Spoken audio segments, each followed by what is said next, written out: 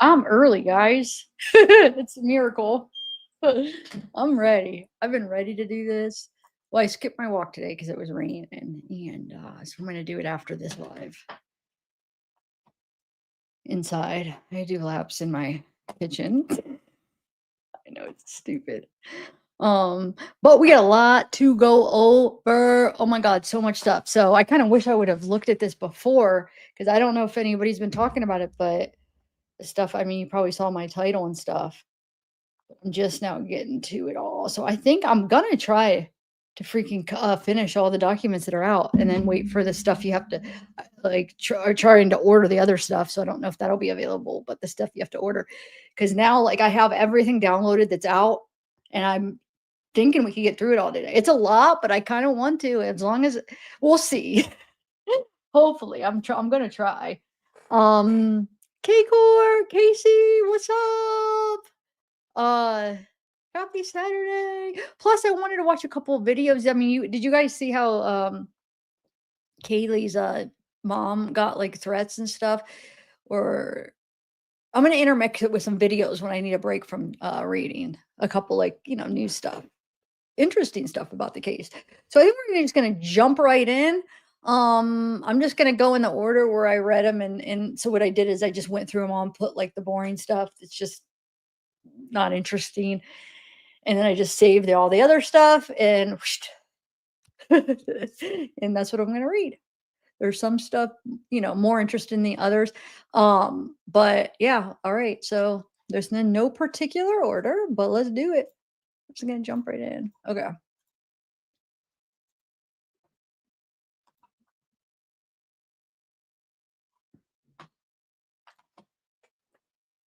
All right.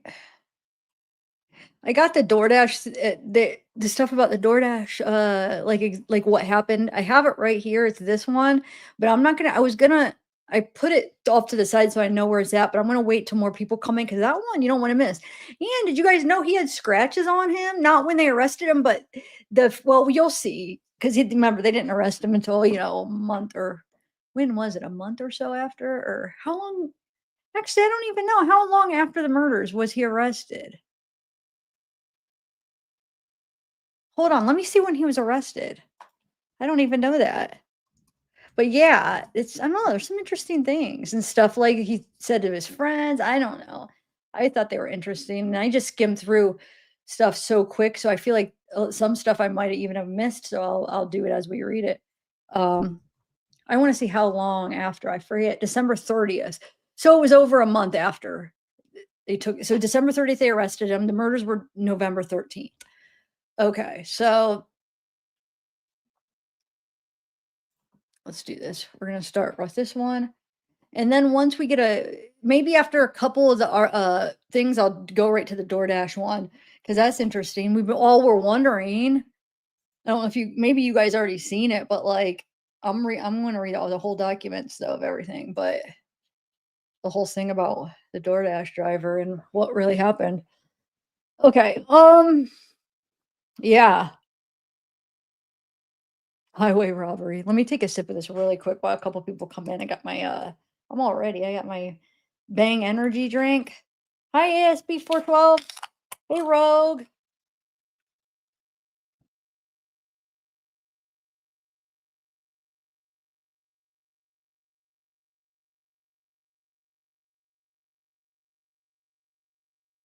Okay. Hi Tony. All right, so we're gonna start. Like I said, these aren't in any particular order. So August 21st, 2024, I received an email from Department Prosecutor Ashley Jennings containing a link to a recent inmate transport wherein one inmate mentioned Kohberger. I accessed the secure link and watched the video. The male inmate, blank, was being transported to southern Idaho and was talking to a female inmate. During their conversation, blank stated he was housed in maximum security, to which blank replied, "Oh, you were in there with Kohberger." And then blank stated he was, and then the girl asked him, "How is he?" And the guy said, "A effing weirdo." And the person said, continued to say, if he wasn't worried about further legal repercussions, he would have physically assaulted Kohberger. So that guy that was in there, he said if he wasn't worried about getting in trouble, he would have assaulted him. And then the person said, then blank then asked blank if Kohberger did it, referencing the homicides. And he said he affirmed this statement and added he had a pretty good judgment of people and that his Kohberger's eyes tell a story. This was the extent of the conversation about Kohberger. Based off the limited information conveyed by blank and the fact that he did not mention speaking to Kohberger about the homicides, there will be no further follow-up.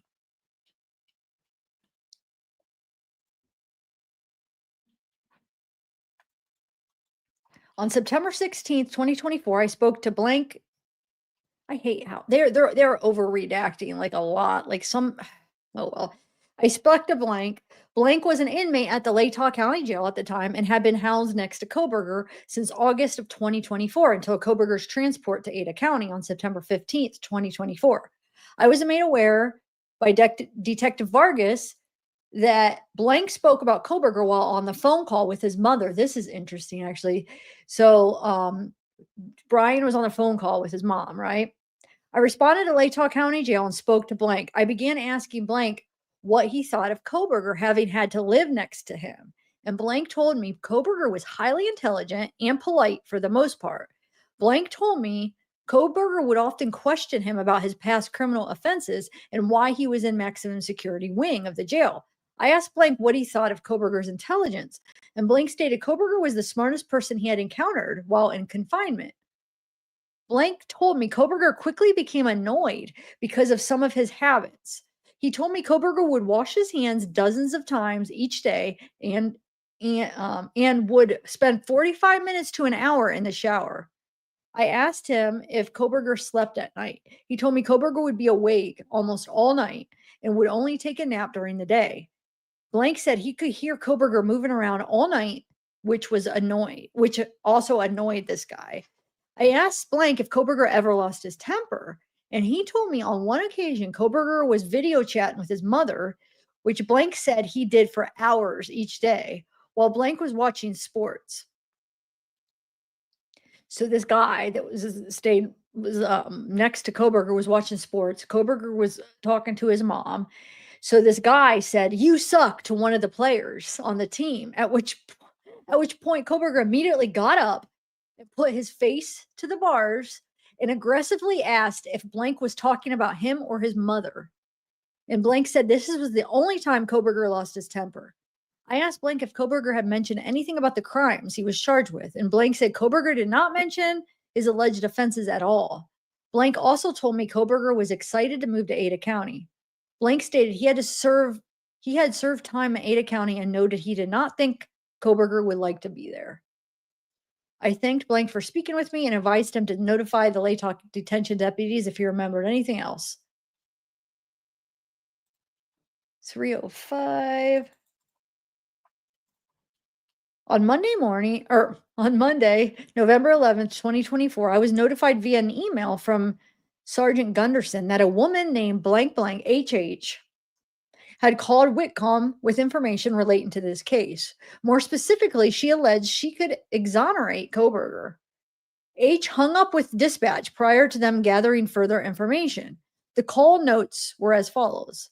Caller is advising that she is trying to reach the attorney for Bryan Kohberger. She was a mandated reporter victim advocate and is advising that she has information that would prove his innocence.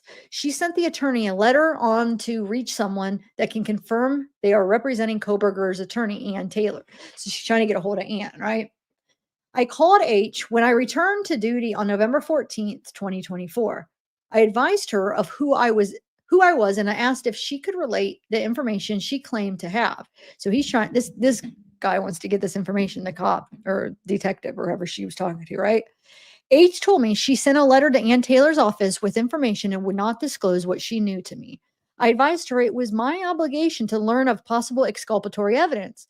She told me she had never met Kohberger or spoken to him, but she knew he was not the person who committed the murders. I attempted to explain why it was important for me to know of the information she had.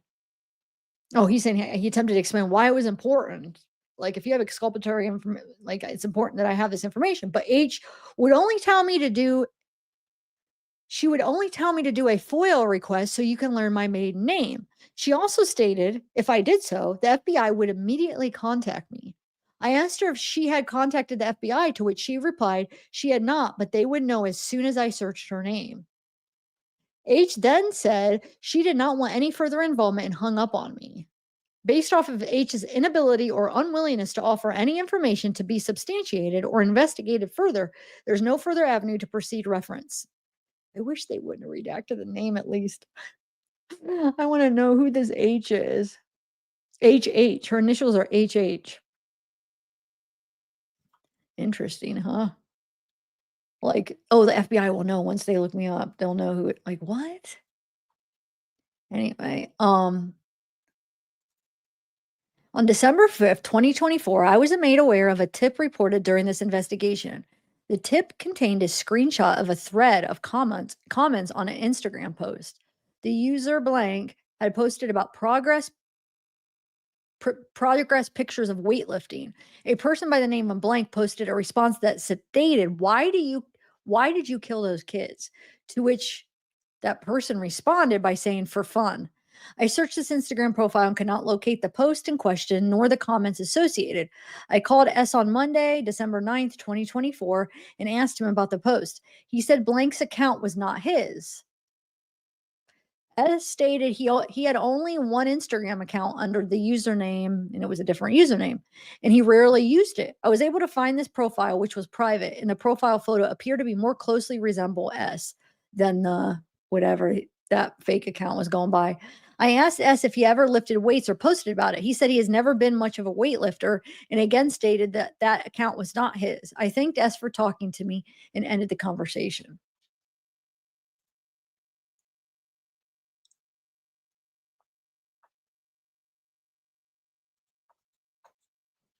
Okay. On Monday, December 9th, I spoke to Park Ranger DM, the park ranger for blank. I asked M if he was the park ranger in 2022, and he said he was.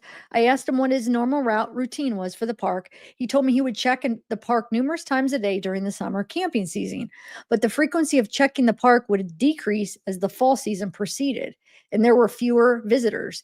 I asked M if he remembered seeing anything suspicious surrounding the time of the homicides.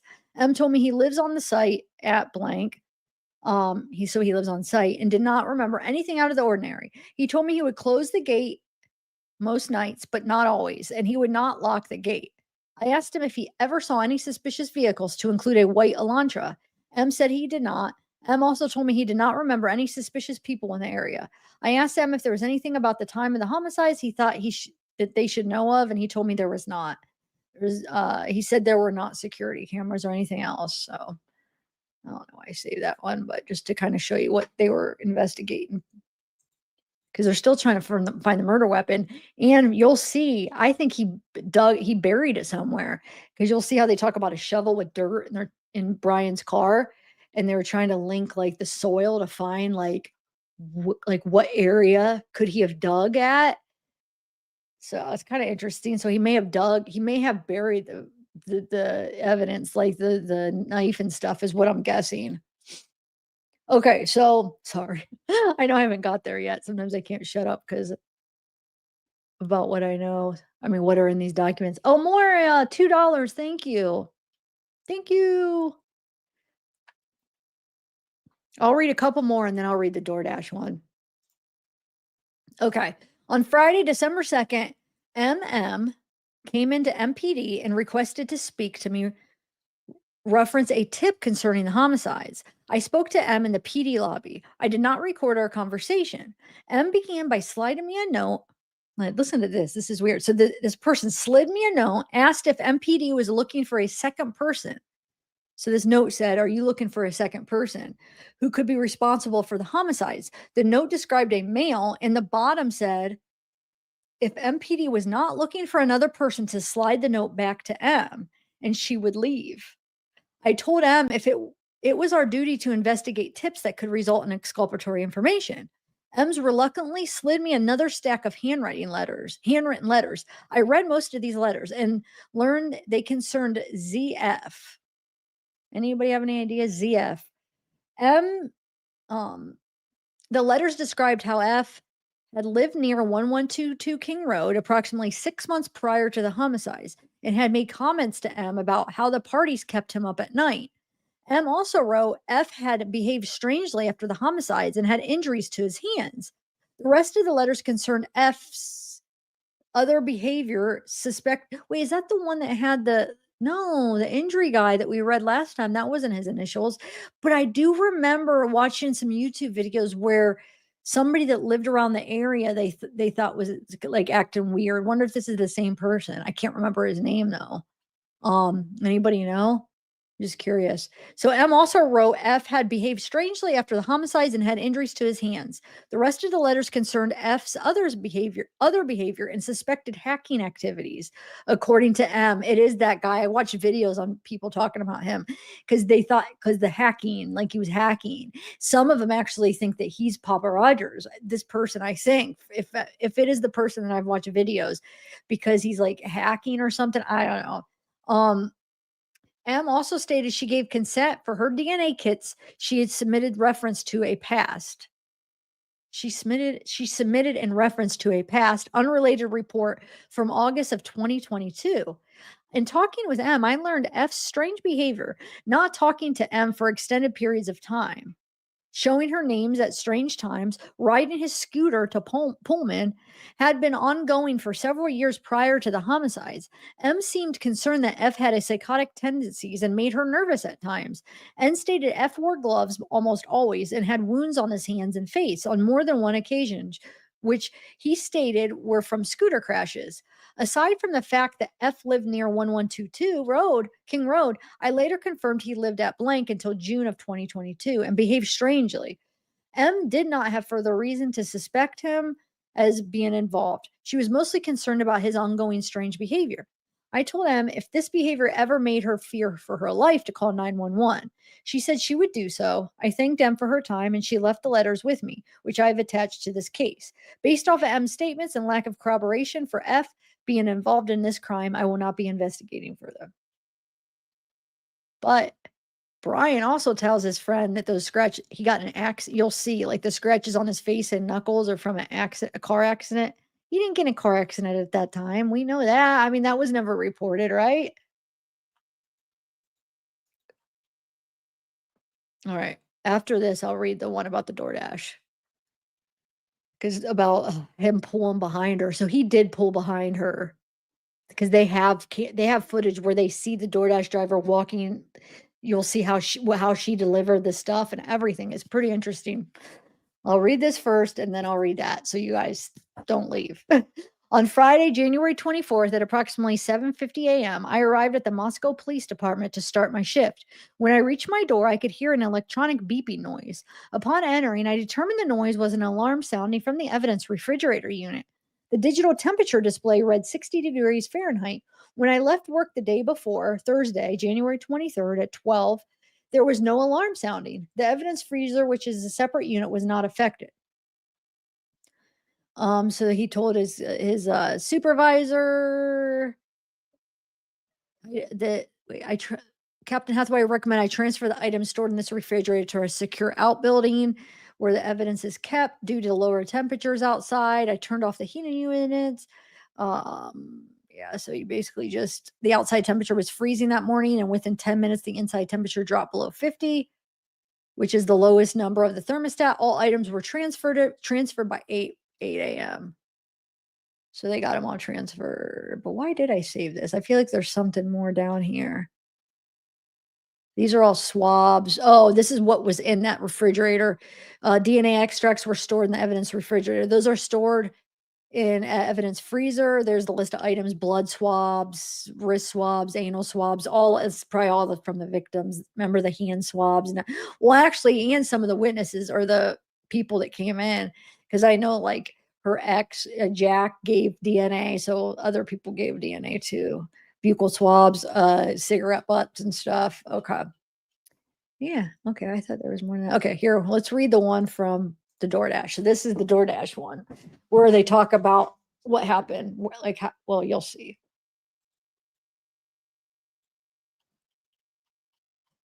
Let me take one sip real quick.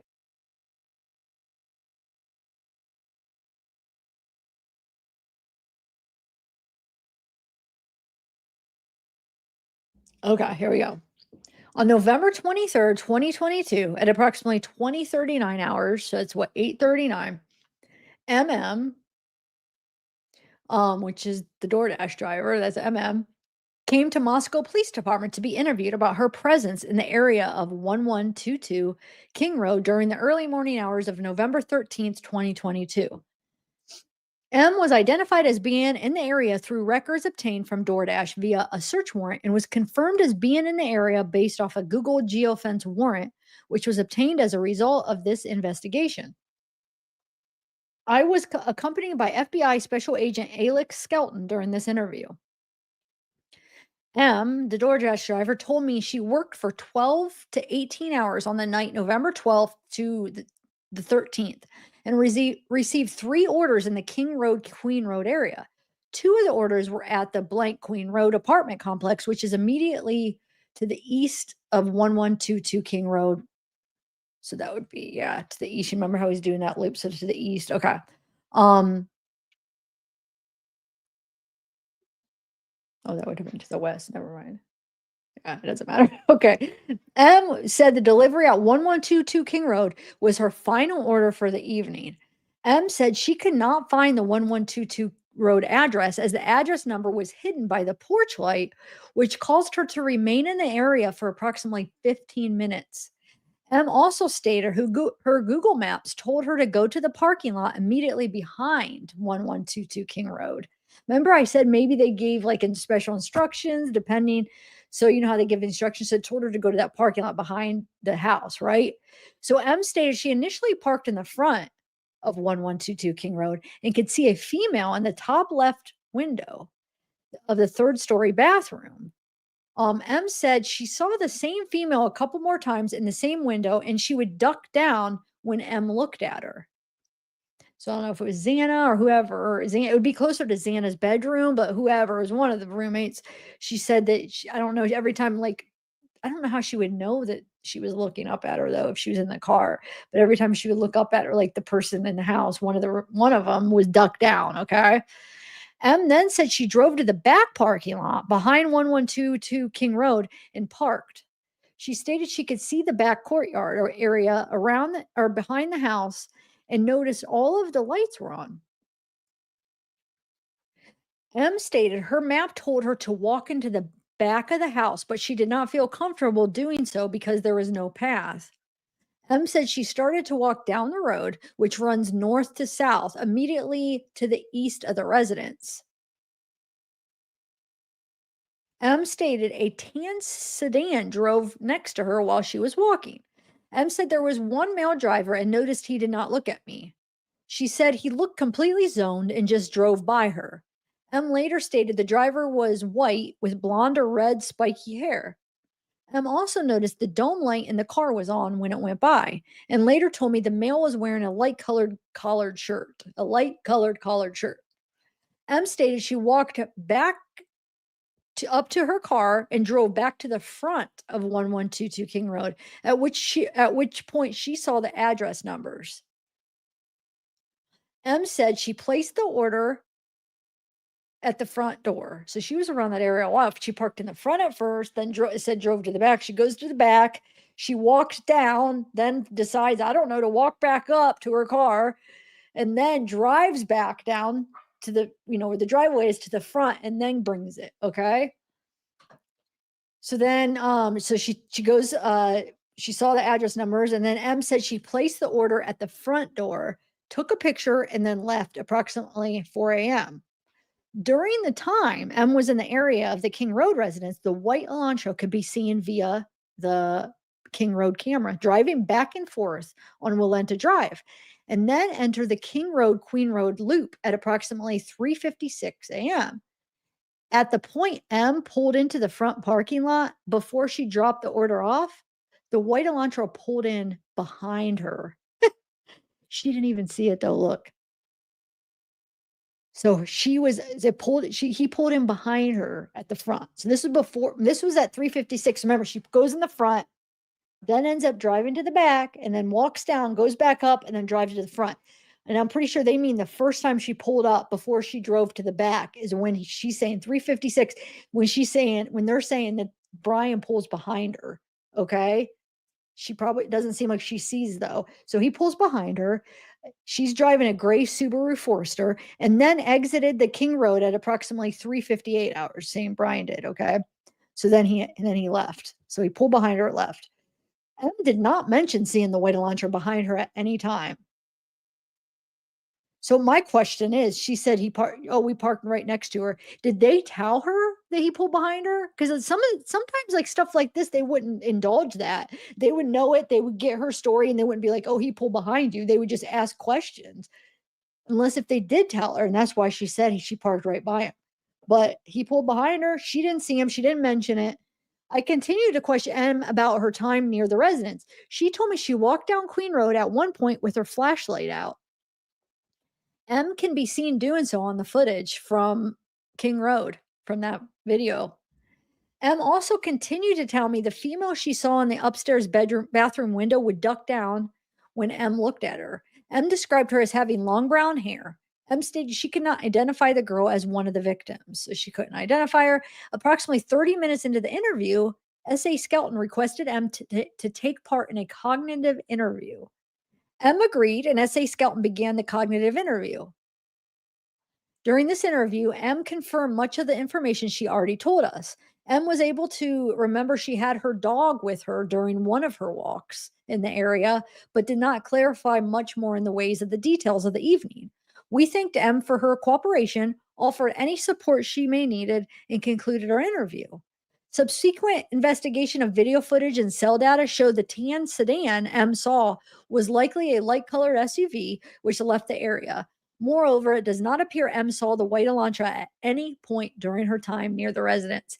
It was there, but she didn't see it. But they could see when she's there, and they see him going back and forth. She's there. Maybe that's why he waited to go in, because she was in the back, going back and forth. Pulls behind her. She has no clue, but they're seeing all this in the camera. But it sounds like she had no clue. So I don't know why she said that she parked next to him, unless if they told her. That's the only thing I could think of. Isn't that kind of interesting though? Now we have our answer. Now, I was trying to figure out if that was the time. Remember the whole thing where they say he pulls in? Hold on, I just wanted to show you what I looked up. I looked up what is a cognitive interview because they said they gave her a cognitive interview, and this is what it says. A cognitive interview is a method used to enhance memory retrieval, particularly in investigative settings, by encouraging witnesses to access and report information in a more detailed and accurate way. It relies on psychological principles of memory to help individuals recall events by guiding them to mentally reconstruct the context and environment of the event, and by encouraging them to report everything that they remember, even seemingly insignificant details. There's 4 parts: reinstating the context, encouraging detail reporting, multiple retrieval attempts. So the reinstating the context, they may ask questions about time or day, weather, surroundings, witness emotional state at the time. They basically encourage them to mentally recreate the physical environment and psychological environment.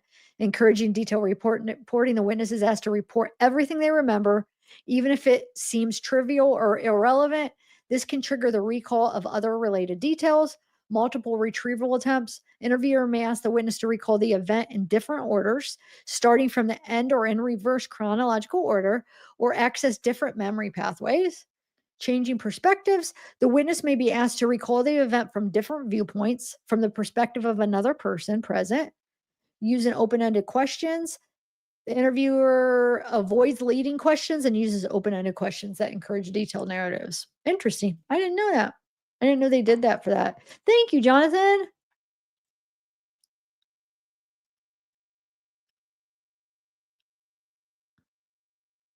Bryan was scooping out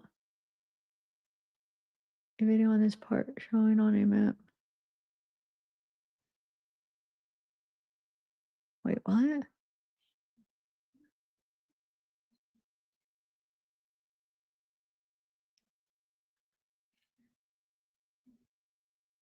don't know what you're saying, but thank you, Jonathan.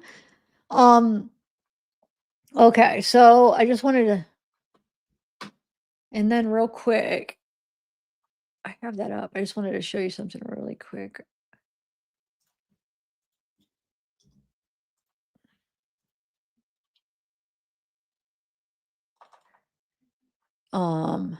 Just really quick, and then we'll get to it.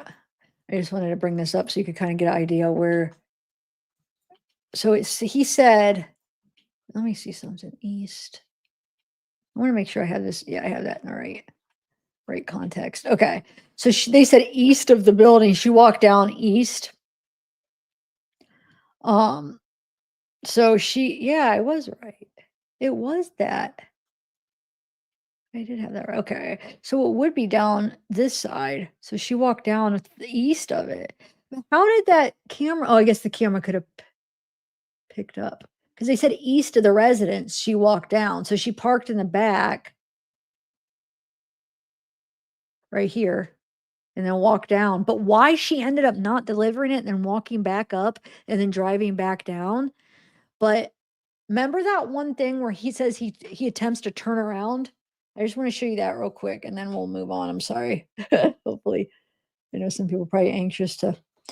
I don't know. I'm wondering if they have the wrong time for that because that has to be that where it says he attempts to park in front of the house, but then turns around and then goes back.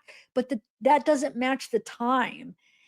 It seems like when the time where she was out front, where he parked behind her, would have been right before he went out and went all the way around, like where he did that big loop and then came back. And then that last time he did it. Am I making any sense here? Hold on. Because that last time, so you know how he goes around here and he goes like this and he goes down? Well, that about 404, that last time he comes around and goes here, they say he attempts to park right here, but he doesn't. And then he goes here and then he just does a 3-point turn and then comes back. And then that's when he goes in. That don't match the time, 3:56, the time that he pulls up behind her. From these documents, they say 3:56. Why didn't they explain that then? Because they don't say that he attempts to park in front at like 3:56, because 3:56 would be a time he just comes around and then goes all the way down here. You know what I'm saying? And then comes back. That would have been one of those times. So I don't know.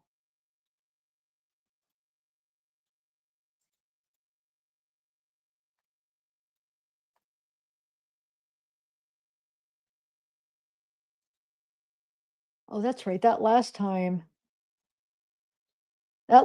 he goes around this way. I forgot about that last time. But regardless, that 407, that's the time.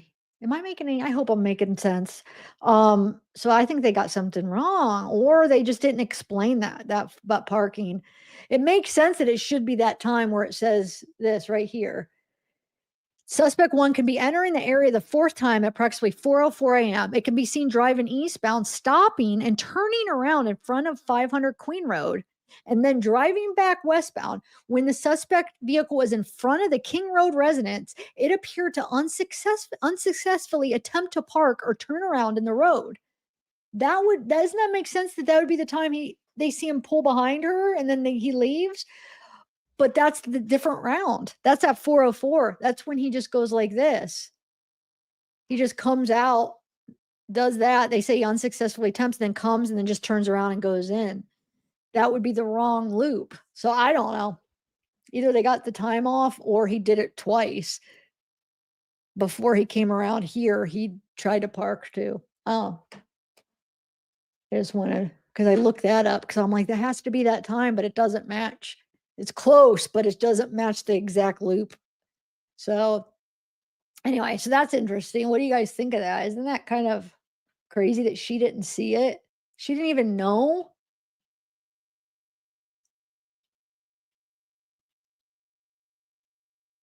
I just want to show you.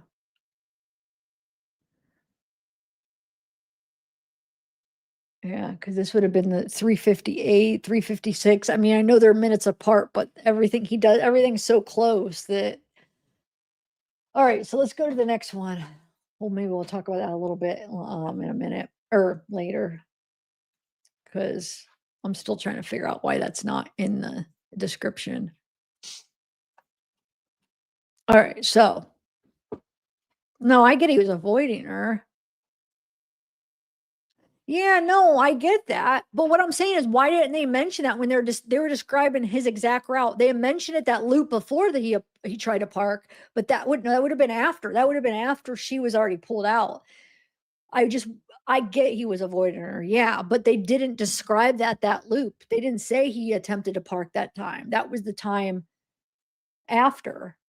If see, you got to know like the exact route, like Jonathan. So yeah, he was avoiding her. That's, I mean, I think that's probably why he kept looping, but they just didn't describe that for some reason. Unless if they have the time wrong and that description of him trying to park was at more like closer to like 403 or 404. But they said, look, it says it was, I said, unless it was more close to 303, sorry, 356, 358, but that was the 404 route. Because he made a bunch of loops that were a couple minutes at a time. Okay. So they're saying on this, the thing we've been told, it was that last time before he did the 3-point turn and went and killed him. That's when he attempted to park in front of the house. But he must have did it right before that too, because at 358, 356, 358, when she was in front of the house, they said he did it. So I don't know. Maybe they were off a couple minutes on some of it. But yeah, he parked behind her, it looks like, and they have video of it. So maybe we'll get to see it, guys. They said that there's video of it all. So it caught it all on video. So hopefully they'll release it. All right, you guys ready for the next one?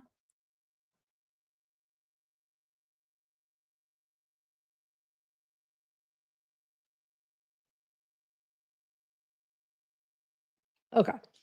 On April 3rd, 2025, I assisted TS and the prosecution team with reviewing the evidence in the case. A question, this is vitamin supplement seized from Kohberger's vehicle. A question was brought up if Amandian vegan D3K2 vitamin supplement bottle, which has been seen in several photographs, had been booked into evidence. And S stated it had not. S checked with Detective Payne and was informed the vitamin bottle was still located in the trunk of Kohberger's white Elantra. I broke the evidence seal on the driver's side door of the Elantra and opened the trunk with the release lever, also breaking the evidence seal on the trunk. I located the supplements and in the trunk in a plastic Ziploc baggie. I collected the bottle out of the trunk, counted the soft gel capsules in the bottle, and booked the bottle into MPD evidence. I placed new evidence seals on the driver's side door and the trunk of the vehicle. I took photos of the seals in the bottle and copied the photos to a DVD. So basically got the vitamin supplements that they forgot. Yeah, maybe we'll go through, Jonathan. I'll try to go through the map and just time it all out, but I'll do that at the end because I know some people obviously, I feel like don't like when they just want me to read this stuff. So I always start to lose people if I just start talking. People don't like listening to me talk, except if I'm reading something.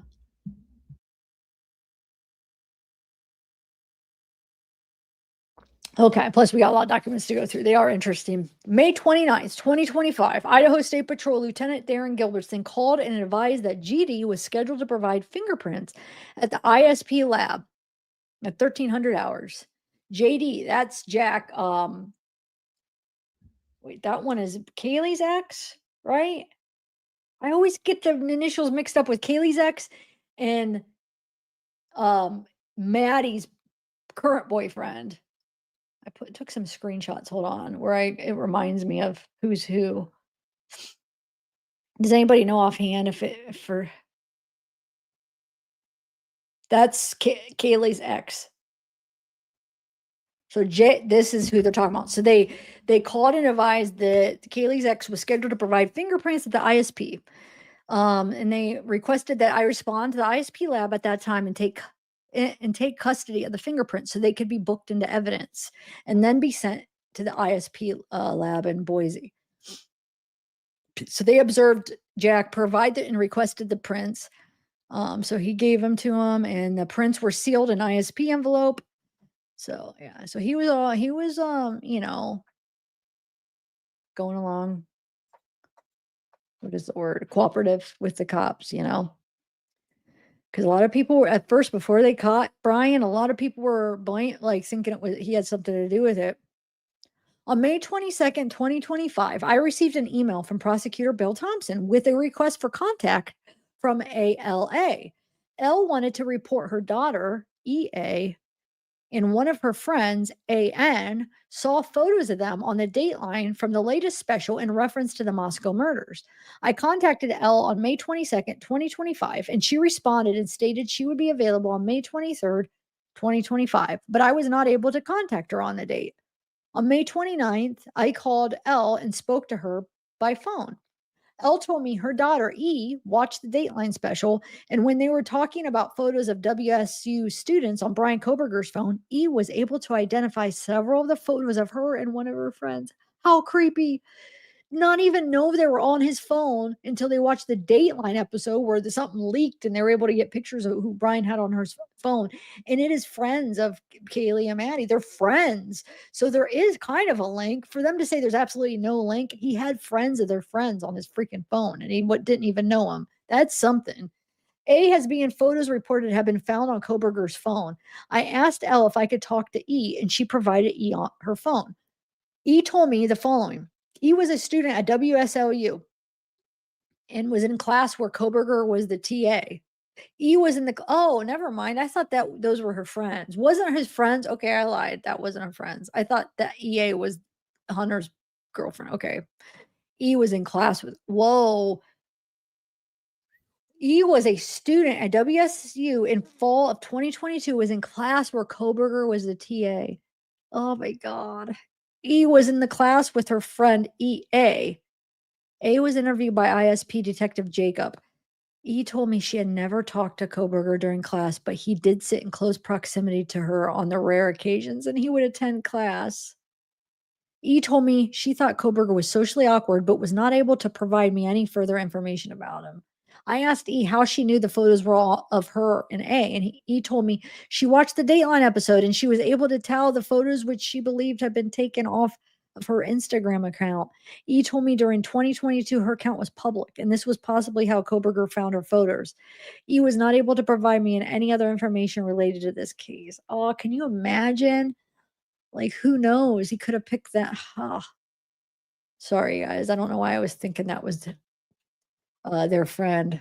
Those initials, man, I wish they could at least give first names because these initials, like, don't give us the last names, but maybe just the first names.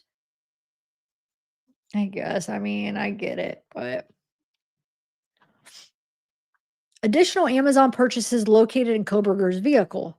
On June 26th, I searched through Kohberger's vehicle looking for the following items, which were on his Amazon purchase history order on 6/20/22. I previously looked up all the items ordered and had a photo of what the products look like.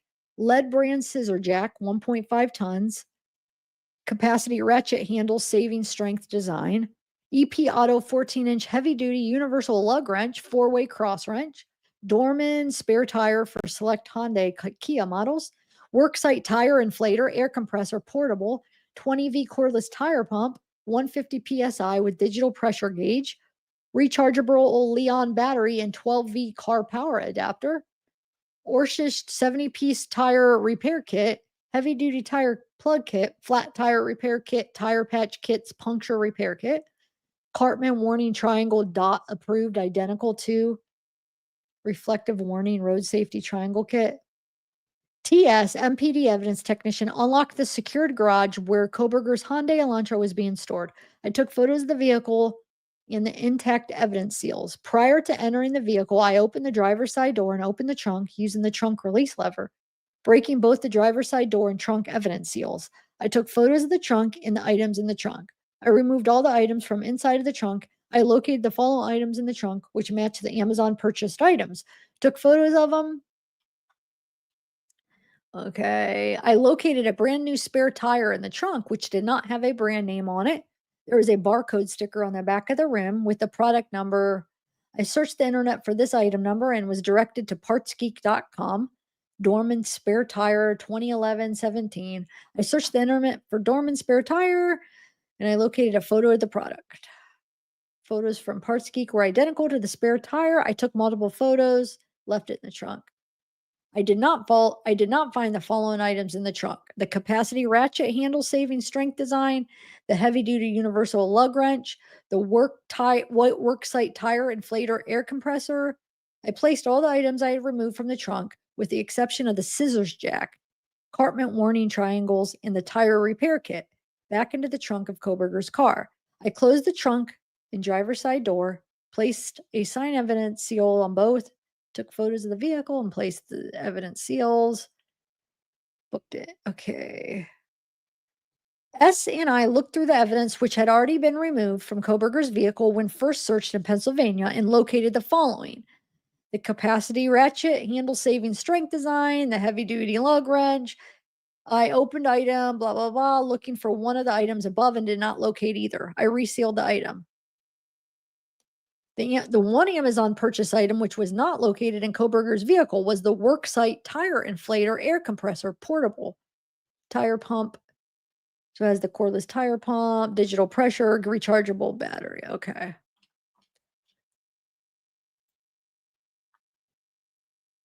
So one of the stuff was missing, huh? Looks like, right? On June 26th, I reached out to Pullman PD records technician RR and requested any reports. I don't understand why they're like even redacting like technicians and doctors, and that's like the professional stuff that's never redacted. That's, I mean, nobody, that should be public, right? I've never seen them redact like people that are working for, it's usually like maybe non-civilian or other people, you know what I'm saying? But yeah, they redacted like everybody's name. Anyway, they reached out to the records technician and requested any reports, charging documents, and all recordings involving M from June 1st, 2022 to May 31st, 25. I informed R I had located the following reports involving M and Spillman related to PPD. R responded and provided me with a link where I downloaded all the reports, BodyCam. Yeah, this is, oh yeah, here. That's why I saved this one, where I download all the reports, BodyCam, and other recordings provided. I reviewed the BodyCam footage from DR blank blank. In the following video, at approximately 8:30 minutes into the video, blank talks about having to testify in the upcoming murder trial involving the 4 college girls because she is the DoorDash driver. M's voice is muffled, but it sounds like she says, "I saw Bryan there. I parked right next to him." This is the freaking body cam. That's right. She does say that. She says it twice, I think. She definitely says that. "I saw Bryan there. I parked right next to him." Yes. That's when it, well, I want to see June.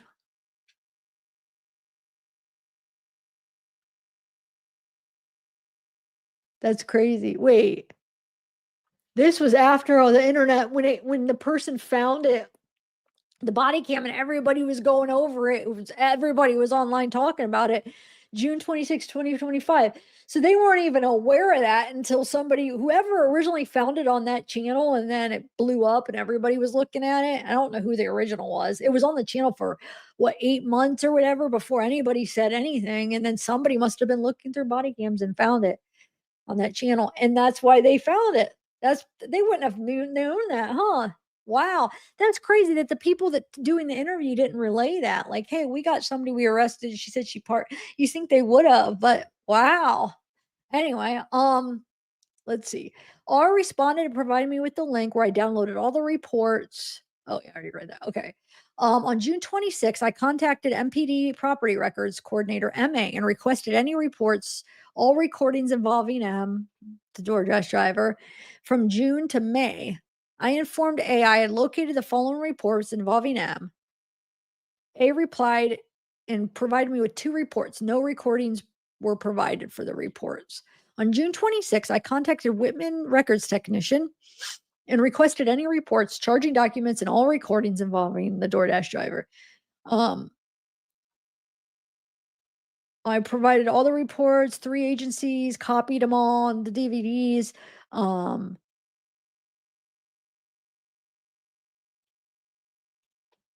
Interesting. Huh, crazy.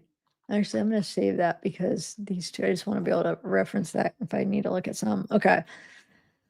Alright, so now we got Friday, March 1st, 2024. I received an email from FBI geologist IS containing the report completed reference to soil found on the shovel I recovered from Kohberger's white Elantra. I attached the PDF of this report to the Spillman case file. The summary of the report is as follows. The soil on the shovel is consistent with spoil found in Moscow area based off of S analysis. So the person's analysis. The report also stated the soil was likely not from anywhere east of Moscow. This finding also excluded Pennsylvania as a likely source for the soil because they're trying to find the murder weapon. So they're like, he hid some stuff. So if we could narrow it down to where his car, where we could track his car in the soil, you know? Um, well, thanks, Jonathan.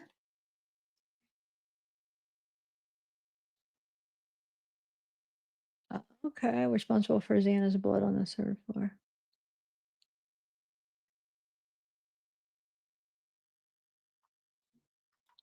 Wait, would that make sense though? Because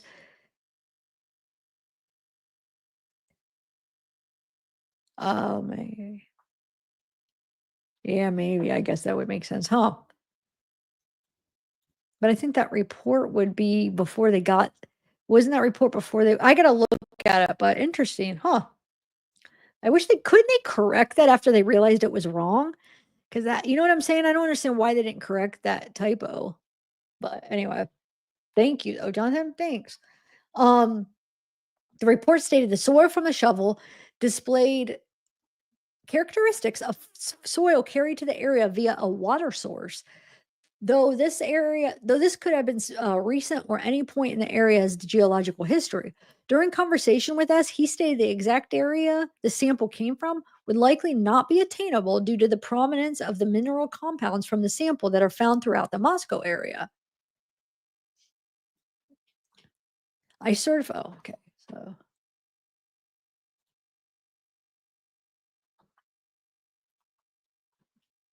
this is on Friday, March 8th, 2024. I received an email from Thompson, PA Thompson, prosecutor attorney Thompson referenced the receipt of a phone survey. The recipient, NB, stated someone called her and began to ask questions about the Kohberger trial, to include the questions about how B felt about the case. See below for the B's of information provided via email Word document. Phone number lasted 18 minutes, stated they were a company performing a survey among the community in relation to the Bryan Kohberger case. They verified if I was a Latah County resident, in which city I consider myself a resident. Here's a small list of the questions that I can remember. These questions are not verbatim, but the general sense of what I can remember being asked. Have I read, listened to, or seen any news reels regarding Bryan Kohberger or families of the victims? Have I read or listened to or seen any television or movie documentaries regarding Bryan or the families of the victims? Were you aware of any television, movies, or documentaries concerning Bryan or on sources like Netflix? What sources have you listened to, read, or seen as a source of information? Can you name the specific newspapers, news stations, source information that you received your knowledge of the case? Have I heard or participated in any rumors surrounding Bryan Kohberger, the victims, or their families? I responded no, but they've heard rumors regarding law enforcement involved in the case, or that I have heard rumors regarding law enforcement. Okay. In general statement, how would you describe how the community has been affected by the murders? Has the murders caused anyone you know or yourself in excess stress? Do you feel the community has felt an excess of stress since the murders? Do you know a student that attends the university? Do you know or related to law enforcement or anyone directly involved with the case? In general statement, do you feel Bryan could receive a fair trial? Do you think if you were asked to serve on the jury, would you be able to serve fairly, weighing the evidence in the case presented? Have you ever driven past the resident in which the murders were committed? Did you ever read or watch or listen to any reports of Bryan? How would you describe how closely you've been following the case? And they say, I can't remember much more, but I felt the questions were sometimes redundant. just changing some words here and there, and they were focused on my personal opinion and my opinion of the community surrounding both the victims and their families and Bryan Kohberger. There were several questions regarding if I felt Kohberger could get a fair trial and if I felt I could impartially or fairly sit on a jury. The questions were just worded differently, but that was just general sense of what they were trying to feel out from my responses. On Monday, March 11th, I received another report from Thompson stating JM received a similar phone call. I called Mrs. M and learned the following. The business called M went by the name of Research Strategies Inc. The company's website is researchstrategiesinc.com, states that they conduct various types of surveys to include public opinion surveys, post-trial jury analysis. The phone number provided to Mrs. M shows up on the Better Business Bureau website for the same company out of Alabama. I checked TLO and found the number used to be associated with a woman in Alabama who passed away in 2011, which further lends it to be in the correct number. I just reassigned to this business. Just reassigned to this business. I spoke to Mrs. M, who stated she received the call at about 4:51 p.m. on 3/10/24. The first question she was asked was if she was a Latah County resident. There were several questions that followed, which asked generic questions about trials and criminal justice. Then she stated the woman asked her specifically if she is aware of Kohberger trial. Mrs. M stated she refused to answer, asked the woman who she worked for. Research strategies with the number provided, who was paying for the survey, and asked for her supervisor. The woman gave her the company's number and stated she was unaware of who was responsible for the survey. Mrs. M also stated the number the woman called from was blank. This number is not found in the TLO and is likely a Google voice type number, not associated with a person. This is also the number that called B. Mrs. M stated she posted to her Facebook page asking if anyone else had received a similar call. She stated several people in the Potlatch area had received calls from the same number that called her, but most were not answered. I asked her to keep me posted if she came aware of any further information. My conclusions are this is a legitimate survey requested via the company. Open source searches suggest a study like this would cost into the tens of thousands of dollars. I called the number provided for research strategies and it was directed to leave a message. The recording also stated I had reached Research Strategies Inc. All right, let me load up the rest of them. Hold on. Okay, so I don't remember today.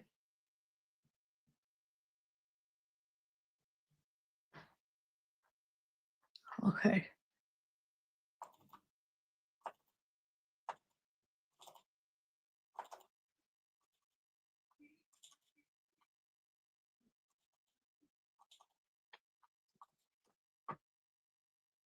Okay, let's go with these now for.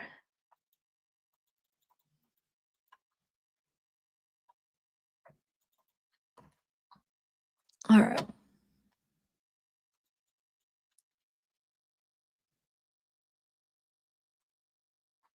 On Friday, March 3rd, 2023, I spoke to VH on the phone, reference a tip she reported to the tip line.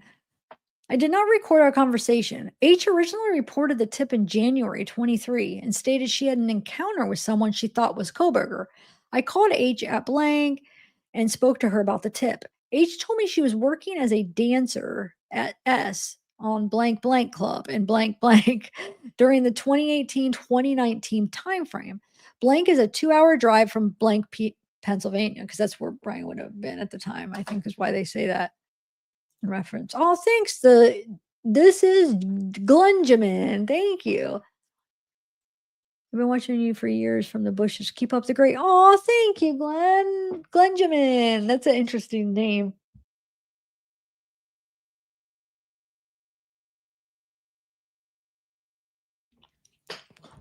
Jonathan, by the way, though, I did 2 open panels. Where were you? One of them, nobody showed up, and the one Jocelyn showed up. And then I didn't do any more because sometimes when there's not a good turnout, it just like I always put off doing it anymore because it's like, is anybody going to show up? I know I got to do another one. I wanted to do one on this case. I've been dying to. Well, that's a bad choice of words, but I've been really wanting to do to talk about this case, open panel. Okay. You guys ready? Okay, so the tip line, oh, this person was a dancer. She says, okay, so she thinks she saw him one night. Okay, so um Hoffer stated she was unsure which of those 2 years the encounter took place. H stated she came into work on what she described as a slow day and noticed only one man seated next to the stage, alone. H stated she got on stage and began her dance when she noticed the man seemed to be talking to himself. H stated the man made her feel uneasy, but she continued her dance. H told me during the dance she heard the man state something about wanting to kill people. H told me she thought she misheard the man, so she did not acknowledge the statement until he said it again. H said she could not remember exactly what the man said, but thought it was something to the effect of wanting to kill people.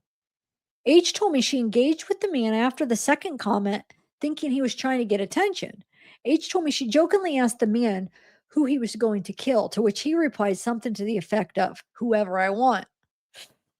H completed her dance and left the stage. H told me the conversation was strange enough.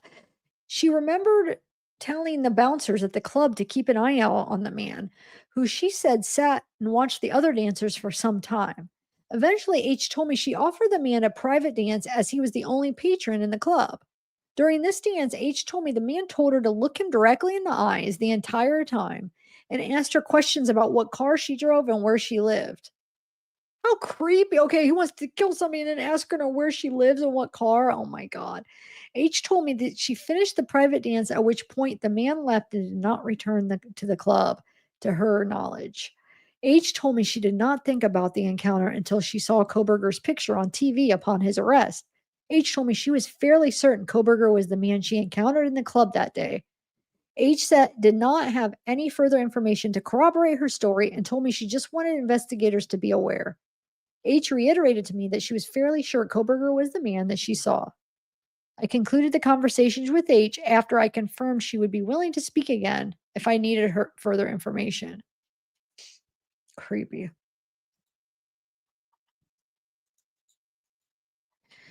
Okay. AL emailed a tip to the tip line on February 18th, 2023, and stated he was on Johnson Road on November 13th and saw a white car parked alongside the road between 5 and 6 p.m. that day. I called L on March 8th, 23, and I spoke to him over the phone. Our conversation was not recorded. L told me he had gone to his sister's house in blank, Washington, on November 13th, 2022, and was on his way home later that evening. L told me he noticed a white foreign model car parked on the side of the road under a tree as he went by. L told me he believed the time was approximately 5:30 p.m.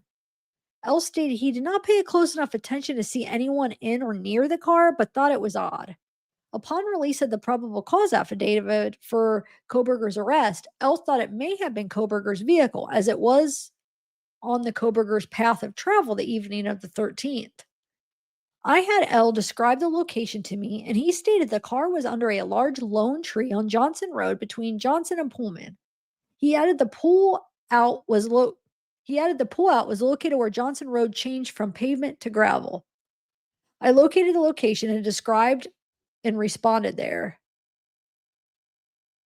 Sorry, I located the location described and responded there. Upon receiving permission from the property owner, JS, I began to dig in several areas appeared to have been disturbed earth, but was unable to locate anything of evidentiary value. So, they're trying to find the murder weapon. So since they saw, like, as far as there was the shovel in his car, so they see this guy saw this white car there that next day. Maybe this is where he parked and got rid of the evidence. So they were digging in a bunch of spots there, like of where it looked like it was disturbed. But so they're unable to locate anything. And then Sergeant Blaker and Detective Vargas responded with a metal detector and swept the area, but did not discover anything of note. We also searched under a nearby bridge, but did not discover anything of note. Further investigation will be conducted when weather permits. While on scene, L arrived and explained the vehicle was nosed in off the road, facing the farm field. L also stated he and a friend came to the spot several days prior and also used a metal detector to search the area. I thanked L for his insistence and cleared the area after additional visual searches were conducted. In addition to this information, during my initial call with L, he told me he was painting the apartment of BK, the previous tenant. That's crazy, same initials. And a knife blade. Where am I? Wait, hold on. The previous tenant and person named in tips during the initial investigation. L stated he could see a knife blade in the gutter of the building from the apartment window. I requested WSUPD respond and collect the item, which they later did. The blade is serrated, cooking style knife with the handle broke off. The blade portion was approximately 8 inches long and 2 inches wide, per the WSU officers who collected it. Based off this description and the condition of the knife, I do not believe it matched the wounds found on the other victims. However, I still collect the knife and as soon as possible in order to properly analyze the item. So wait, that's the other guy. The other guy that had the same initials. Is that who they're talking about? What was his name? Um,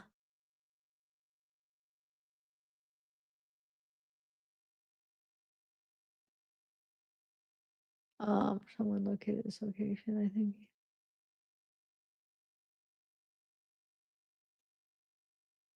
Yeah. He may have, because the fact that they found some disturbed dirt, I actually was thinking the same thing. Did he originally put it there and then take it? Got paranoid or something? Because why is there disturbed dirt if he did park there? It seems like that is a good chance that maybe. But wait, I have a question. But I don't know what do you mean somebody retreated? But thank you. BK, who was that other BK guy? That had the same initials. Is that who he's saying that he painted his apartment? Not only did he see somebody that might have been Bryan that day, but he also painted that guy's apartment. Am I understanding that right? Brent Kopaka. Remember, everybody thought because Bryan mentioned on the drive home about the shooting, didn't mention his name, but about the shooting on the campus. So what a coincidence or whatever. So not that that same guy painted this guy's apartment, that Brent Kopaka's apartment, and potentially saw Bryan parking park. Wow, that's weird. Anyway, that's who they're talking about right here. Because look, BK, the previous tenant and a person named in tips during the initial investigation. Everybody was naming him. Anyway,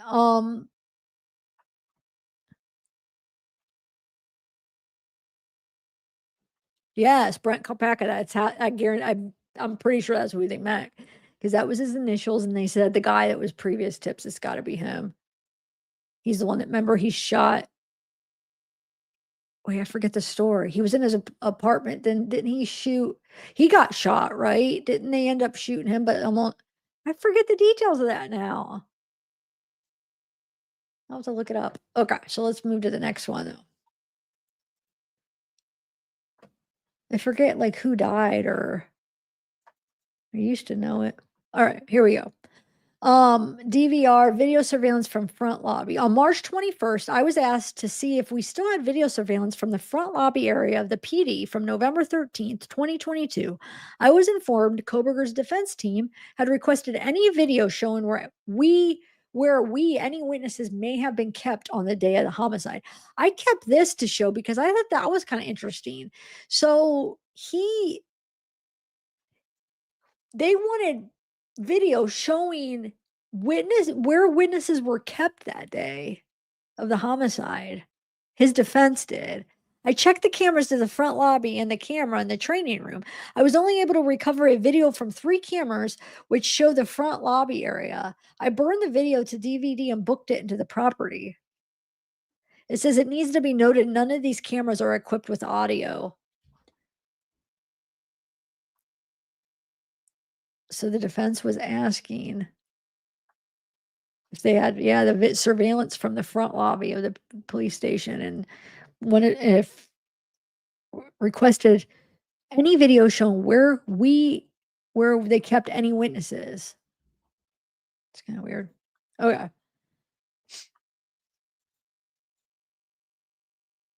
Oh, Oh, that makes sense. That makes sense. I didn't even think about it like that. Okay. Gotcha. That does make sense. Okay.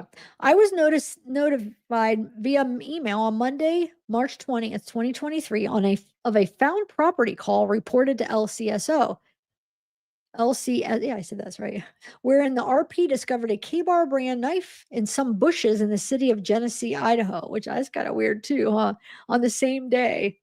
Per the LCSO call records, the knife was located on by a child playing in some trees at the top of Ash Street near Spruce Street. Um, Deputy Whiting responded and booked the item into LCSO evidence. On March 21st, 23, I responded to LCSO to look at the knife. The knife was a Kabar knife sheath or Kabar brand knife with a blade approximately 4 inches in length. The knife was in a black Kydex sheath with cordage wrapped around the handle. This knife did not appear to match the wounds inflicted on all 4 victims. I collected the knife and booked it into MPD evidence on March 21st, 23. I also attached a photo of the knife and LCSO call record to this case file. Of course, they don't have any of the attachments on these documents. That is so weird. Like the day of, you find a keyboard knife, she's in bushes. How weird is that? Weird. Okay, I was notified by ISP Detective Roberts at approximately 1300 hours on March 21st, 23, that a landowner near Genesee, Idaho found 2 knives in a roadside ditch. Detective Roberts was not available, so I called to speak to the reporting party, RH. H stated he was cleaning out irrigation dishes when he noticed 2 kitchen-style knives with duct tape handles in the ditch. H did not touch the knives and notified ISP and told me where the knives were, and I responded to collect them. The location provided was in the ditch across the road from the driveway to blank old Highway 95. I could immediately see the knives laying in the water and took several photos of the knives prior to collection. Upon collection, I observed one knife was a large butcher knife and the other was a small steak knife. The handles of both knives were wrapped in duct tape. Prior to leaving, I conducted one more visual search of the area and located a makeshift duct tape sheath in the culvert below where the knives were located. The sheath fit both knives at the same time. I collected the sheath as well. Upon further examination, neither a knife appeared to match the wounds on the 4 victims. The larger knife blade was too wide to have inflicted the wounds on the victims, and the smaller steak knife appeared to be too short. However, I booked the items in the case in case further exam was needed. I'm hoping they tested all these knives they found the Kabar and that for DNA too, though. I'm sure they did, right?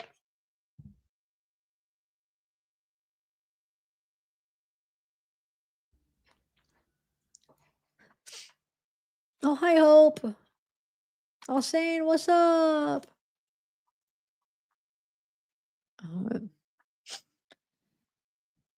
They never do, J. Ray. Never. So when you order files and you get documents, well, I shouldn't say never, but 9 times out of 10, you're not getting those attachments. Now, sometimes you get sent the attachments. You do get the attachments, but they're separate.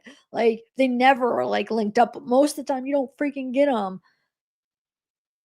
Maybe I should say 7 out of 10 times you don't get them because so you do sometimes, I guess, but they're never like with it. But yeah, I feel like it's more common not to get the attachments, which sucks. Okay. On March 4th, 2023, blank blank, so it looks like it's CT, called the MPD tip line and left a voicemail regarding a tip for the case, in which she described seeing a man walk by her house at blank sometime during August or September. So this would have been a couple months before the murders of 2022. Sergeant Blanker sent me the tip on March 15th, 2023. I spoke to T via phone on March 21st, 2023. I did not record our conversation. I asked T to relay to me what her tip was in reference to. T told me she used to live at blank. This home is located approximately 0.13 miles due east of 1122 King Road.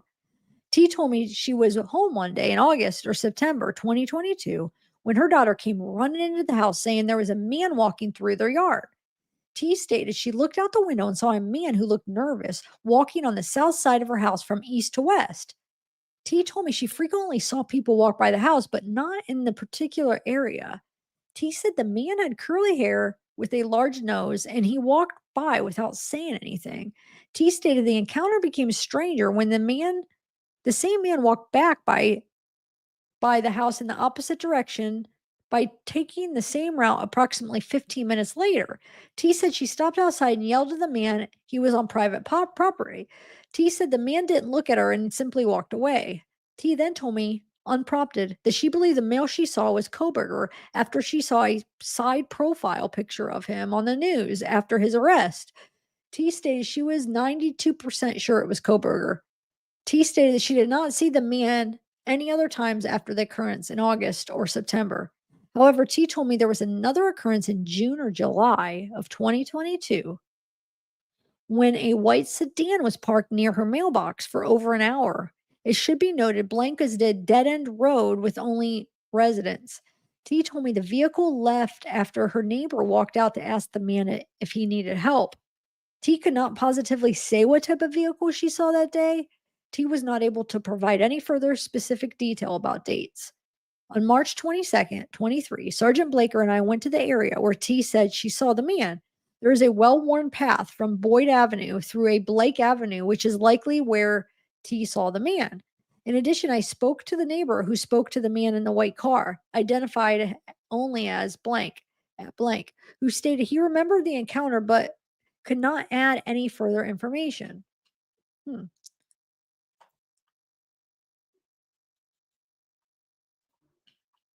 11/12/2022 at approximately 23:40. So 11:40 p.m., the night of the murders.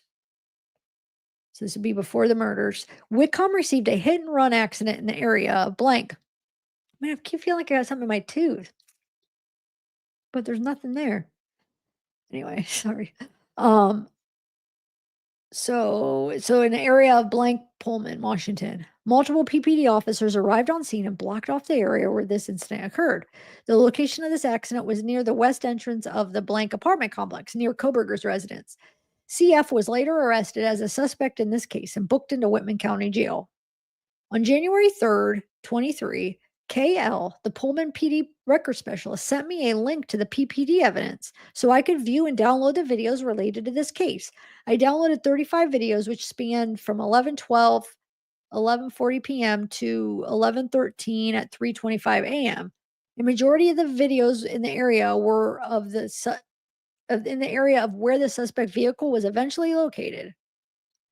Northeast California Street, I provided the downloaded videos to Detective Mallory so he could upload them to MPD server. I later viewed the videos. I did not see a vehicle matching Kohberger's vehicle in any of the videos on Brandy Way or in the videos near California Street. The longest video recording on Brandy Way starts at 11:43 and runs for 1 hour and 21 minutes. All of the video captured on Brandy Way span from 11:40 to 1 a.m. Brandy Way was closed, but we know, like, from his phone, he was in Pullman, and then, then he starts picking up, it was after 3. It was what was the first time seen? 3 something, so yeah. So it makes sense that they didn't see him. Okay, so they didn't see him, okay. Or didn't see the car, but it wouldn't have been the time period he was there anyway. Okay, so this is, evidence stuff. So they some of the evidence that they got from the house: a nightstand, pink comforter, blue blanket, pillows, mattress, bed frame, pillows, sheets, nightstand, pillows. Approximately 1,400 hours, they assisted the Idaho police.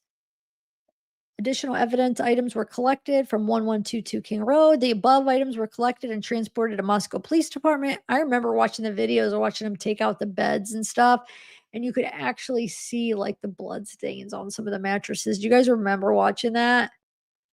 I feel like I did videos like we were watching it together, right? Oh, shoot, I did it the wrong way. Okay, January 4th, 2023, approximately 10:30, that'd be 10:30 a.m. I released the remainder of DM, so that's Dylan's personal property, to blank. L, I don't know, blah, all these redactions. RR signed for the items. January 5th, 23. I learned from Bill Thompson per the recent signed court order to hold all evidence. Dylan's items fell under that order. Thompson stated his office would contact Dylan and make arrangements to have Dylan's items returned to MPD. January 6th, Sergeant Blaker traveled to Boise, Idaho, and picked up Dylan's personal belongings from LR and transported them back to MPD.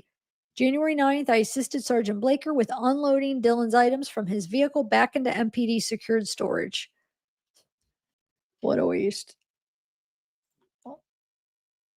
January 4th, 10:30. Oh, this is a double. Oh no, is this different? Hold on. Yeah. And it says I assisted then he assisted Sergeant Blaker with unloading the items vehicle back into the garage. Yeah. Oh, I must have got two. Oh, I do have two of the same one. Sorry. Oh my god, this is driving me nuts. I don't know what is on my top of my lip. It feels like there's something there. There's nothing there. Okay. Um on December 3rd. Oh wait. Interview with Bryan Kohberger's neighbor, FA and AA.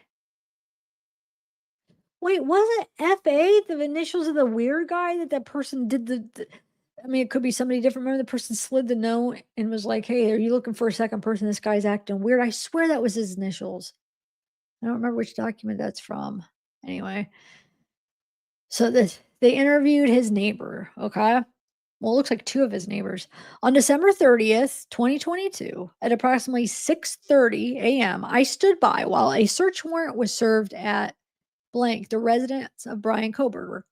While on scene, one of the neighbors, AA, who lived in the same building, stated her husband returned home and he might have additional information to add regarding Bryan. Wonder actually if that was that guy that remember the news clip where he did an interview with the news and he was talking about. Oh, anyway, A had been interviewed earlier in the day by several FBI agents prior to F returning home. Detective Mallory and I met with A and FA in their apartment. I recorded the conversation with my phone and informed F and A I would be recording our conversation, which they were fine with. A said she had been speaking with F about the questions she was asked. One question being if she had ever seen Bryan with anyone else. F told me they did remember a time when they returned home and they saw Bryan sitting on the stairs leading up to his apartment next to a male. F and A described the male as having light brown skin, a sleeve tattoo on his left arm, wearing a sleeveless shirt and shorts. F said the male was riding a dark color blue or black Harley type motorcycle. F said the motorcycle was not a sport bike and was very loud. F said he and A both noticed Bryan and the male talking, but said as they got closer, both Bryan and the male stopped talking and looked at them. A said Bryan acknowledged them and asked how it was going. A said it seemed as if Bryan was acting overly nice. A and F said when they walked away to their apartment, Bryan and the male were still silent and did not continue their conversation. F said he saw the male get up and heard the motorcycle start, but did not see them drive off. F and A said that this was the only time they ever saw this person and or saw or heard the motorcycle. Wait, when did they say this was? Let me take a sip of water and hold on. What did they say?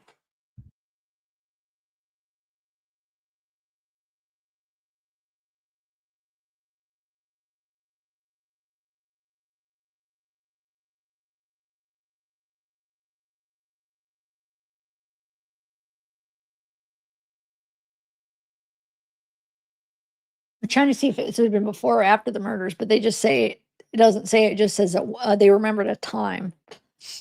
Anyway, okay. F and A said Bryan seemed like a quiet person, and they remember meeting Bryan's dad when Bryan moved in.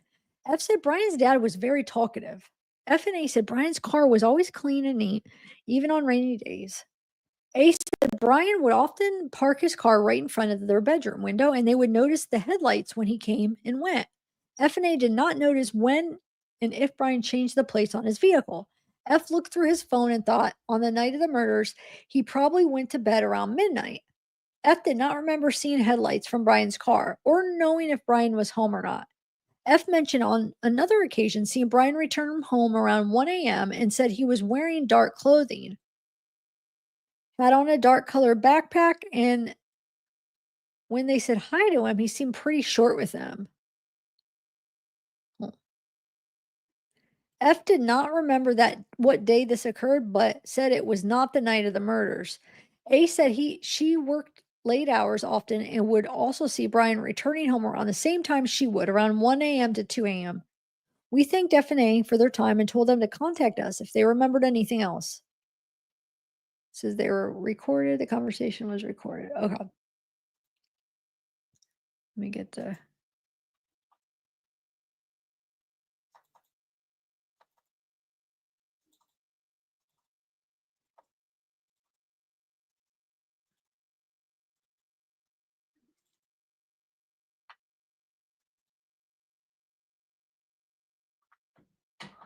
Okay.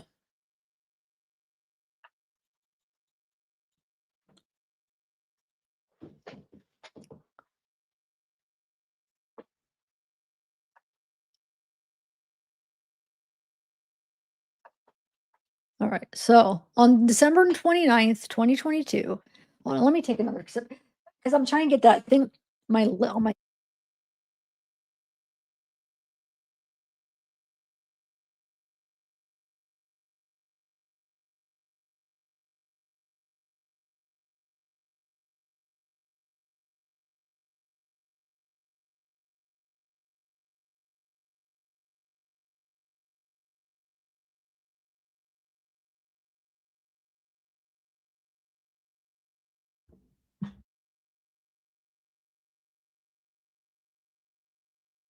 All right, let's do this.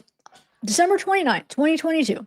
Based on the above information, the Latah County Court signed an order finding probable cause for the criminal complaint charging burglary, 4 counts of murder, all felonies. Warrant arrest was issued to Bryan. On December 29th, Bryan was arrested at his family's home in Albrightsville. That same day, a Pennsylvania magistrate signed a search warrant for the residence, which included Bryan's cell phone. Bryan Kohberger's cell phone was taken into evidence as part of the search warrant. Kohberger's cell phone device is currently in evidence at the FBI, Philadelphia Regional Computer Forensic Lab, located at blah, blah, blah. The phone data was extracted by FBI SSA Jeffrey Tanzola. Wow, they kept that guy's name in. Subsequent to the warrant being served.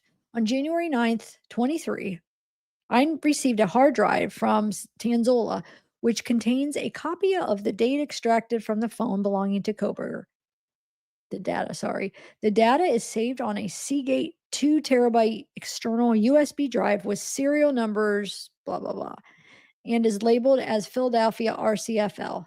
I applied for it and was granted a warrant seeking the evidence from the hard drive provided by Pennsylvania, which contains a forensic image of Bryan Kohberger's phone, which was stored in a secure computer forensic lab at the Moscow Police Department. At 15:50 hours on January 9th, I served the warrant on the hard drive located in the forensic lab. Pursuant to the warrant, I downloaded the files to the forensic computers. Okay, completed the warrant. Okay, let's see. I began examining the data for any accounts linked to the phone in Kohberger. Wait, hold on. I also left a copy of the okay, yeah. So I began examining the data for any accounts linked to the phone in Kohberger with other electronic services providers such as Facebook, Snapchat, etc. I located the following installed applications, website history, screenshots, and username passwords associated with an electronic server provider.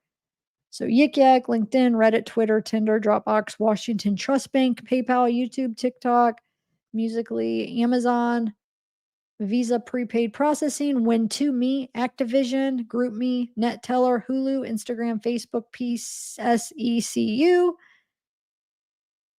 Spotify, Booking.com, Travelocity, Strava, and NordVPN. These electronic service providers may be storing data relevant to the investigation, which may have been deleted from the device. I will be requesting assistance from Latah Prosecutor's Office to apply for warrants. for any data from the accounts related to the following identifiers in the phone data. So he has a Gmail. He has 2 Gmail emails at DeSales. I will do a complete examination of the data in my earliest convenience.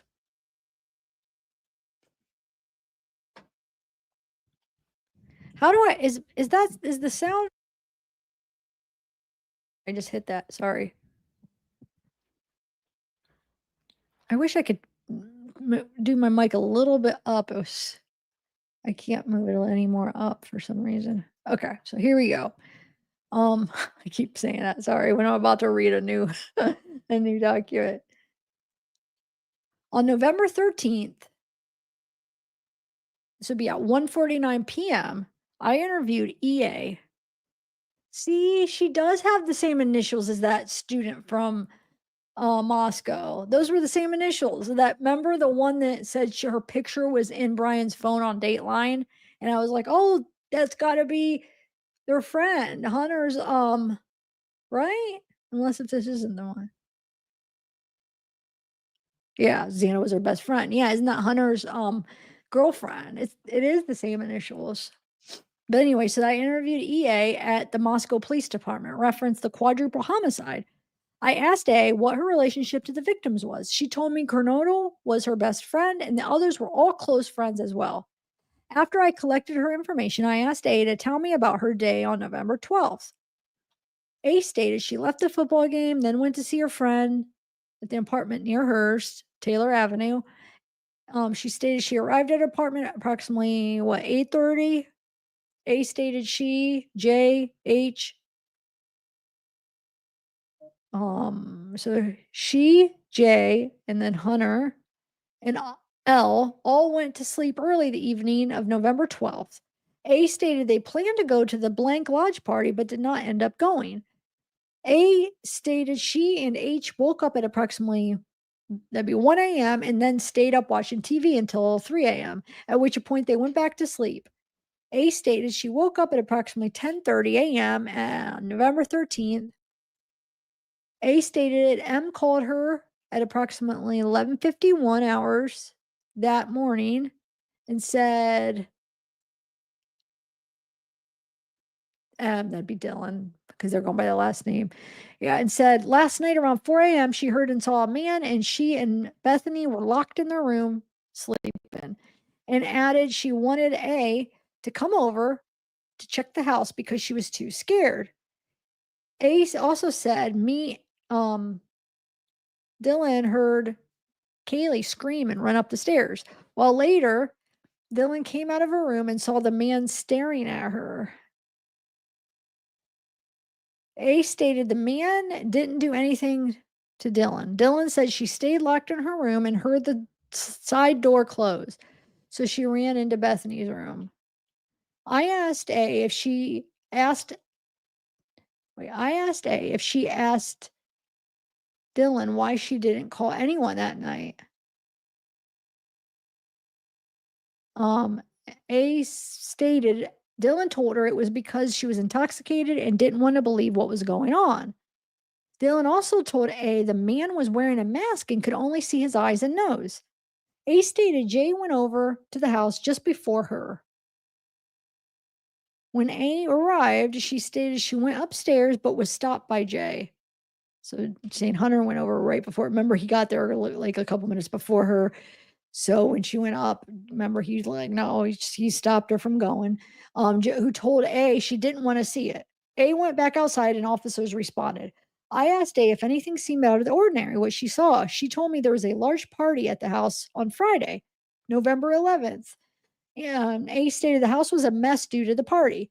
A also told me she saw a knife laying on the floor at the top of the stairs when she went outside. Ace described the knife as a steak knife. It was later determined that Hunter grabbed this knife when entered the house. Ace stated she remained outside after she walked out of the residence until law enforcement arrived. She also stated she then came to Moscow to be interviewed. Oh, wait, hold on. I just said that wrong. She stated there had not been anything she could remember. Hold on, I just skipped something. I asked A if she knew who would commit the murders. A stated she did not know. A added she and Xana were no longer sorority members. I asked her if there had been any stalking behaviors or recent suspicious circumstances. A stated there had not been anything that she could remember. She also stated there were no other conflicts with the other victims that she knew of.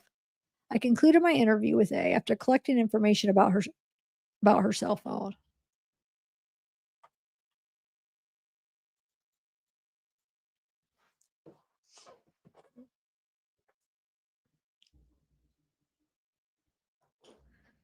On November 13th at around 2:19 p.m., I conducted an interview with H O or C, I don't know, at the Moscow Police Department. H something, one of the victims. H is a student at the University of Idaho and is a member of the blank fraternity. H lives at the fraternity. H told me he and Ethan went to a formal dinner with her sister, M.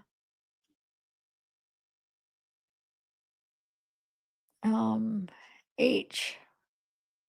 Wait, M is with her sister M. H. M is a member of the blank sorority.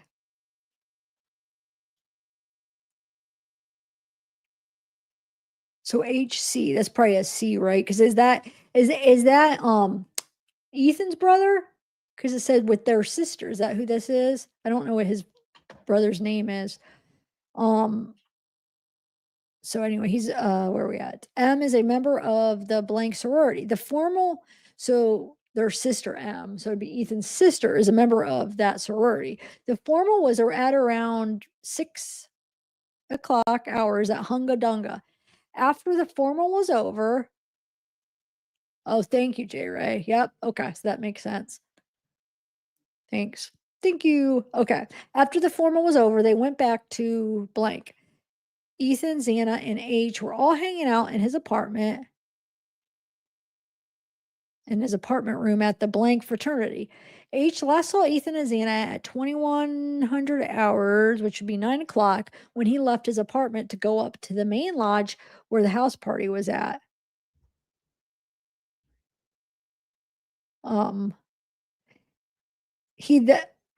H returned at 9:15 and Ethan and Xana were gone. Okay, so they're already gone.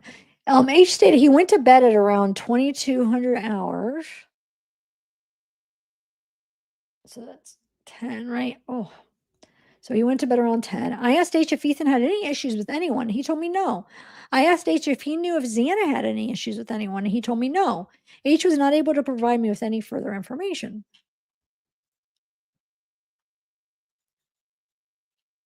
On November 11th at around 2:27 p.m., I conducted an interview with JL at the Moscow Police Department. Jay told me she lives at blank Taylor Avenue. These apartments are referred to as the Whites. Jay stated she went to 1122 King Road in the afternoon of 11:12 and was hanging out with Xana. Jay stated they all went to the Whites at around 13, so that's around 1:00 for different parties. So in the afternoon, 1 p.m. In the apartment complex. Ethan left to go to his sister's formal, but Jay was not sure what time that was at.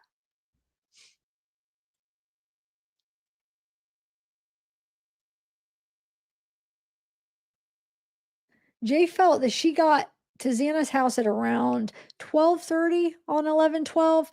Jay stated she saw Xana, Ethan, D, B, Kaylee, so Dylan. So she saw Xana, Ethan, Dylan, Bethany, Kaylee, Maddie, as probably, I don't know, C, L, and C and L. I don't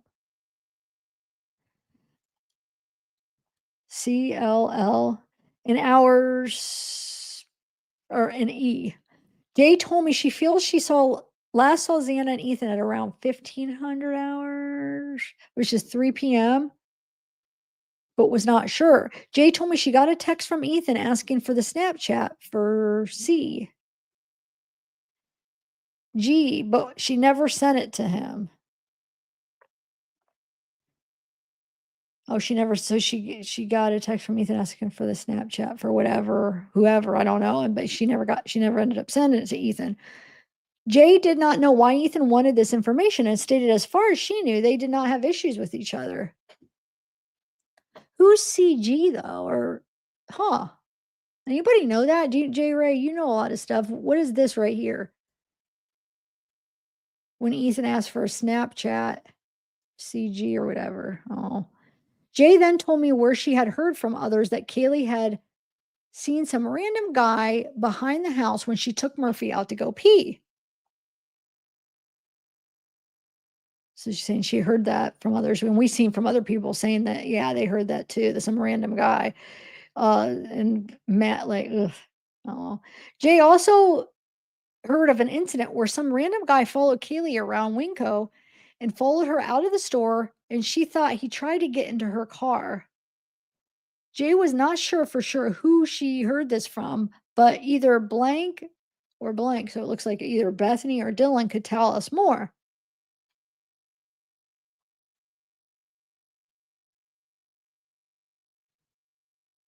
Wait, what? Yeah, I know. I'm gonna go over that. Don't worry, we're going over that. That's in my thumbnail. Yeah, IROX. We'll get to it. Um, we are going to get to it.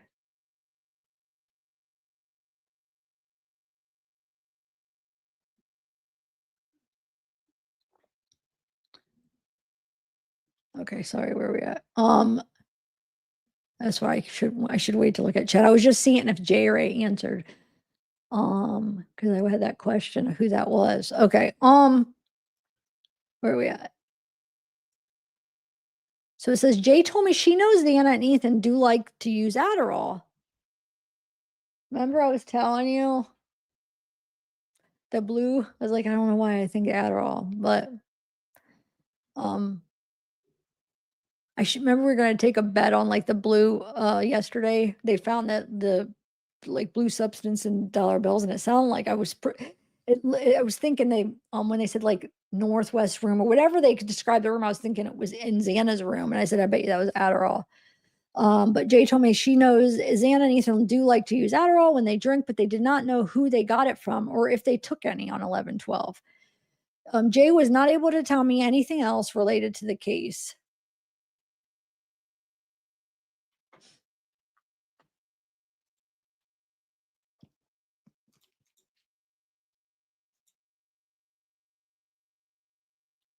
On November 13th, 2022, at around 14:40, about 2:21. Well, let me see something.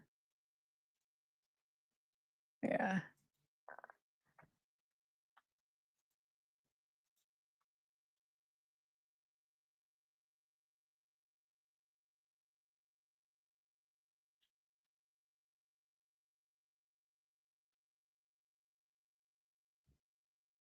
Hold on, guys. Sorry. Just give me 1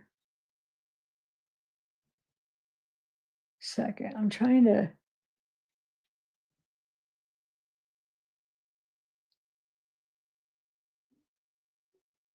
What number am I on?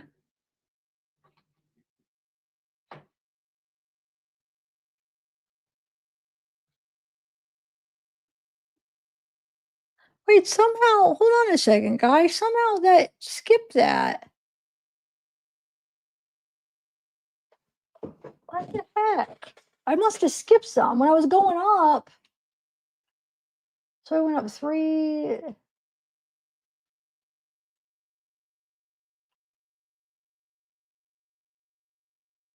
Hold on, I'm trying to make sure I'm not going to skip that one. I don't know why. Well, let me see something.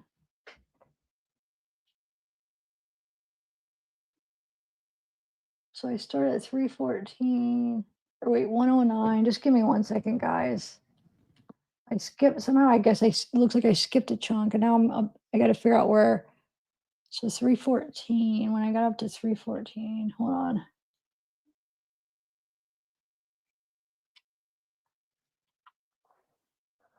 And then I did it up to.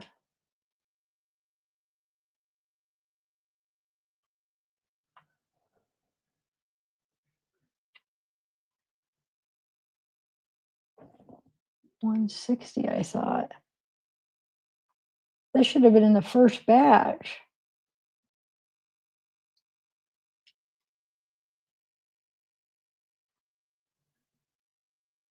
Shoot. I'll wait till I get there. I have to see. I skipped a batch of things. I got to go back and see. I'm gonna have to look at my thing. Oh, thanks, John.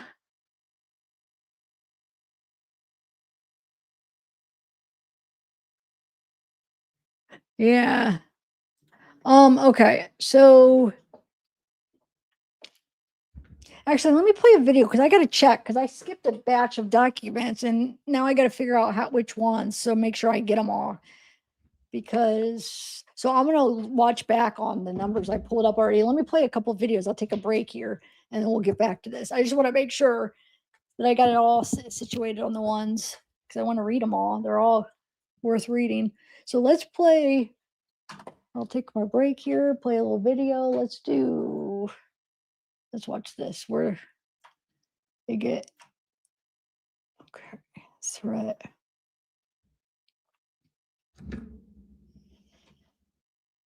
When you turned that podium and I was in the courtroom, it was like, man, it's on now. I mean, that was really a moment. I first want to ask you though, and I noticed this. I was sitting behind you guys, and I saw Christy, your wife, pull out her phone and look sort of disturbed. And then you guys called the deputy over, and then he was looking at your phone. And I kind of figured something bad was going on, and it turns out that it was a threatening text message that she had received during the actual sentencing while the victim impact statements were going on. And I don't want to read the whole thing because I just don't want to give glory to, whoever did this, but I do want to read a little bit so people can see what exactly happened. It says, sitting near you in court and watching you is a joke. You know that Bryan is innocent. Making threats to Bryan about getting raped in prison was very silly. I am in contact with a lot of serial killers, including BTK, and I've been put in contact with a wannabe serial killer who is in Moscow, Idaho, and I have given him your address. And I don't think people realize, Steve, that this is the kind of stuff that you and your family, and I'd imagine the other victims too, I mean, you guys have been having to deal with this for some time, but during the actual sentencing, what did you make of it? Yeah, the sentencing, there's definitely an element of crazy people that gravitate towards these type of events. That's why I've always hoped that the court would use force and be very careful with all the voices that they're talking to. Like, make sure that we're holding these people accountable and, be tough on them. So are they going to do an investigation? Again, I saw the deputy take Christie's phone. I mean, is there any way to trace and figure out who that was? I'd imagine it wasn't really someone in the courtroom. I guess it could be, but it seems like that part was probably just made up. Yeah, I think so as well. They just wanted to piggyback right off something she had said because it was live TV or slight delay close to live TV. And it was accurate, So we did pass it on to our lawyer, and he started working with the investigators, and they're definitely going to, or if they already haven't, tracked this person down, and they'll be held accountable. Just one less crazy person on the streets that try to find a family to harass. I doubt he's not around here. I've heard that he's in another state. Okay. Well, listen, you guys are the wrong family to try to mess with. That's for sure. And I'm glad to hear that the police are taking it seriously. But like I said, I know this is something you've been dealing with really throughout. And even now with Bryan Kohberger pleading guilty and admitting it, even now these people are still doing this. It's crazy. Yeah, this is why part of the reason we were hard on the prosecutor, because you can't look at it any other way that by hiding those details of what happened to my daughter and the other victims, it gave fuel to these people. It gave them a wishful thinking that they were like defending a PhD grad, and a master's degree and pursuing his PhD. So, people don't want to root for like a skinhead or a cop killer or ravaged drug user. But this guy could have had a persona, and I just don't understand why Thompson would have wanted to protect him by hiding these details. And I know some of the other families have already changed their opinion of the deal, knowing all the facts that have came out. So I think it's suspicious that he purposely never let this information out. I spoke with Olivia yesterday, your daughter, and your victim impact statement was obviously really just intense, and hers was intense, and both are getting a lot of attention. I think have really sort of inspired the world in a way. She told me that she felt relieved after the hearing, that she actually did feel just a little better in general. Did you feel the same way? I mean, how are you doing now? Yeah, to be honest, I felt great because I felt like the first time the courtroom had a representation that was in harmony of our family.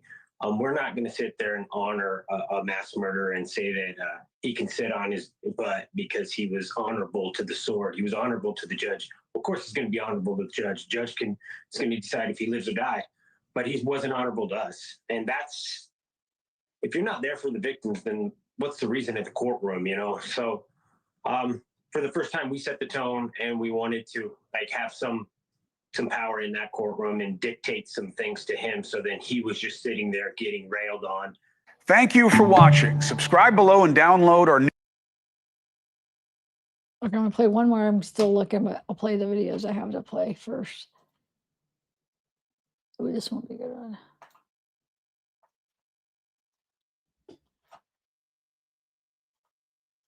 This morning, Bryan Kohberger, now inmate 163214, beginning life in this Idaho maximum security prison.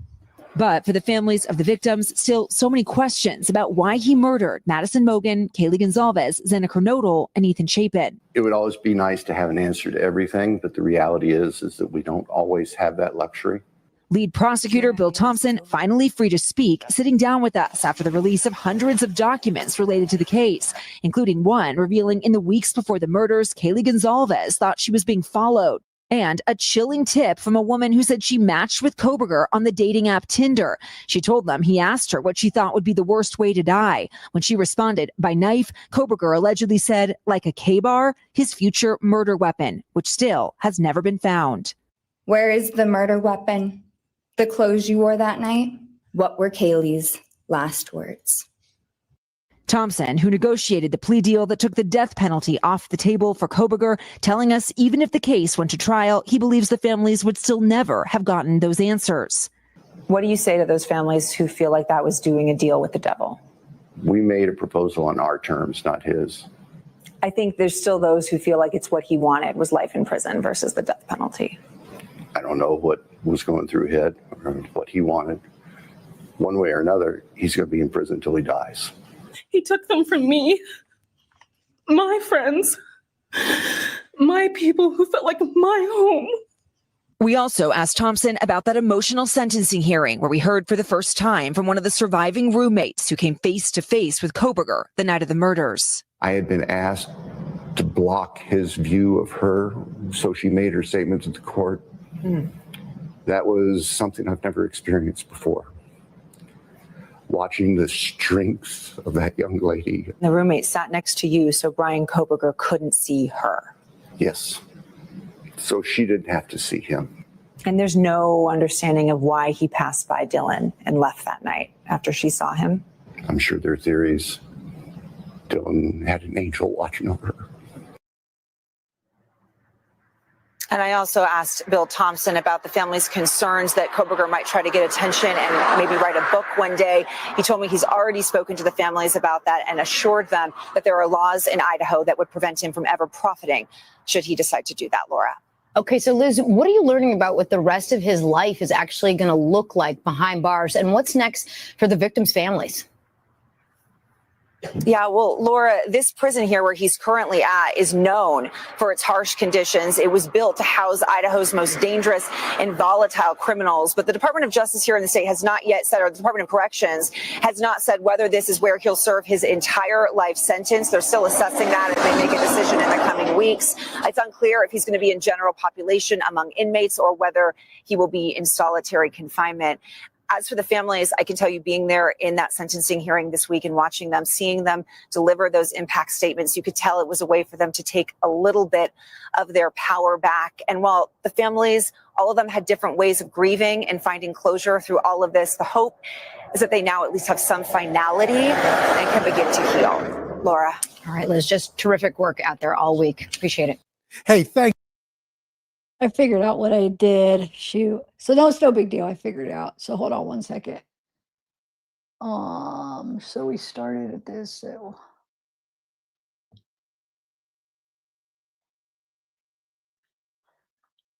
104 or 109.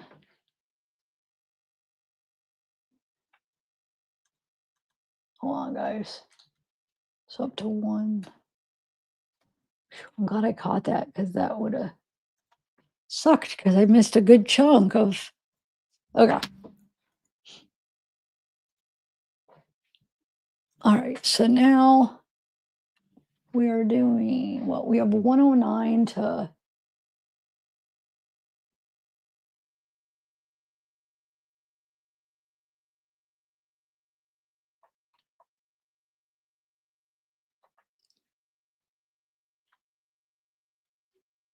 Hold on, guys. I'm sorry.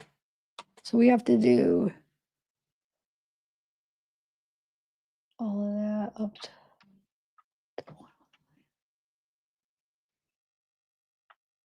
Wow. Yeah, I missed a big chunk. Okay. Well, let me just read through these and then we'll go back down and do the rest. What I missed already. Sorry, guys. Oh, no. I didn't want to.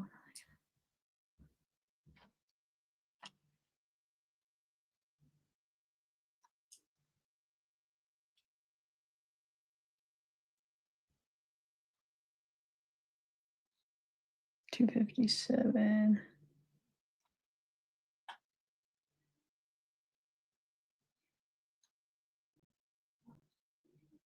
Okay, I think I got her figured out now. I had to go back and like look on what I've already did. Okay. Whew. I'm so glad because we would have missed like a big chunk of like really interesting things. But you know what, actually, I should hold on. You know what I'm going to do? I'm going to go back because I want to go in the order. Well, no, I'll just finish these. Why do I feel like I should go back and how many do I have here? Now let's go. Okay.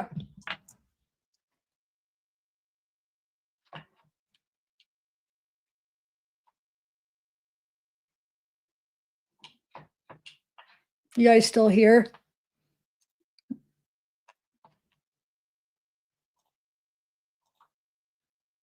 Yeah. Okay. You ready? So on November 13th, 2022 at around 1441, I conducted an interview with AW on the Moscow Police Department. A lives at Queen Road, which is in the area of 1122 King Road. A was working at the University of Idaho football game and was at the game until around about 8:45. A did not have any interactions with any of the people who live at 1122 King Road. A saw and heard all the emergency lights and sirens and looked out and saw some of her friends standing outside with white blankets around them. A went out and brought more blankets to the people outside to try to help. A told me a few weeks ago on October 14th at around 1 a.m., she heard what she thought was a male walk up to her door and try to open her door. A said she had her deadbolt and door were both locked. A told me she saw photos of posted by Snapchat by Kaylee showing Kaylee and Maddie had been at the corner club in the grub truck. A was not able to tell me anything else about this case.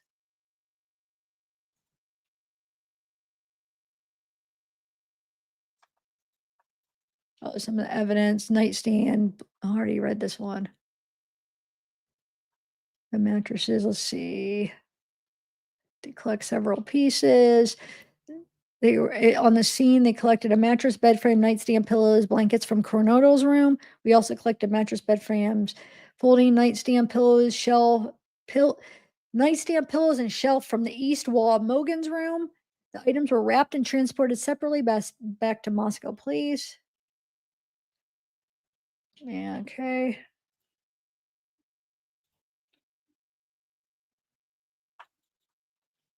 On November 13 at 2:20 p.m., I interviewed MC at the Moscow Police Department, reference to the quadruple homicides. That's Ethan's sister. M is Ethan Chapin's blank. M consented to a forensic search of her phone and I collected it from her. I asked M to tell me what her day looked like on November 12th. M stated she had her blank formal night the night of November 12th. M stated she did not do too much prior to the formal and then went to Hunga Dunga for the event at approximately 7 p.m. M said she, H, C, and Chapin and Ethan left the formal with several other friends at approximately 8 p.m. M stated she was dropped off at her house as the group was planning to go to the blank lodge party. However, M stated she did not go and remained at the sorority until H called her the morning of November 13th, 12:30 p.m. M stated H told her, so Hunter told her to come to Xana's. When he called her, M said Hunter did not elaborate on why she needed to come to the house. M stated Hunter and HC, EA, J, unknown last, F, and M were all there when she arrived. M said someone told her when she got there that someone was in the house and Ethan and Xana didn't make it. M told me Ethan, Xana, and Hunter had been texting her the night prior asking her to come to the blank.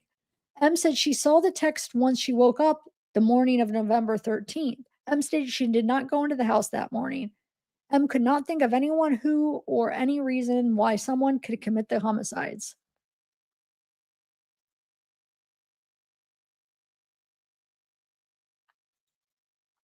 On November 14th at around 15:52, I called KF to arrange an interview with her.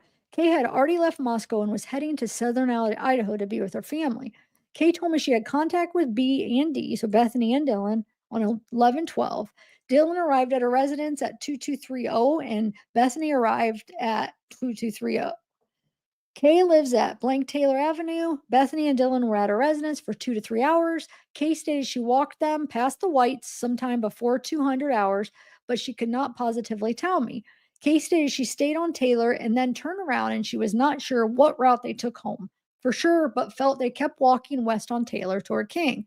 Kay stated there was a group of 3 to 4 other females with Bethany and Dylan at the time. Kay did state she was drunk at the time and that she could not recall all the events and everyone was present with the group. Kay stated she thought LM was with the group. Kay was not able to tell anything else. Okay. Sucks because the group that I skipped was, I think those were the ones, a lot of the ones about Bryan, which are kind of interesting.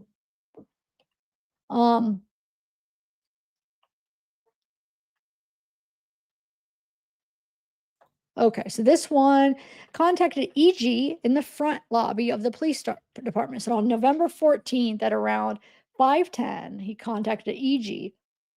G had contacted Moscow earlier in the day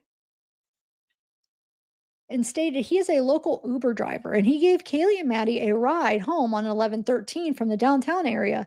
G had been in the Spokane area where he contacted us and stated he would not be back until 5. I asked how he knew Maddie and Kaylee, and he stated he drives for Uber and Lyft, and Kaylee and Maddie have become some of his regular customers, and this is how he met them. G stated he was contacted by Kaylee on 11/22 at around, so it'd be 10:02 hours, and asked if he could pick her and some friends up at 1122 King Road and take them to the Corner Club. G arrived at the address at 8:15, picked up Kaylee and Maddie and another female. G stated at 1:45 a.m. on 11/13, he was contacted by Kaylee again and asked if he could pick up her and some friends up at the grub truck. G arrived at the grub truck at around 1:49 a.m. G took Kaylee and Maddie home. He stated it was a 3 to 4 minute drive from the grub truck. G told me he has been driving for Uber since 2019, Uber and Lyft, and told me Kaylee has been a regular for at least that year. Or at least the last year. G stated he was working, but Kaylee did not contact him through the Uber or Lyft app, but instead texted him directly both times. G stated when he got to the grub truck, he parked in the front of the grub truck on Main Street facing south. G texted Kaylee he was there, and she stated they would be there in a second, and said that they were at They were at order 75 and theirs was 78. Kaylee and Maddie came to the vehicle a short time later. Kaylee was in the front passenger seat and Maddie was in the rear. Maddie was eating the food from the grub truck with her hands. They all had casual conversation. G stated they appeared to be fine and nothing appeared to be out of the ordinary. G stated he still had the texts on his phone and he sent the screenshots to me. I burned those screenshots to a DVD and booked it into the property.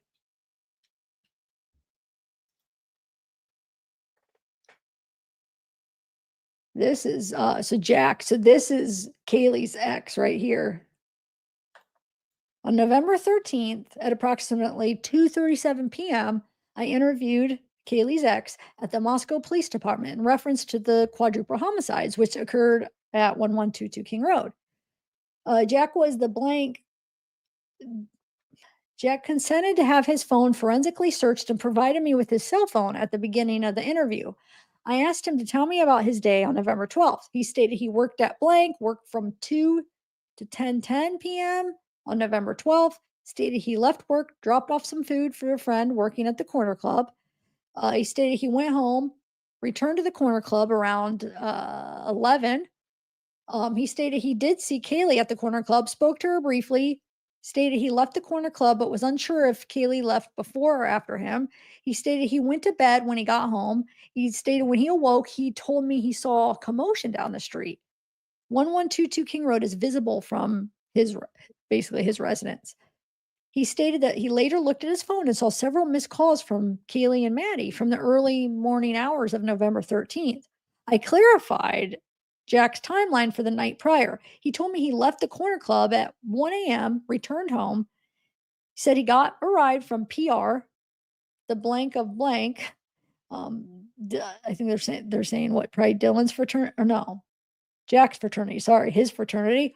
He told me he thought he went to sleep at 1:30 and awoke at 11:30 that next afternoon.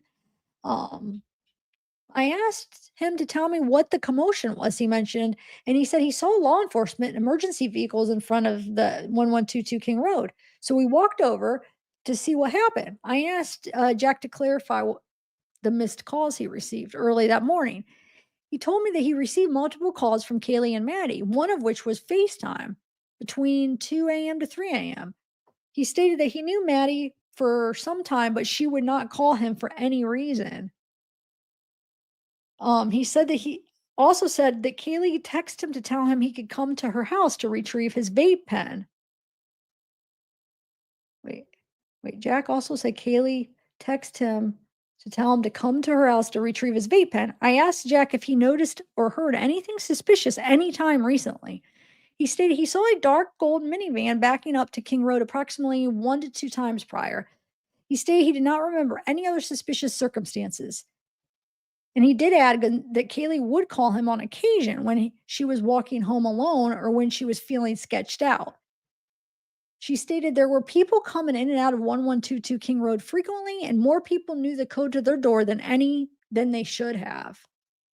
He stated he was not sure if the residents regularly locked the rear sliding glass door. He also told them that he and Kaylee owned a dog, a golden doodle named Murphy. He also told me that Kaylee was taking the dog out sometime in the past when Kaylee saw a shadowy figure behind the house. He stated nothing else came of the incident. I asked him about his relationship with Kaylee. He told me that they had dated for about 5 years and broke up several months prior due to a loss of spark, coupled with Kaylee leaving for a job in Texas. He stated that there wasn't conflict and the breakup was mutual. I asked if there was anyone who flirted with Kaylee, and he stated there was a male by the name of ER, so initials ER, who often flirted with Kaylee. He did not know of any past stalking incidents, nor did he know who would have committed the murders. I asked him about his conversation with Kaylee at the corner club. He said the conversation was short but normal. He did not have any further information for me during this interview. So I concluded my interview with him.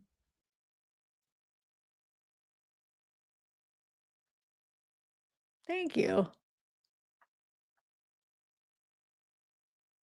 Oh, I know it was. I was saying that yesterday. I used to have I use Lyft and Uber a lot in Colorado, and we got personal. We had a couple people we met through them. They gave us their card, or they did a number. I think one gave us a card, one gave the number. They wanted to just deliver personally. So if we ever wanted them, you just call them directly. They don't have to pay the Uber or Lyft fees. And so you basically both people make out. Me as a customer makes out because it's cheaper. They make out because they get to keep the 100% of the money. So yeah, it definitely is common. But yeah, why did somebody say it wasn't in there? Thank you though. Thanks. If I don't say thanks right away, it's because I'm reading, but I will come back and I'll look at them. So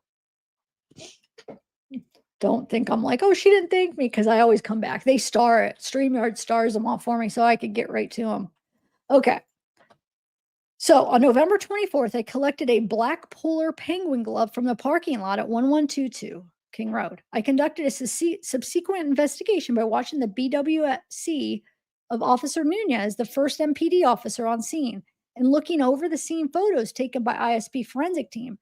None of these sources showed the glove was present upon officers' initial response to the scene or during the processing of the scene on November 13th.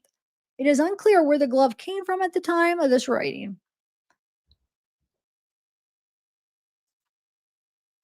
Okay, so hold on, let me get this. So that was 109 to 115 we just read, right?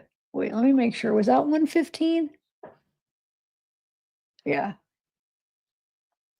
Okay. I'm like putting them now, since that whole thing happened where I skipped them. Now I'm putting them as I read. I'm putting them in another folder so I know which ones I read. Okay. So now we are in business. So let's, this is the one I'm not sure if I already read though.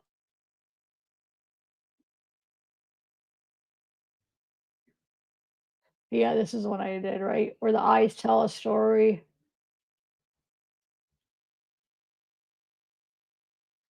Yeah, okay.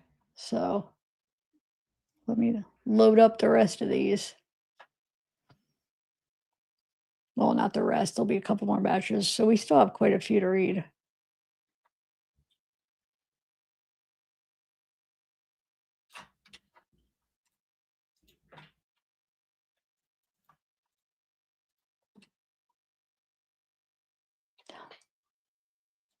All right, here we go.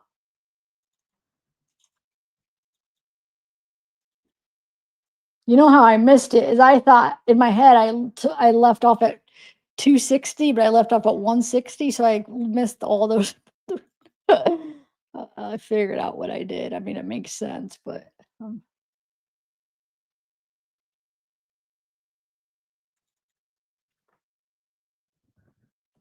wait a minute.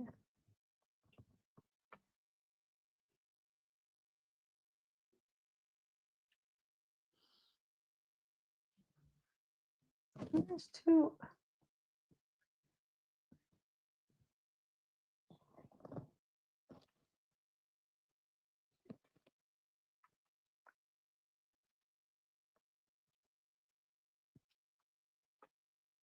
All right, I'm gonna go all out.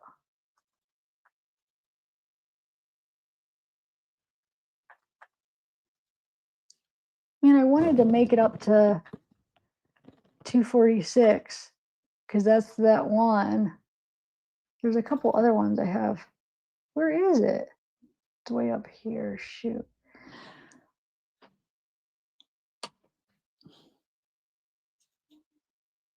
You know what I'll do? Since it's in my thumbnail, I'll just do up to 300 and then I'll click on 246 because that's that one about the scratches that I definitely have to get to because it's in my thumbnail.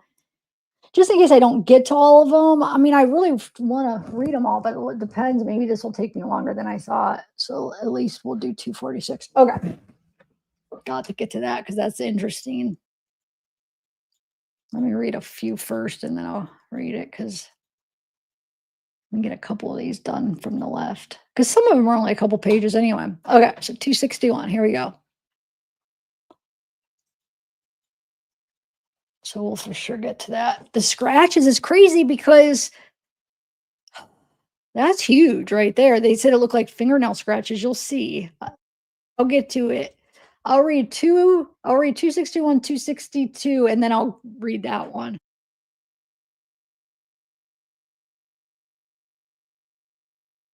Okay. I received an email from Detective Payne asking for a review in detail of my body-worn camera, which this case of my involvement. Due to my minimal involvement and lack of discovered information, I had not completed a supplement at the time. 11/13/22 at approximately 2:20 p.m., I responded to the King Road house to assist with canvassing the immediate area. I was tasked with conducting a door-to-door contact in the Queen Road area. I was informed that a likely time of the incident was between 4 a.m. and 4:45 a.m. I was advised that other officers had already covered the south-facing apartments of Queen Road, and I began going door to door on the center and north-facing portions of the apartment complex with Captain Lanier. I spoke with several tenants who stated that they did not hear anything strange, and their only attention to 1122 King Road was brought upon by the increased police presence through the day. I did not identify the tenants I spoke to, who stated that they had not been awake or alerted to any unusual sounds or people or events. Of the tenants I spoke with and did not identify, all gave a similar account of standard party activity and nothing out of the ordinary for a typical Saturday or Sunday morning. While Captain Lanier and I were conducting door-to-door canvassing, our attention was drawn to a dark red-colored drops and splotches on several portions of the walkway of the building, particularly on the upper level near apartment blank. And after further inspection, I could see that this same color substance appeared to be rust, which ran down the walls and was on several door jambs as well as the siding throughout the apartment complex. I checked the walkway back from the area and did not see any other drops or splotches indicating a blood trail leading toward 1122 King Road. There was no answer at the apartment. Based on those observations, I determined the drops and splotches to be uninvolved and unrelated. I spoke with the tenants in apartment who stated that they went to bed around 1 and music was present at 1122 during that time, which they stated was pretty much every weekend. Both tenants said they woke up around 9:30 hours and there are no strange or alarming sounds. Due to having no information aside from the standard weekend behavior, I did not identify the two contacts. I spoke with the tenants in apartment blank identified as J and G and I and B. The two stated they were at a birthday party on Blake Street, about 1.5 blocks away. And I got to bed in the early morning hours, estimated approximately 4 a.m. I asked which way they walked back from the party, and B described them as walking back west on Taylor Avenue, then cutting up a stair path just west of the Taylor Avenue. The stairs travel from the parking lot of Taylor up to Queen Road, facing straight at the gravel parking lot at the 1122 King Road. Both B and G stated they did not see anyone outside or pass anyone as they stated they were walking. Sorry. I asked if there was still a party or music going on, and when they walked by, and they stated there was. So they're saying at what time? At 4 a.m. there was a music? Is that what they're saying? We're just trying to get a time, but they're saying that they estimated at 4 a.m. is when they got to bed. Okay, so they're saying that they saw that there was music. Nothing seemed out of the ordinary, and they did not hear anything that alarmed them in any way. I spoke with the female tenant of apartment blank who stated she works a red eye and got home at 6:30 hours and had left for work at 11:45 on 11/12/22.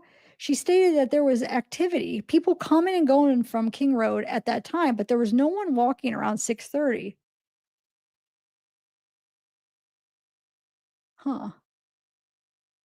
When she returned home. After conducting the canvass through my assigned area, I cleared the scene. At no time during my involvement in the area did I cross into the designated crime scene. Several days later, I passed on my notes to the ISP investigation team and assigned with a more thorough canvass of the area. So I'm confused. Are they saying that she's saying that there was music like at that time? Weren't they all gone? Mostly gone. They got home at like 2 or but the one said like around 4. That, I don't know why that confused me. I wouldn't have expected there was like a party coming and going at like that night because they were all gone and then they came home and wonder if they got it mixed up. Okay. On Friday, March 8th, I received an email from prosecuting attorney Bill Thompson advising of telephone survey. Oh, I'm not going to read. This is that telephone survey one.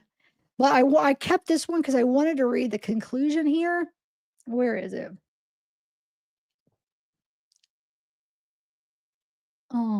It said that they did end up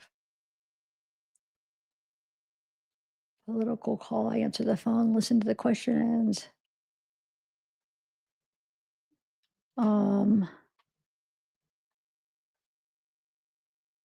know. I'm not going to read that one. It's the same stuff. The survey people that called him, and he just telling what they said. They're just asking about it. And supposedly it's like it might be a big survey. They said it would cost like tens of thousands to do that kind of survey. All right. So I'm going to skip to real quick. I'll read the one about the scratches on his face, which is interesting. Oh, and on his knuckles and hands, I think. On his, not like, well, listen, it's, yeah, here it is. This one's interesting. Very interesting. Okay, here we go. Let me make sure. So I want to get to 246. I actually also want to get to 263 and 303. I already did 303. Okay, so I want to make sure I get to 263 too. All right.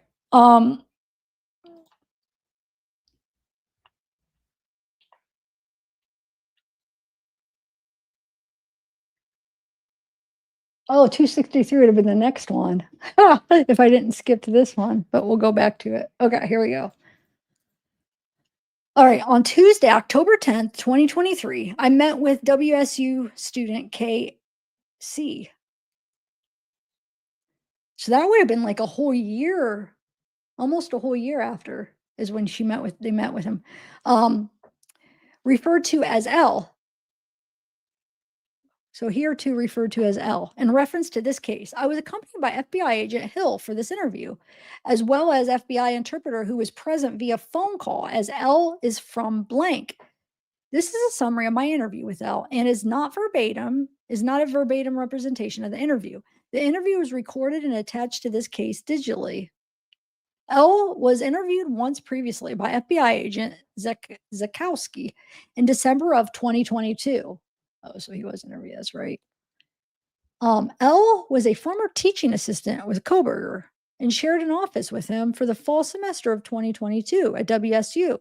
I began by asking L to tell me how he met Kohberger. L stated they were both TAs for the criminology program at WSU and shared an office in Wilson Short Hall. L considered Kohberger a friend and stated he thought Kohberger was very intelligent, but also selfish. L said Kohberger would often mislead him when it came to their shared work and would have L complete work meant for Kohberger. L said Kohberger came to his dorm room on one occasion around the time of the homicides. L was unsure on the exact date. After L asked him for a ride to class, so he's saying he came to his dorm room after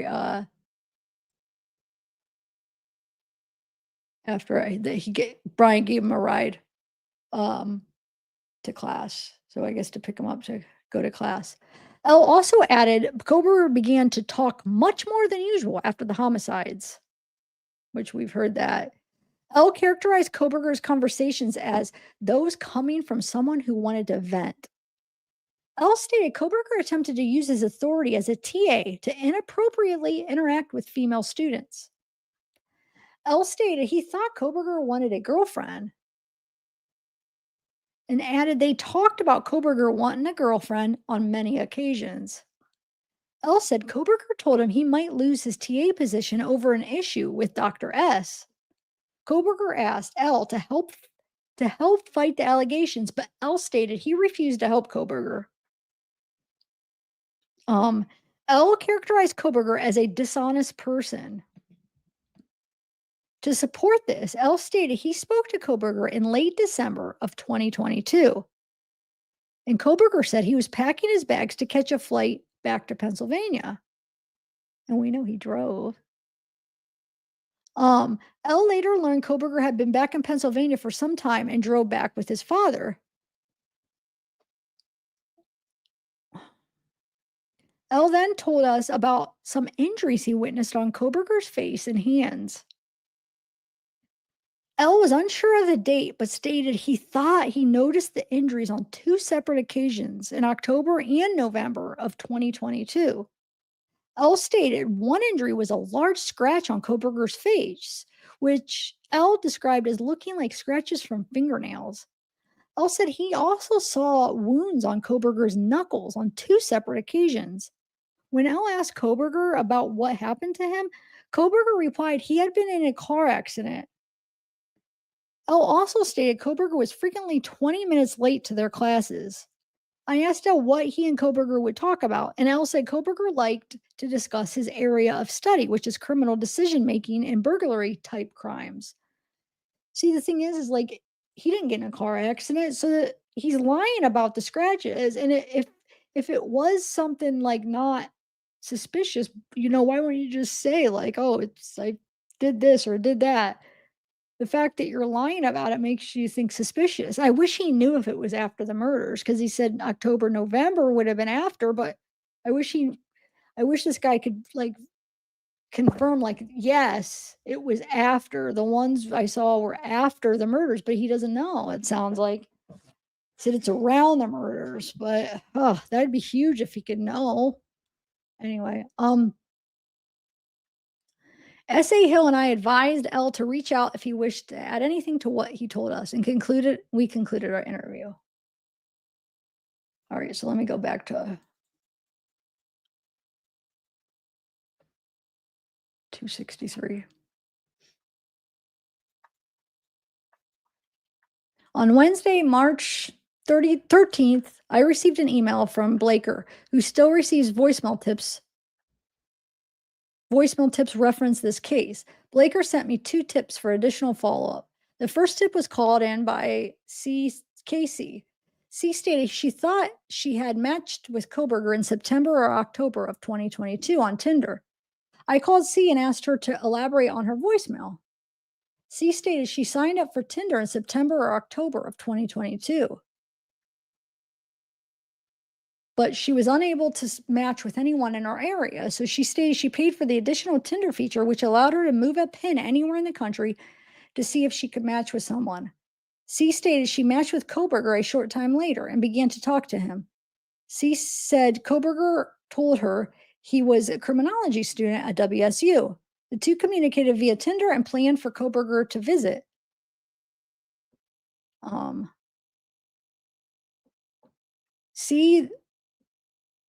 So they planned for him to visit C when he came home for Christmas break that year. C then told me she had a friend who had been murdered in her town a couple of years prior. She said she discussed this with Kohberger. The conversation turned to horror movies and which ones that she liked the most. C told Kohberger she liked the Rob Zombie Halloween movies. To this, C said Kohberger asked what she thought would be the worst way to die. C said she thought it would be a knife. And C said Kohberger then asked her something to the effect of, like a Kabar. C said she didn't know what that was and had to Google it. C said she eventually stopped talking to Kohberger because his questions made her uncomfortable. C said when Kohberger was arrested, she recognized his photo and remembered the comment about the Kabar knife. C said she attempted to call the tip line, but I have been unable to verify whether or not C called the MPD tip line. There's no record of C calling the FBI tip line. C said she no longer had access to her Tinder profile and could not get her user ID. This would be needed to compare the Tinder records located on Kohberger's phone at this time.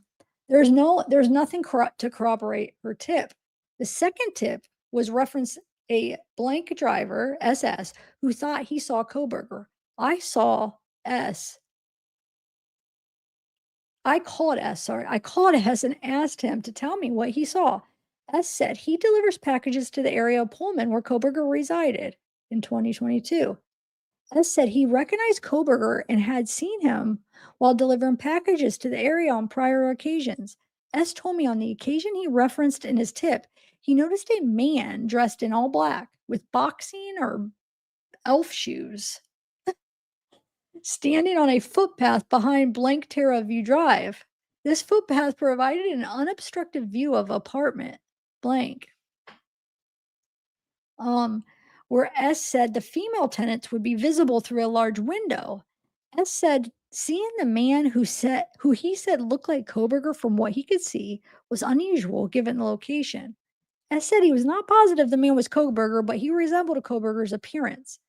S told me he spoke to FBI investigator early, but wanted to make sure the information was passed on. Concluded the phone interview.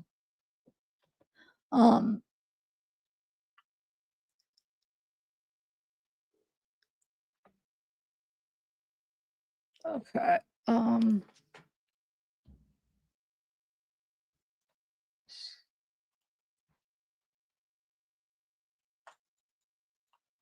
All right. On April 2nd, 2024, Detective Mowry sent a preservation request to Tinder for any records related to KC, as reported by C in her tip. Later on, April 2nd, 2024, Detective Mowry sent an email including the response from Tinder, which stated there were no records associated with any of the identifiers C provided. At this time, there's no indication records support C's tip exist in Tinder records. So that tip, like, I'm not saying it doesn't exist. Maybe something's off, but they try to look to confirm, like, okay, she did link with him because she said she had that conversation where he said Kabar knife or a Kabar, the horror movies and how you like to be killed. But the names that she was given, you can't find the record. So I don't know if it's, who knows? It could be true, or maybe there's some little letter off or something, or maybe she just made it up. Who freaking knows? We know how people like to make up things a lot too with these cases. It's crazy. But I'm not saying she did. Maybe there was just something off with a letter. Who knows? What do you guys think? There was a lie? On March 6, 2024, I conducted a follow-up on a tip from FBI database.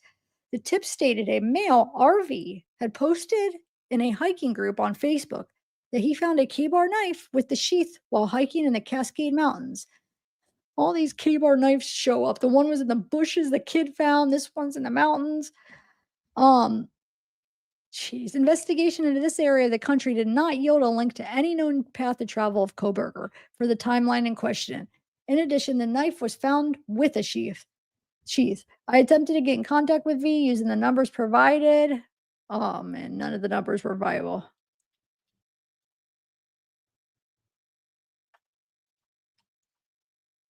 Let me take a sip of water real quick, guys.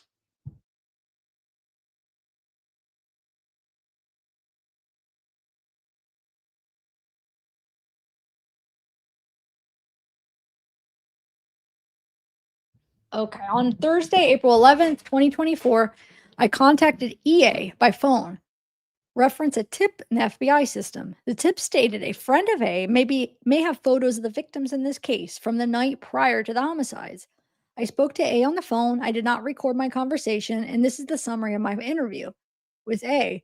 I asked A to tell me what he remembered from the night before the homicides. He told me that he saw the victims at the White's party that had been previously mentioned in this case. A told me he saw Chapin and Coronado at approximately 8 p.m. before they went home. I asked A if he had taken any photos, and A told me he did not, but he remembered Evie and one of the sorority members was there taking pictures. A told me he thought she might have photos that would show the victims. I asked A if there was anything else he could remember from that night, and he said there was not. I thanked him for his time and concluded my conversation.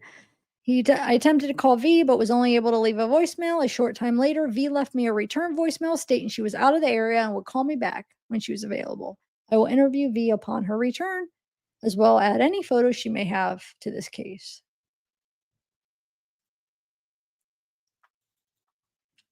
On Friday, April 12th, 24, I met with Katie at the Moscow Police Department.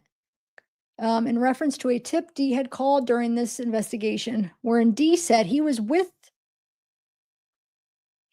some of the victims the night before the homicides and wished to provide his whereabouts.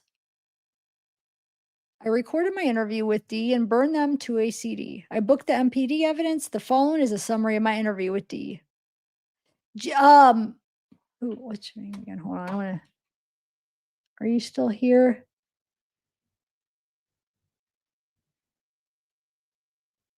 Hold on. Where are you at? Shoot. J Ray, right? Are you still here? I was just wondering if anybody knows who KD, the initials KD. I began asking D to tell me what his background was with the victims was. D told me he hung out with Coronado frequently during his freshman year of college prior to Coronado dating Chapin. D told me he was in the circle of friends with the other victims and casually saw F in the fall of 2022. No, you don't have to say their full name or their name, but I was just curious, like how we, in reference who he was, but they're explaining it, so never mind. D later told me he spent the night with F on approximately 3 prior occasions. That's what F is Bethany, huh? Because I was like, who's F and why would it even be relevant of that he spent the night with an F? Because I couldn't think of initial, like what? But I bet you that's Bethany. He's saying that he spent the night with Bethany on approximately 3 prior occasions, huh? Yeah, bet yeah. Okay. I asked D if he remembered any of the victims telling him about any strange occurrences. He told me he did not. I asked him if he went to any of the parties on 1122, and he told me he did, and that there were roughly 20 people at the parties when he went. I asked D if he and the other party attendees would have noticed someone unwelcome in the party. D told me that they would have, and that did not occur at any point when he was there. I asked D to tell me what he remembered about what he did the day prior to the homicides. D told me he went to 1122 King Road the morning of 11/12 at approximately 10 a.m. to have a couple drinks with the residents prior to going to the football game. D said they all went to the Whites for a party prior to going to the football tailgate. D said that they left the party and went to the football tailgate at halftime of the game. Sorry. He was unsure of what time and stayed out in the parking lot. I asked D what he did after the tailgate. He told me the victims all left and he went back to blank, his fraternity. He stated that he ate some food and went to sleep for the night. Dude, I'm now just realizing they started drinking at like 10 in the morning, 9 in the morning. I think, wasn't there 1-9? Somebody said, but 10, for sure, 10 in the morning. So that's why, like, it's making more sense because think about that. It's why, like, as far as Dylan and Bethany probably were just so out of it, drinking all day, all night. You know what I'm saying? That's crazy because their partying started at 10 right before the game. Wow. And they were still out partying up 4 a.m. or 2, 3 a.m. They were still like up partying when they got, wow. Anyway, I asked D what he remembered about the next morning. D said a fraternity brother woke him up around noon to check on him since he had stayed at 1122 Road prior, and the vandal alert had been issued for homicides there. D said from then on, he and his fraternity brother stayed in the house together until they all left town the next day. I asked if F told him anything about what happened. He said she did not, and he did not ask F about it. I asked D if there was anything else he thought of, and I should know, and he told me there was not. I thanked D for his time and provided him my business card and asked him to call me for further concerns.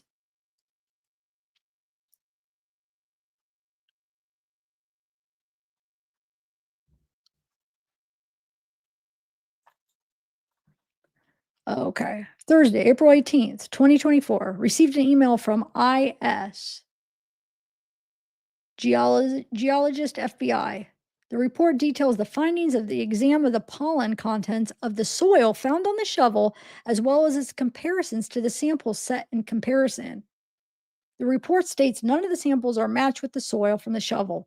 Additionally, the report states the soil from the shovel contained high amounts of pine pollen and a single pollen grains from the plants that are not naturally distributed in Moscow, Idaho area. basswood, and red maple were found in the soil recovered from the shovel. However, both are commonly planted ornamental species. So remember, since I skipped that chunk, even though these aren't really in order, they're somewhat in pairs. So this would have actually been closer to when I was talking about the shovel stuff, but I skipped that freaking chunk. But remember, they found a shovel in Bryan Kohberger's car with soil on it.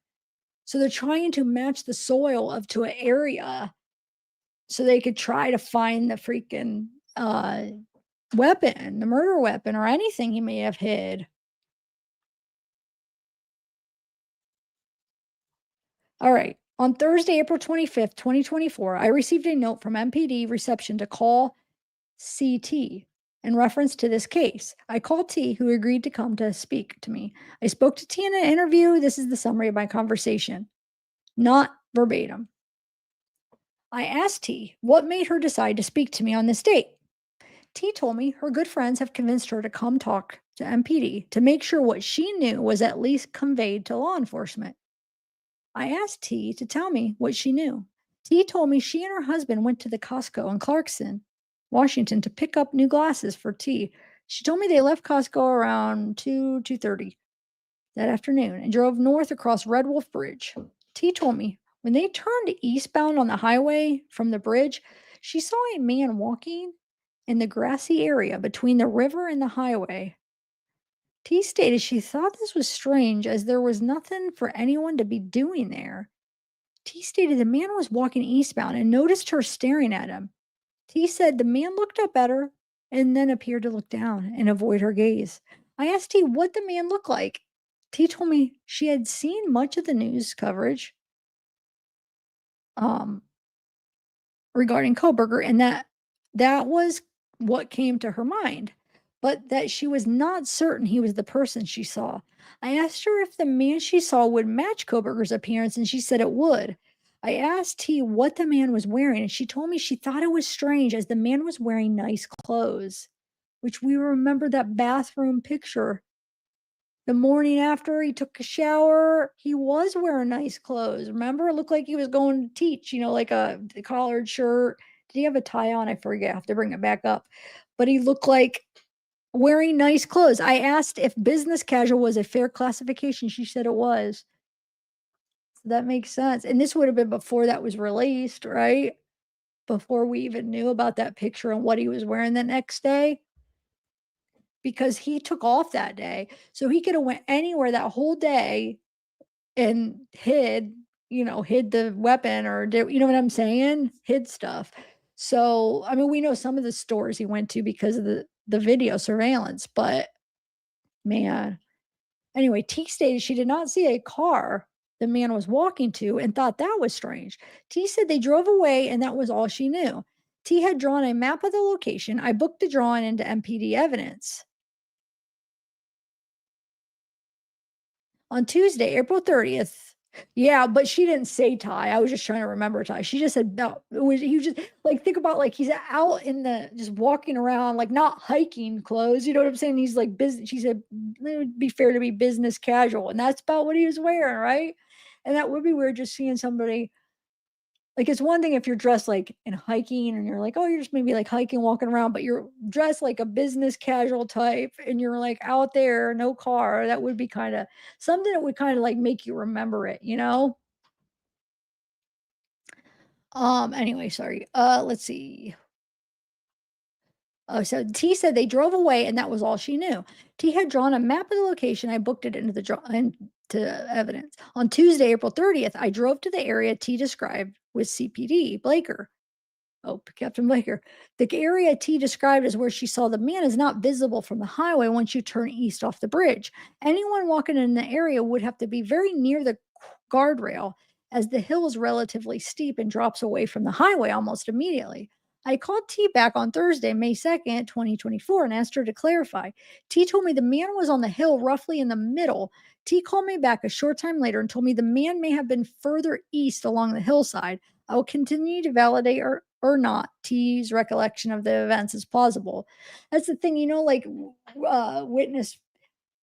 There's probably no doubt that she did see a man that day somewhere, but like sometimes the location, maybe that's off. Maybe she thought it was in that location, but maybe it was really like it a little bit further up or something. That actually would happens. You know what I'm saying? But I believe that. Well, I do believe she probably did see this because that would be something that would stick out. Like you remember stuff like that. I feel like, wouldn't you? Especially after hearing about the murders that next day, and then being like, it's like around that area, and then kind of thinking like, wow, that man that I saw. You know what I'm saying? I feel like my brain works that way. If you see something and you hear something happen, and then your brain goes straight to like the weird stuff that like, ooh, could it be that? Could it be this? Oh my God, I'm rambling this right here.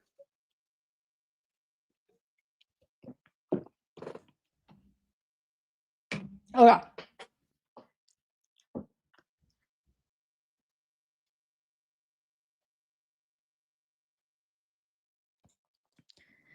All right. So on Tuesday, May 28th, I contacted JD, that'd be Kaylee's ex, to clarify whether or not he ever sought counseling help through the University of Idaho. He told me that, so that would be Jack, told me that the only support he ever sought out was academic help due to his difficulties with academic testing. He told me that he did not seek any mental health or emotional counseling prior to the homicides.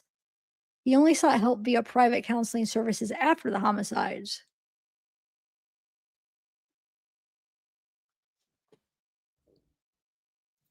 Makes sense. Probably a lot of them did after. It's crazy. To go through that. Weather data. So on July 2nd, 2024, I accessed the National Oceanic Atmospheric Administration's website for historical data titled National Centers of Environmental Information. Within this website, I accessed the local climatological data tool and selected the state of Washington to search for the weather. I located the Pullman Moscow Regional Airport weather station in the search results and requested data for 11/12 and 11/13.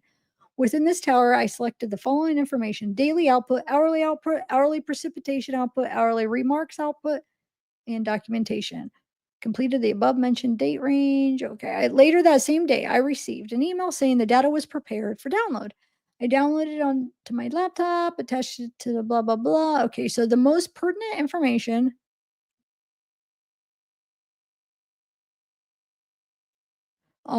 was located on pages 2 and 3.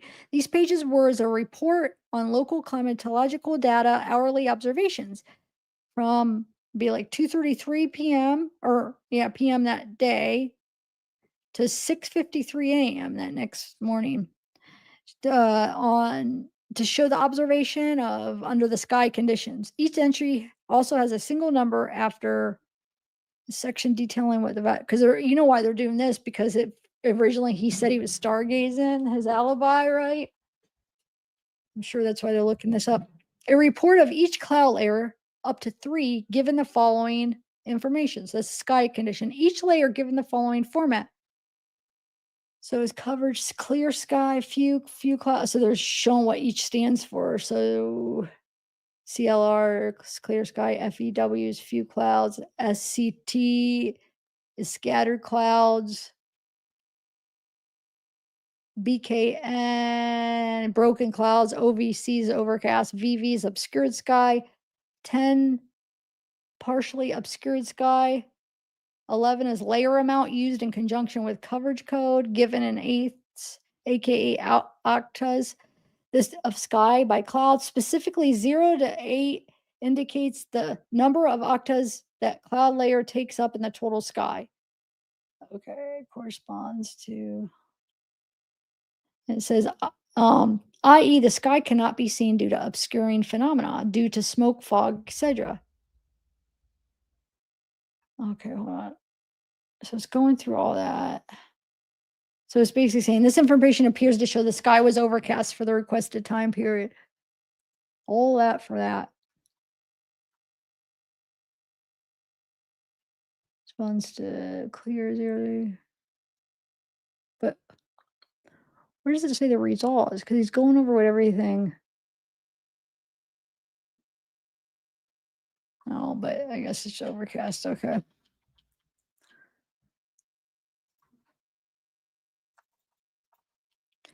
6/12/24. I received an email containing a voice tip reference this case. I listened to the attached file. The woman stated her name was HH. Phone number of blank. H stated she had information that would clear Kohberger of homicides. Oh, this is, I read this already, huh? She did not state what this information was and requested a phone call. Oh, no, this is a different document, but it's pertaining to the same thing. So on 7/1, I attempted to call H to interview her about her statements. H did not answer, but there was the option to leave a voicemail, though the message did not state who the number belonged to. I left a voicemail with my work cell number and identified who I was. I requested H to call me back at the time of this report. I have not received a phone call back. I bet you the one we read before that was when she called him back, because the one that we had read already is when he talked to her. Remember, she's like, she doesn't want to. I think it was the same initials. If not, then that's two people saying they have information that would clear him. I'd have to go back and see. But why do I feel like that was her initials too? But remember, she's like, I have exculpatory information. She wouldn't tell him. She just wanted to get Ann, the lawyer, and I guess she sent something to the lawyer, and then she said something like, you have to do a FOIA request to get my name. And I don't know. People were, oh. All right. On July 10th, 2024, Sergeant Gilbertson and I met via Zoom with M, her blank, and their blank, RM, referenced the green and pink jacket that was tested by defense counsel in this case. The interview is not recorded.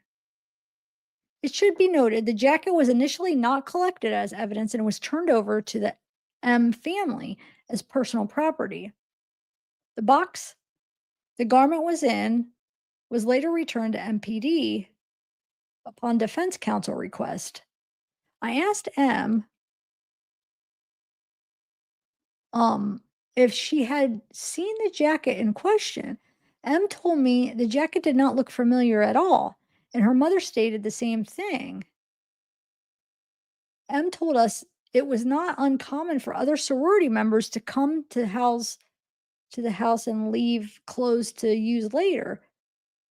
But she said she did not remember seeing the jacket. M did not have any further information on the jacket. So that's the thing. Is M Dylan or is N what? Who's M? And then when they say the mother, I was thinking it was Maddie's mother, because isn't that like, this is probably Maddie's family, but then it says just M right here. And it's almost like somebody that lived there. So I don't know. I just wish that like first names was allowed on some of them. At least the ones we already know the name of, just so we know if that's who they're talking about sometimes. On July 25th, I was asked by the prosecution in this case to review my supplement number 73 to clarify where the 94 samples were in relation to this supplement, as I only listed 4 samples as being booked into evidence. I reviewed my supplemental and readily recognized there was a typing error. The sentence reads, in addition, there were more blood spatter spots on the wall on the entryway into the living room. Samples of each were collected, 94 in total. And ISP Detective Talbot took photos of the residence. The error occurred when I typed 94 in total. This was supposed to read 4 in total. I failed to hold the shift key to select the parentheses on the 9 key, which resulted in a 9 being typed instead of a, I get it.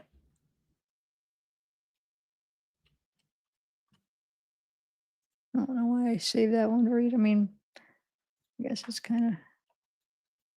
All right. On June 29th, I attempted to contact SG at blank reference a tip G had emailed into the tip line.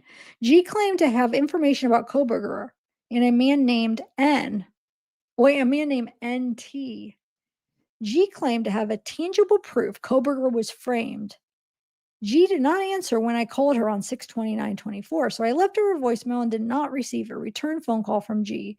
But this happens a lot where people swear, a lot of people thought he was framed. I mean, the BK innocence movement or whatever, and some of those people will actually call and like think that something that they found is for sure, and that it's like good evidence, and oh my God, you got to check it. This is going to clear them. And they really believe it. It's crazy. And it could be something so silly. But sometimes, I mean, you never know. Sometimes it could be good. But Oh, anyway, so I left her a voicemail. I did not receive a return call. I attempted to call G again on 7:30. Upon calling, someone answered the phone, did not say anything, and then hung up quickly before I could speak.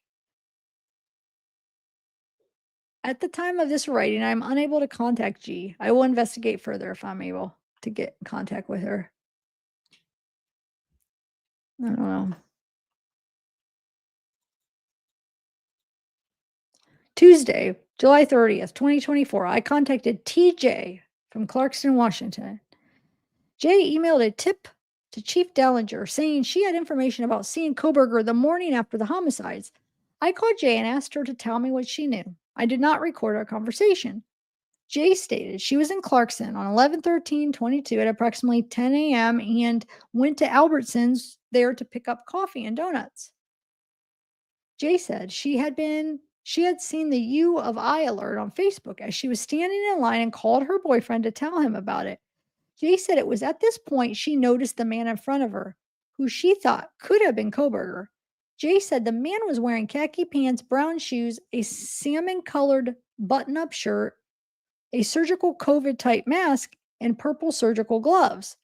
Jay said she didn't think anything of it at the time, but thought she should let law enforcement know after seeing the photos of Kohberger.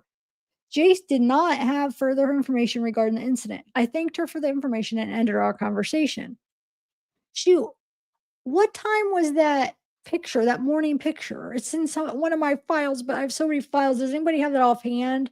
The morning picture. What color shirt is he wearing? Or is it black and white?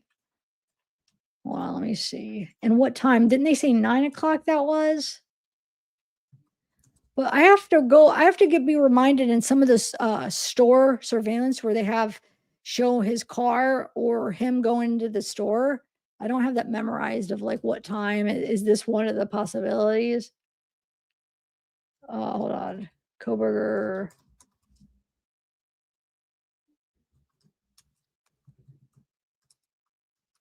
I feel like it'll be easier. Yeah, here it is. No, it doesn't look like it's salmon colored. It looks like it's like, here it is.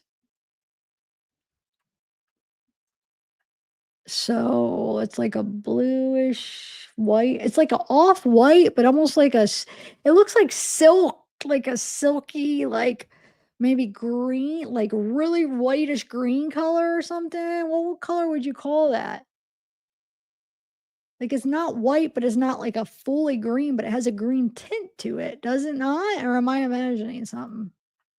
I see like a really greenish tint. What do you guys see?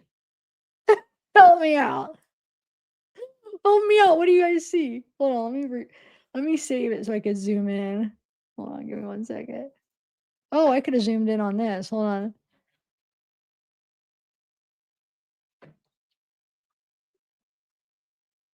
Oh, I didn't mean to do that. What do you guys see? Definitely not a salmon color, but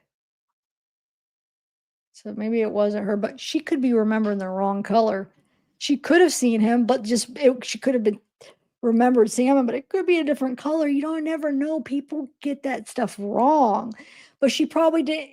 The fact that she probably saw some weird guy with gloves that kind of had his characteristics or whatever is probably accurate. But the little details, like what color shirt could be wrong, or whatever the color of the gloves she said. But the fact that she probably did see a guy with gloves on, because that would be like, she probably thought it was weird, like some guy wearing gloves in the checkout and a mask. So, I mean, I'm not going to just throw like that out the window that could be him because it's the wrong color shirt, because I know that stuff could be off. How often it is off. Wait, what color is it? Mint hint. Yes, thank you. Like a little, not like Leah, not like a really strong green, but it has like a little hint of a greenish tinge to it. And I like that description, mint hint. Yeah, because it's not white, you can't say it's white. It has some kind of color in it, but okay, so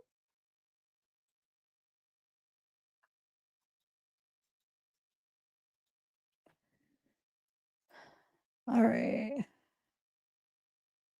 So we got copies of all outgoing incoming mail, Kohberger messages, calls, So Kohberger calls April 2024, May 2024. Says, of course, the attachments aren't going to be here.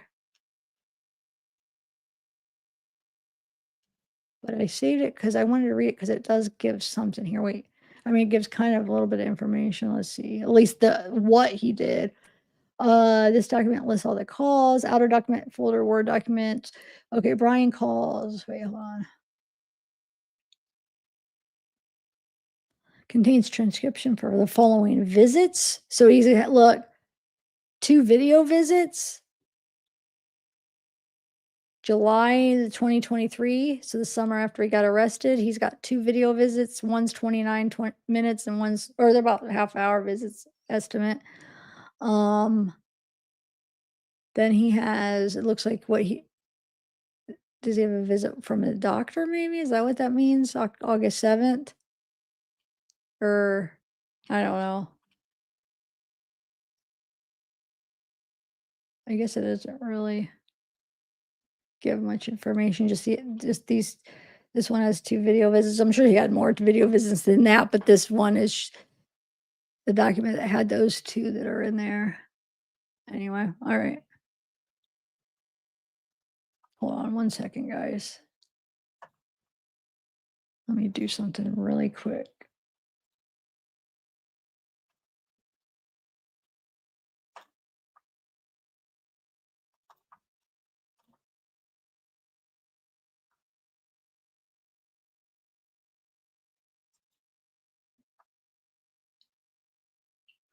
Okay.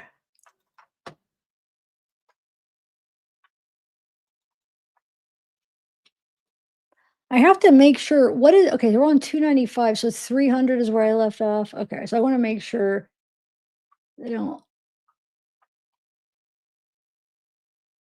Did I get them all? So we'll start back at 204. Okay, so here we go. Oh. I thought I had this shared. Did I have? Oh my Lord, guys. I cracked myself up. Okay, so on July 22nd, I transferred 4 times previously secured in the Moscow Police Department digital forensic lab to the MPD evidence room. I received these items from the FBI and they were placed into secure storage. No further analysis were completed on the devices as the extractions were previously completed by the FBI and the data had been placed onto hard drives and provided separately. So we have the 4 items were Samsung phone belonging to Bryan Kohberger, Samsung hard drive belonging to Bryan, Samsung and Seagate hard drives belonging to Bryan, and an Acer laptop belonging to Bryan.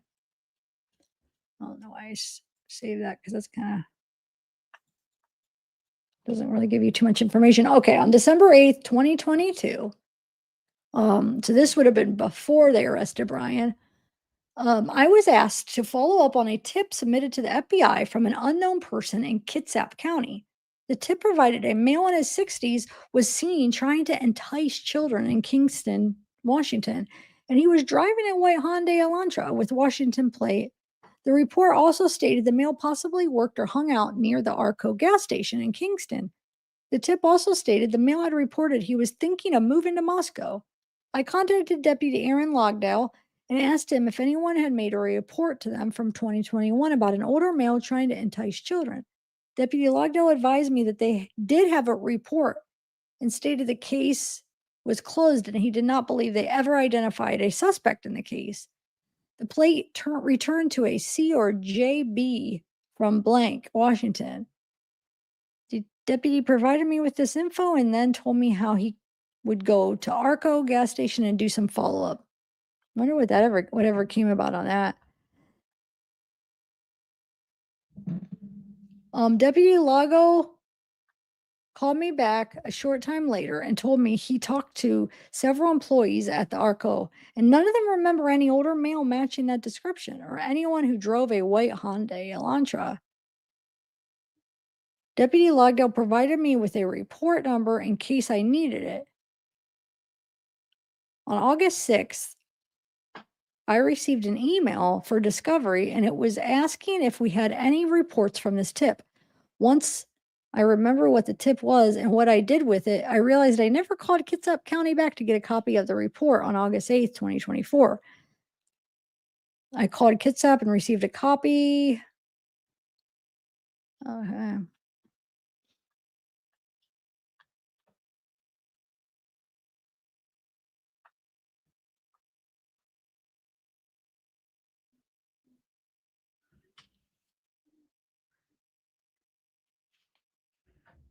Yeah. Wonder, creepy guy. Go catch that guy. I don't know if he did anything, but it'll entice little kids. Oh, people. On Tuesday, August 6th, I received another discovery request from the defense counsel, in this case, asking for documentation about a tip received and later acknowledged in an MPD press release about a white Hyundai Elantra that was found in Eugene, Oregon.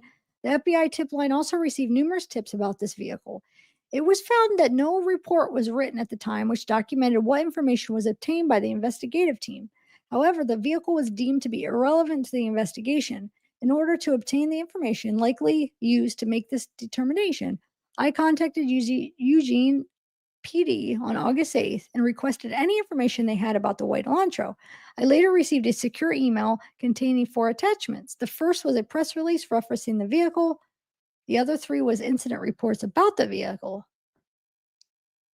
Here, the following information was obtained from the incident reports. The white Elantra bearing Colorado license plate was involved in a crash on 12/17/22. So that would have been after the murders. Yeah, almost a month or a little over a month after. In Oregon, law enforcement and fire responded and contacted the driver. The vehicle was reported 2 other times, hence the other 2 reports. One driver's license was run during the report and was listed as AR. The vehicle was crashed and had extensive front end damage. Huh. The RO of the vehicle was determined to be AG. It is unclear who contacted G at the time, but the determination was made that the vehicle was of no interest for the murder case. August 6th, I received another discovery request from the defense, in this case asking for the identity of blank in the reference to surveillance video of Mogan and Gonzalez.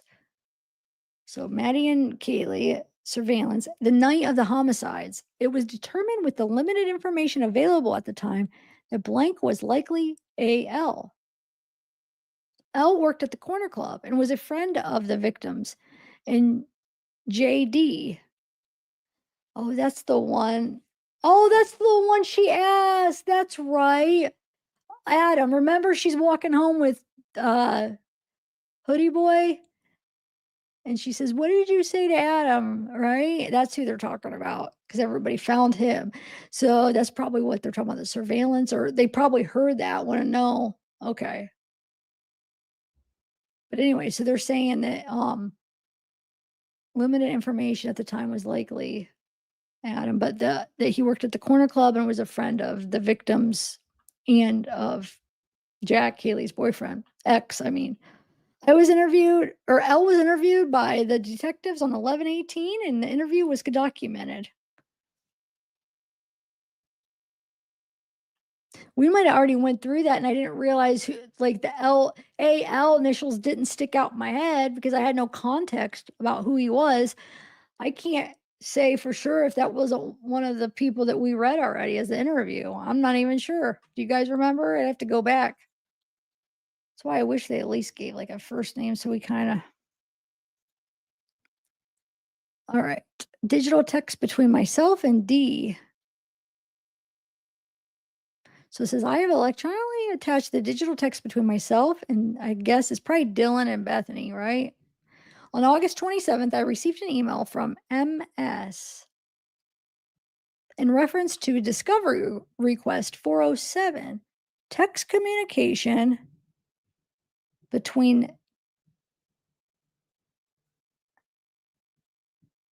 you hear that? It's weird noise. Dylan and myself.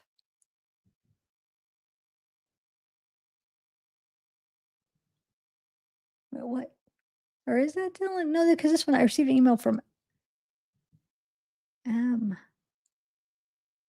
Oh, that's for the email. Okay.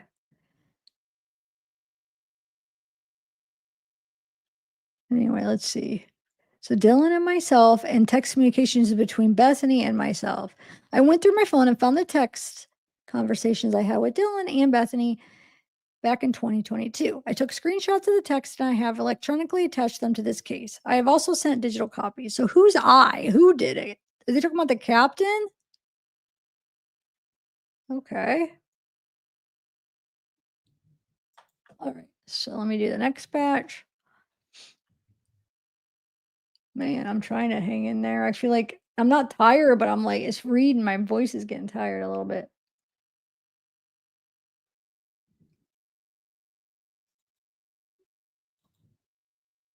But I feel like we're so close. Oh, I don't know. There's still quite a few to read. I guess there is still quite a few. I'll read them. Oh. But some of them are short.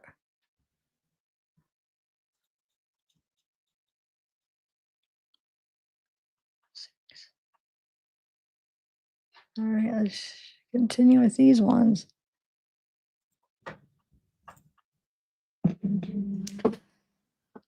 Oof, okay. Here, let me just take a little break, watch this, a little bit of this real quick so I could stand up for a minute. And walk around for a minute while this is playing. This is Police Chief Fry. Let's see what he has to say. I haven't watched this yet. At it until we figured everything out. Chief James Fry led the Moscow Police Department when 4 University of Idaho students were murdered. I talked to Fry about the case, his message to Bryan Kohberger, and new information we're learning about the investigation. I'm Anjanette Levy, and this is Crime Fix.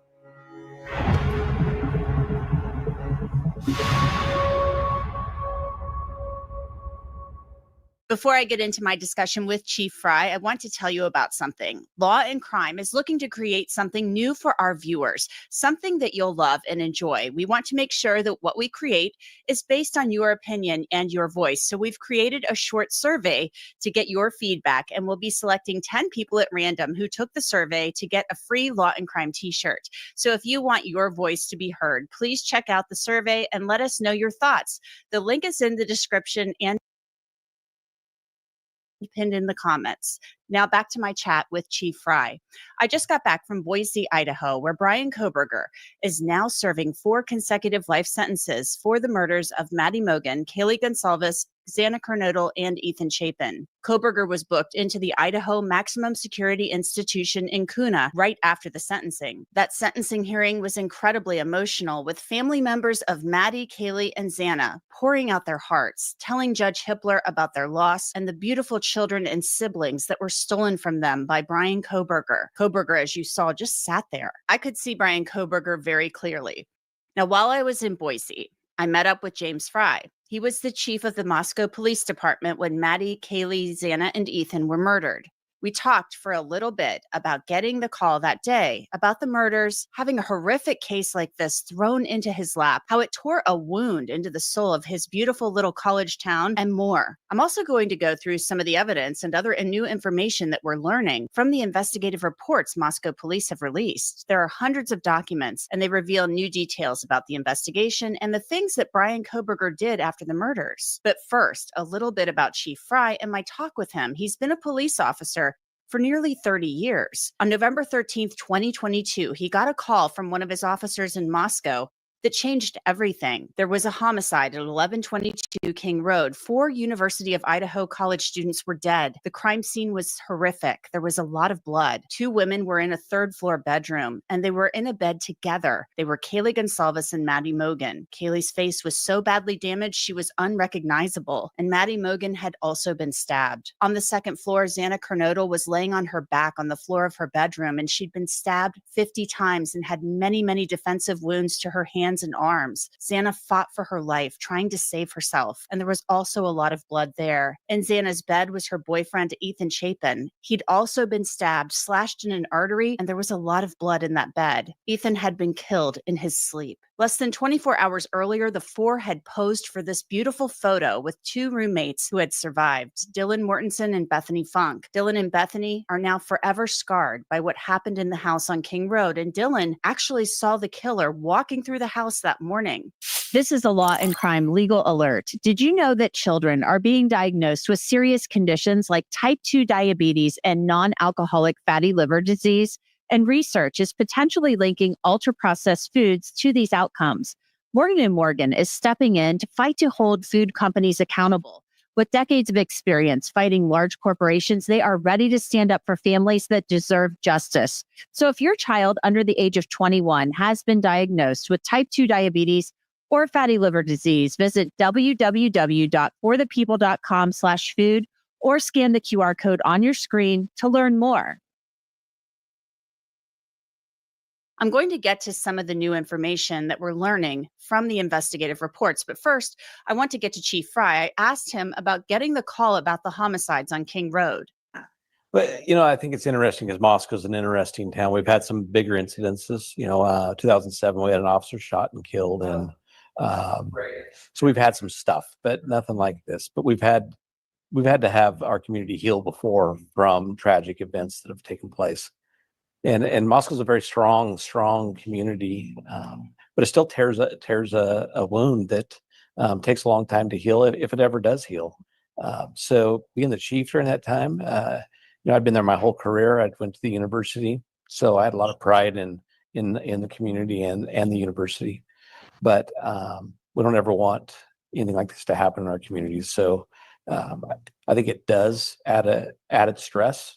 We're a small town. We're not New York. We're not Chicago. Not that that makes it any less there, but I think it's sometimes more shocking when it happens in a small rural town. Chief Fry knew right away that his small police department needed help. This was not something that they could handle alone. Idaho State Police were called to process the scene, and Fry contacted the FBI to assist with the investigation. Fry had been a detective earlier in his career, but he hadn't worked anything like this. But he knew they had some decent clues. Number one, the Kabar knife sheath left next to Maddie Mogen's body, and video of a white car circling the neighborhood and speeding away at 4:20 a.m. I'd worked several homicides, so I knew what went into them. I knew what it took, and I knew that we had a good foundation and a good start. So we just had to keep working at it until we figured everything out. Fry was actually out of town when he got the call about the murders, but rushed back to Moscow to oversee the investigation. Number one, I didn't go into the house. And the reason is every time you go into a crime scene, you could contaminate it. And as the chief, that wasn't my role at that time. But I've seen pictures of what took place there. It was horrific. It is horrific. It's devastating to communities, devastating to states, devastating to a nation, honestly, and a world. I mean, this case expanded many, many miles away from Moscow, Idaho, that it affected. The case took on a life of its own, and word of the mystery in Moscow spread like wildfire across social media. News media from around the world descended on this small college town of Moscow, Idaho, population 25,435. Days and weeks were passing, and the killer was on the loose. College students fled the town, finishing classes remotely. But Chief Fry knew they had the DNA on the knife sheath, and the FBI was using genetic genealogy to identify the suspect, but he kept that a secret. But that part was stressful. Just the amount of stuff we had coming in at times, information and stuff we were trying to do. But also, the social media, it was stressful, and the national media was stressful because you want to be able to tell the story, but you also have to protect that. And there was a lot of pressure coming from that too.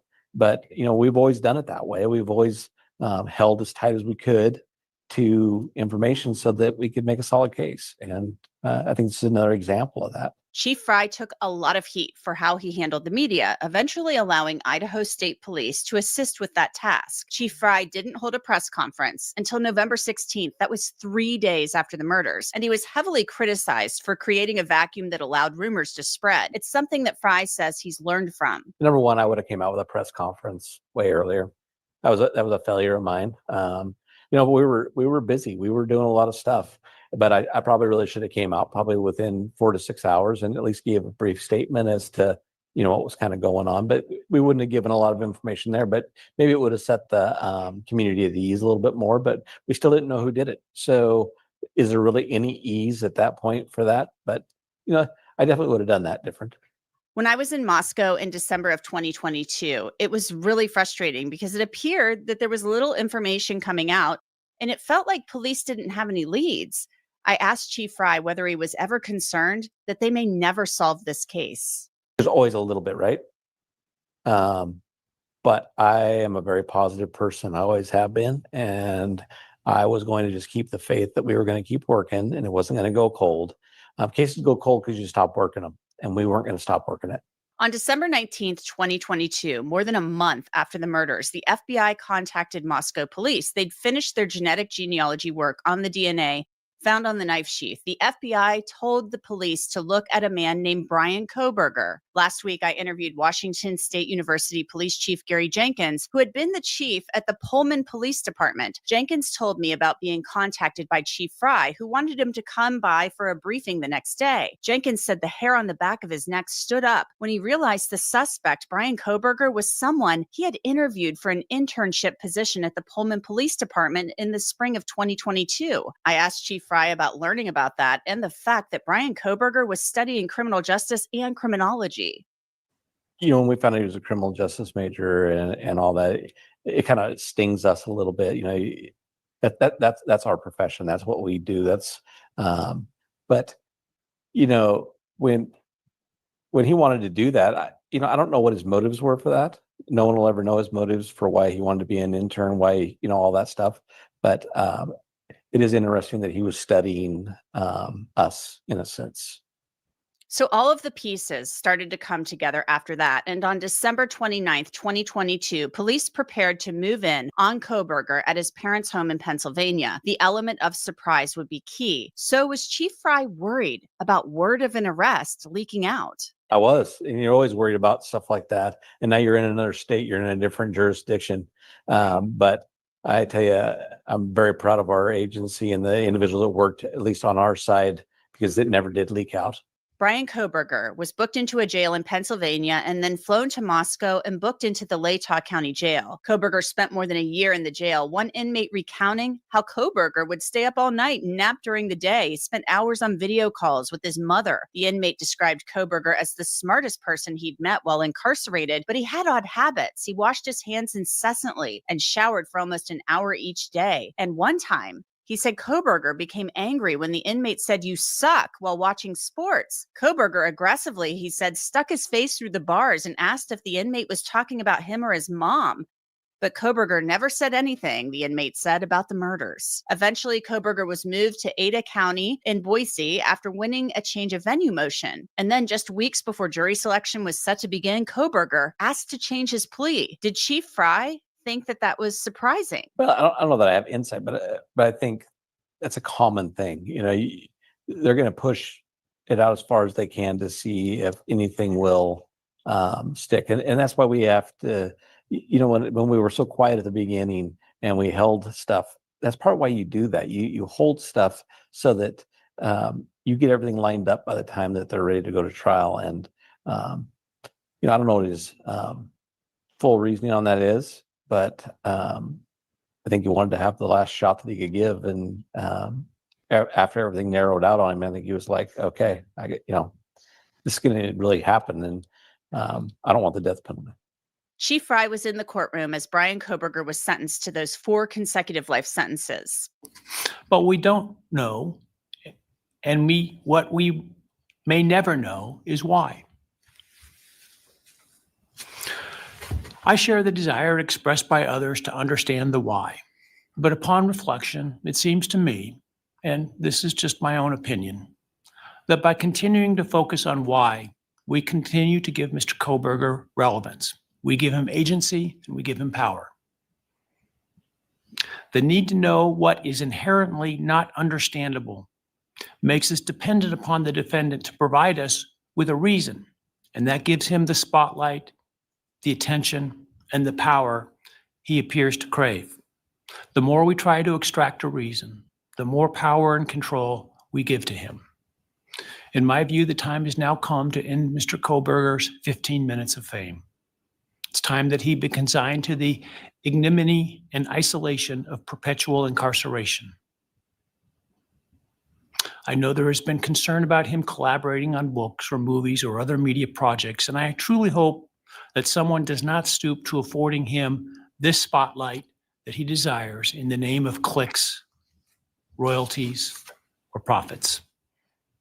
While criminal behavioralists should study him away from the spotlight in an attempt to prevent other would-be killers from acting on their worst impulses, there should be no need for that to spill over into the public eye. The great Idaho jurist Edward Lodge was known for trying to find something positive about every person he ever sentenced. And with over a half a century as a trial judge, that was a lot of people. This was often challenging, and I recall in one case he said that the best he could come up with was the defendant had good penmanship. Truth be told, I'm unable to come up with anything redeeming about Mr. Kohberger because his grotesque acts of evil have buried and hidden anything that might have been good or intrinsically human about him. His actions have made him the worst of the worst. Even in pleading guilty, he is giving nothing hinting of remorse or redemption, nothing suggesting even a recognition or understanding, let alone regret for the pain that he has caused. And therefore, I will not attempt to speak about him further, other than to simply sentence him so that he is forever removed from civilized society. I think there's a lot of closure today, a lot of closure for community, university, and families. And I understand there's still some families that are upset, but it's still a closure. And just to know that Bryan Kohberger will never harm anybody else again. I asked Chief Fry what he would say to Bryan Kohberger if he had the chance.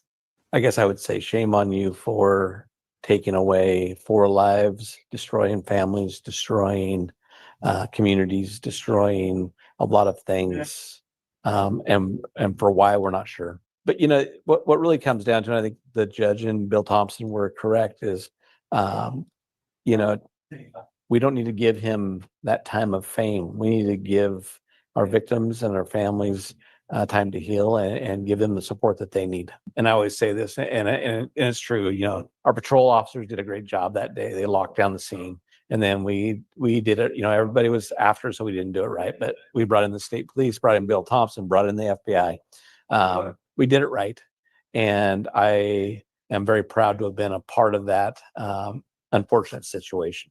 Not one fight, not one argument for 7 weeks. We were on a mission and we had goals and we knew what we wanted to accomplish, and we did. Bringing in the FBI and Idaho State Police was really key to solving this case. Without either agency's assistance, Moscow police would have had a very difficult time identifying Kohberger on their own. The Idaho State Police Crime Lab tested the knife sheath, identifying the single source male DNA, and then contacted Othram Labs to start working on the genetic genealogy to ID the suspect. Then the FBI took over that process, ultimately identifying Bryan Kohberger as a suspect. FBI experts also identified the white car leaving the scene as a white Hyundai Elantra, despite not having crystal clear images of the car. And they used cell phone technology for DNA. About the video and stuff. So as we did have other things, we had the vehicle, we had the video and stuff. So as Detective Payne talked about today, I think we would have identified that eventually, but it would have taken probably longer. And you know, every crime scene, there's something left, and it's our job to go find it, and they did. And the investigators did a great job. Even after Kohberger's arrest, the FBI did some more investigation, even testing soil samples from a show. And we families to give Bill Thompson and Kohberger did correct is, you know, we don't need to give him that time of fame. We need to give our victims and our families time to heal and give them the support that they need. That day, they locked down the scene, and then Bill Thompson brought in the FBI. We did it right, and I am very proud to have been a part of that unfortunate situation. I asked Bill Thompson at a press conference why he didn't make it a condition of Kohberger's plea that he reveal details of the crime and the location of the murder weapon. Judge Hippler addressed that today very, very well. Of course, Judge Hippler addresses everything very well, we've found. The law does not give the court or us the power to require a specific factual allocution. And just let me finish. And we recognize that. We recognize that we could have said, well, in order for us to move forward, we want a factual allocution. But I have to be perfectly candid. I don't believe that there's anything that would come out of his mouth that would be the truth. I don't believe that there's anything that would come out of his mouth that would be anything other than self-serving. And I don't believe there's anything that would come out of his mouth that would not further victimize the families. And so that just simply wasn't a factor. We made our decision based on our assessment of law and the facts. We made our decision based on being able to obtain accountability and certainty, not just for the victims' families, but for the communities and for the state. Have a very Okay. Sorry, I know that. I don't know if that was kind of interesting just to hear what Fry had to say, you know. But it just gave me a break to walk around for a minute. I got a yogurt, a little snack, got to rest my voice, and got to move my blood a little. Okay, so let's continue here. Because I realized there's kind of quite a few left documents. So let's try. I'm going to try to get through them all. If we get through them all, this will be all of the documents that were released, besides the one I put into boring folder, because it's just like, oh, we got a warrant for this, but then it doesn't give you information what you got. Stuff like that. Doesn't really give you anything that would be really boring. Okay. Here we go.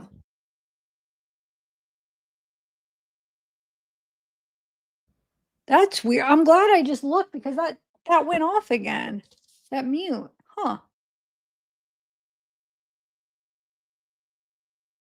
I don't know. I didn't even press it. It was on. Okay. On August 8th, 2023, I began a forensic exam on evidence 22 and 2120.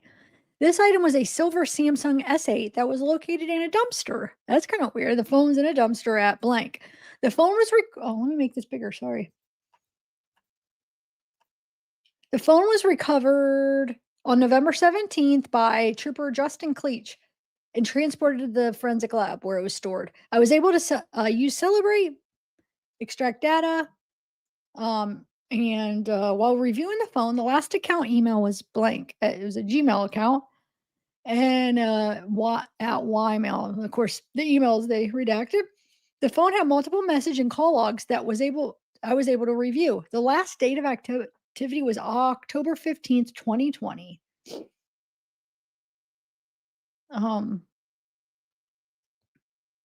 I was able to cross-reference the known victims in the case and was unable to locate any connection to this device.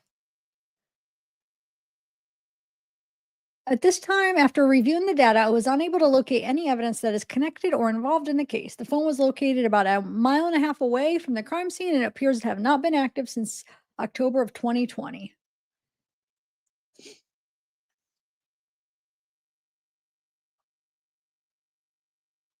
Where is this one that I'm reading? I can't even see where which one I'm reading here.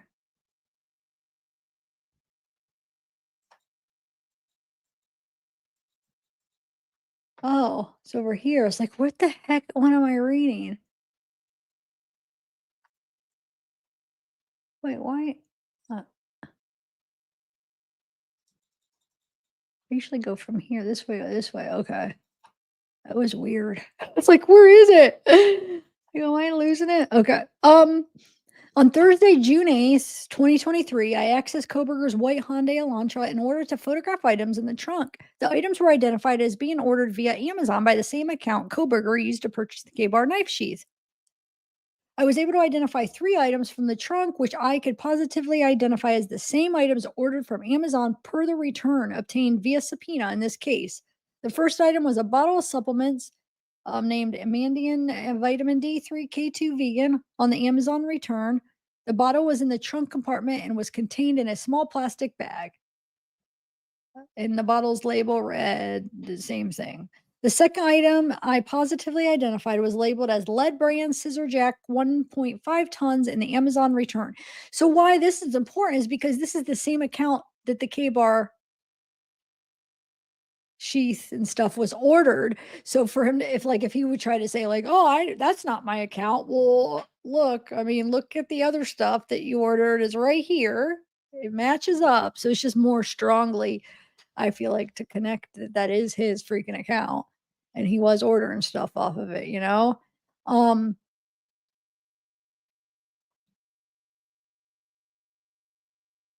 Okay, so I positively identified was labeled, okay, scissor jack. I found a 1.5 ton scissor jack in the trunk, but it did not have any brand markings. Searched the same name on the Amazon and found the same item located in the trunk compartment.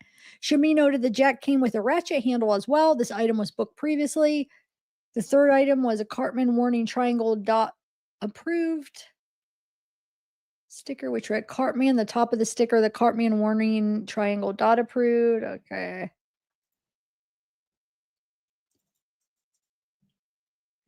Item 733, Kabar, 734, Kabar knife sharpener, 735, vegan supplements. On Tuesday, June 13th, 2023, Detective Darren Gilbertson provided me with 3 packages he obtained by ordering the items from Amazon.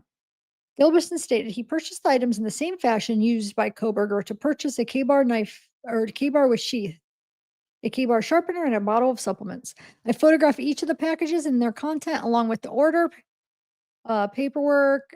The packages contain 1 Kabar straight fighting knife with a leather USMC sheath, a Kabar sharpener, and a bottle of vegan supplements. I attached all photos to this case and booked all the items into MPD evidence on June 13th, 2023. The paperwork was included.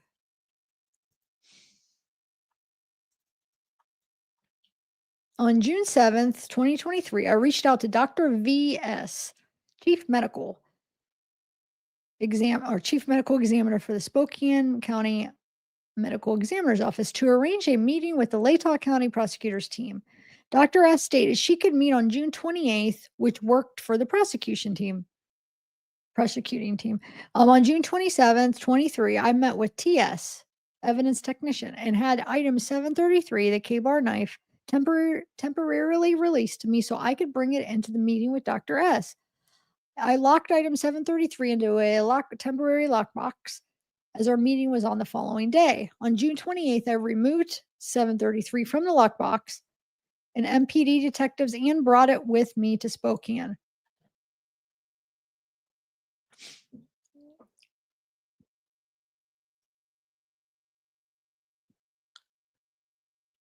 On June 28th at approximately 10:30, myself along with Bill Thompson, Ashley Jennings, Jeff Nye, and Ingrid Beatty met with Dr. S at the Spokane County Medical Examiner's Office. Dr. S had pre-selected several photos from each victim to go over with us so she could describe the shape of the weapon which would have caused the injuries. I removed the Kabar knife from the sealed package and showed it to Dr. S. Dr. S stated the shape and size of the Kabar knife was consistent as being the weapon which could have caused the injuries on all 4 of the victims. Dr. S described how some of the wounds had 2 points on either end and how some wounds had a point on one end and a square shape at the other end. Dr. S explained how the Kabar knife could have created these wounds depending on the depth of the injury.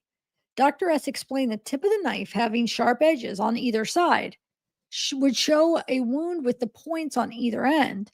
Dr. S described a deeper wound would show a point on one side and a square on the other, and how it matched the shape of the knife blade.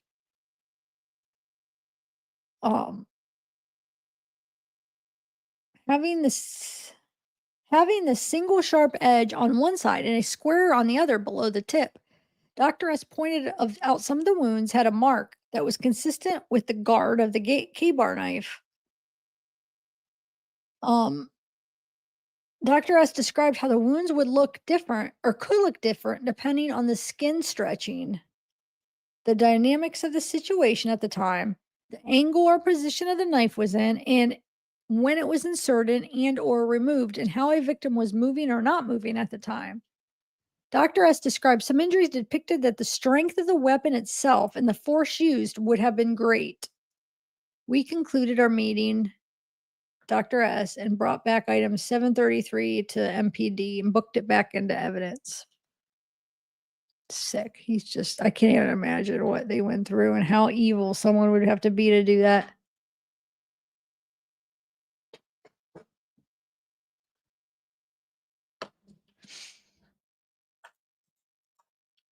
On Wednesday, July 12th, 2023, I spoke to Artie, who previously called in a tip about possibly seeing Kohberger at Clarkson Safeway the morning of November 13th.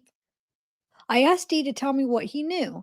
Dee told me he was at the Clarkson Safeway between 9:30 and 11:30 a.m. in the morning of November 13th and noticed a man in front of him in line. Dee said he saw the man's face because Dee made a comment to the store clerk, which caused the man to turn and look at him. Dee stated he didn't think anything of the encounter until he saw Kohberger's face on the television upon his arrest. Dee told me he was sure the person he saw was Kohberger and that he was wearing a black hoodie with the hoodie down. I don't think that was him because that doesn't, with the hoodie down. But that's another thing. A lot of people are going to think that they saw him. You know what I'm saying too? I could see that happening where people will swear and they really believe it, but you know, their memory's so bad that in their head, it does look like them, but it's, you know what I'm saying? So, I mean, that's true. Who knows what half these people or these tips anyway, like even that first one, I don't know.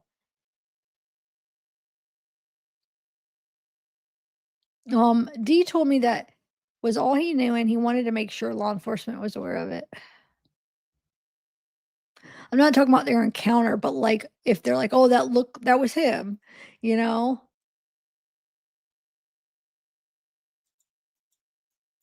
I do believe like that person that's seen somebody kind of like in business, you know, she probably did see a guy that was out of place, maybe where she saw him, what could vary, but that he was in like nicer clothes out walking in the grass. I feel like that's probably something that happened. Man, I wish they could find the freaking weapon, even though, I mean, we got it guilty. He's going to prison forever, but just because that gives him power. You know what I'm saying? To find that and be like, look here, we found it, you jerk. Thinks he's so cool because he's the only one that knows where it is and he has all these things that he knows that everybody wants to know. Gosh, I wish we could find it. Just rub it in and be like, he freaking, oh. Anyway, 11:19. I emailed KN at the U of I office of General Counsel requesting a list of vehicles with parking permits on campus or had been ticketed between 8/1 and 8/13. The vehicles and interest. So, you know, I wasn't going to read this all, but I was just kind of showing you that they did look for a list of everybody in Moscow with their parking tickets or, and to see if they, you know, who matched the description, parking passes, anybody on file to see if any of them had that type of car. Or rosters of fraternity or sororities or any way to get like the car information.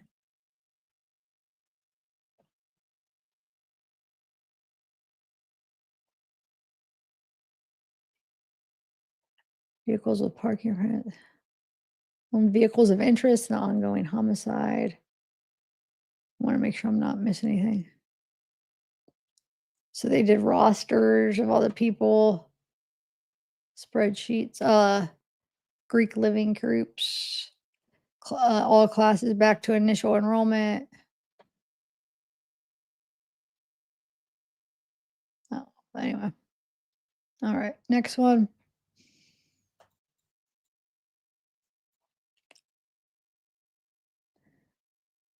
Narrative. This is number 835, verbatim DVD-R narrative from November 25th to December 12th, 2022. I gathered information from other police agencies around Moscow in reference to any 2012 to 2013 Hyundai Elantras. Once I gathered all this information, I turned it over to FBI, who was tasked with gathering all plate information to build up a possible suspect pool. So that was from what the information they got. They got that. They did that. Okay.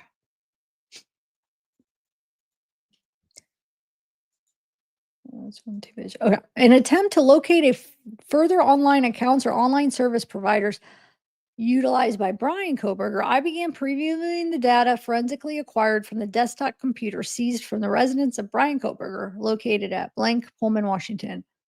On this device, I located references to both PayPal and OneDrive. PayPal is commonly used financial service, and PayPal reports its services as a financial technology company operating on an online payment system in the majority countries that support online transfers, and serves as an electronic alternative to traditional paper methods such as checks and money orders. It can be linked to additional accounts or show potential transactions important to the case. Internet artifacts were located on the computer with the following URLs referring to PayPal. So they show the PayPal sign in. These are all PayPal credit. And then, yeah. OneDrive is owned by Microsoft and is reported by Microsoft to be a file hosting service operated by Microsoft. First launched in August 2007, enables registered users to share and synchronize their files. Also works as the storage backend of the web version of Microsoft Office. This service could be linked to additional accounts or show potential transactions. Okay. So the artifacts located showed OneDrive software was set to run after a reboot start of the computer, and the program appeared to be last run on November 28th, 2022. The URLs located seem to refer to a specific resid. OneDrive, and then I sent an email to Microsoft in an attempt to clarify if the resid, I don't know, was a unique identifier to the user's OneDrive account, but have not received a response at the time of this report. The OneDrive artifacts also included SharePoint links to URL, which included references to Washington State University. Microsoft states SharePoint empowers teamwork with dynamic, productive team sites for every project team, department, division, blah, blah, blah. Okay. From my training and experience, I know cloud-based storage like OneDrive can contain files not located on local computers, hard drives, or other storage. So I'm requesting a warrant to Microsoft to identify any accounts used by Kohberger and the request the located data. Okay, so of course there's redactions. So and then he's requesting to warrant for PayPal for data related to the following accounts used by Kohberger. See, those last two, I probably could have just put them in the boring ones, but I did keep a lot. So like they really had to be like boring and not really specific or given information for me to not put them in the these files to read. So don't worry, you're not missing out on anything. And plus, we got all that stuff for like, we know all the warrant, we know where they got warrants from all the places. So like to reread like that kind of stuff, we got that last year, 2 years ago or whatever. All right. So 11/28/2022, KJS, who's that? I don't know. KJS. Those are the initials. Came into the police department to speak with me. S was hesitant to talk due to be an acquaintance with AB. S told me she did not believe B was involved with the homicide, but stated that he always had a large sheath knife on him. I don't know who these people are, but do you guys? S said that B had interested in her daughter and made her uncomfortable at times. S told me she believed he had been in the Marines for several years and just wanted the information passed. I'm going to get the hiccups. No. When I do that, like, I hope not. I don't feel like getting a knife. Or wait, that sounds bad for nobody. People that didn't know what I'm talking about. Getting a knife. Oh, there's a trick to getting away hiccups with a butter knife. All right, information. So DVR, blah, blah, blah. About the Elantra. P. During the course of this investigation, I had DS, manager for PP, reach out to me and ask if we wanted information about his past tenants and information of anyone who might own a Hyundai for the property he manages. I told D I would accept any information he was legally willing to provide us. I provided the Hyundai Elantra information to the FBI as they were collecting any vehicle info and making lists of potential suspects who might have any relationships to the victims. I was later asked to burn all information I had to a DVD and book it into the property.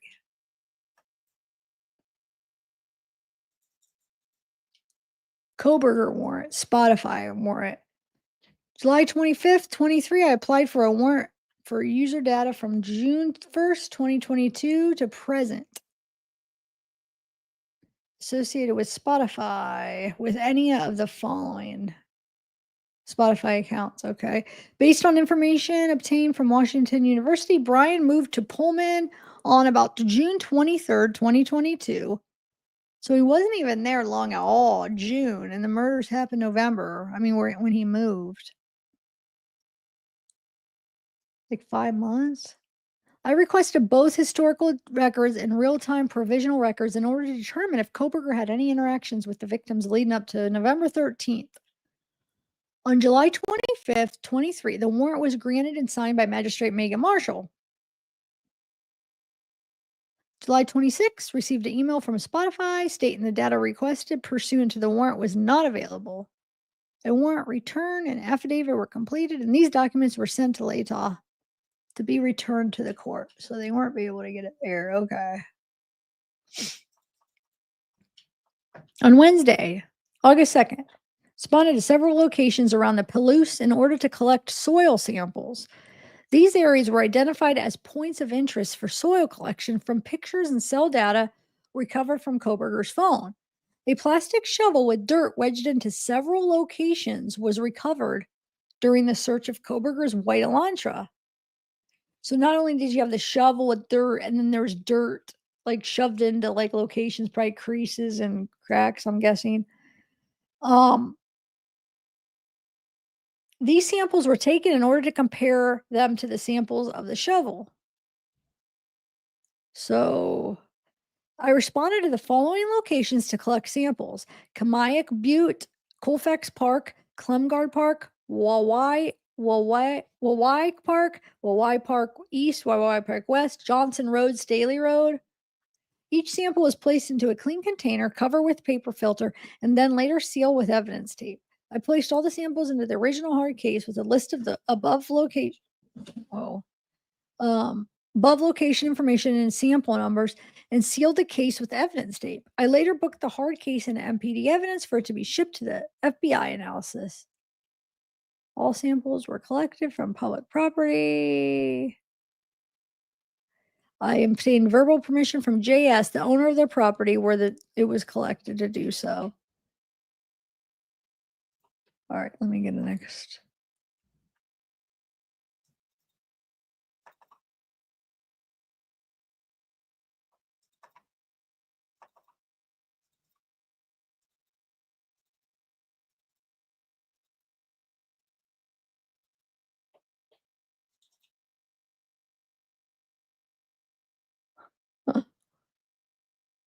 Yeah. Am I able to? Should I try to fit the rest all?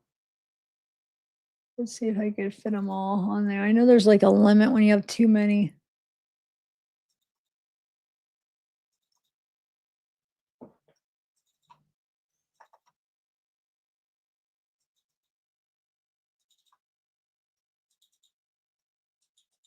I'm gonna put the rest of them.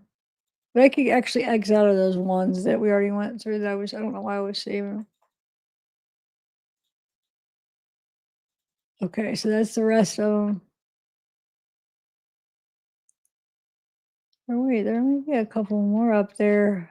Yeah, I guess there's more, a few more, but I'm gonna wait to add those.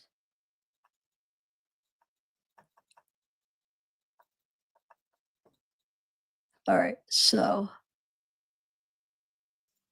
this one.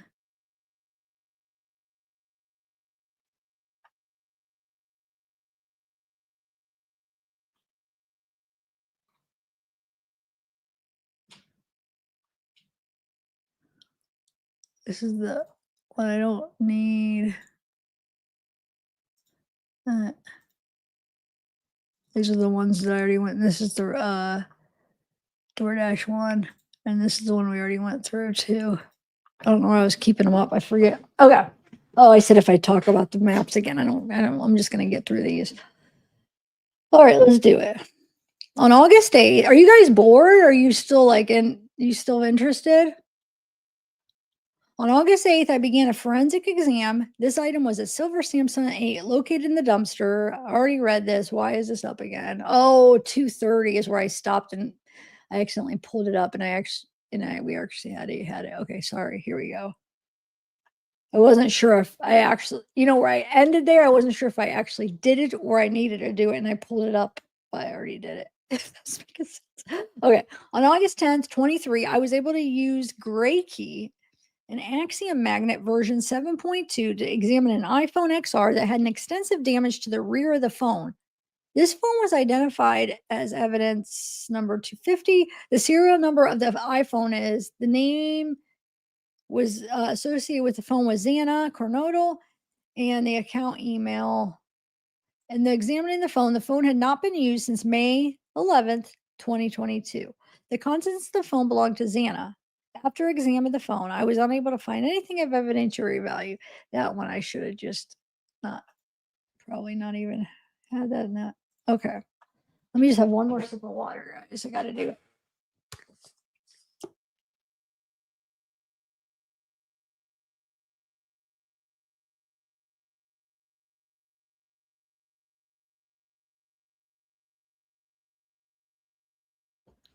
Okay. Well, that's too small or too big. On Tuesday, September 12th, I received an email from NW, lab manager for the Ada County Sheriff's Office.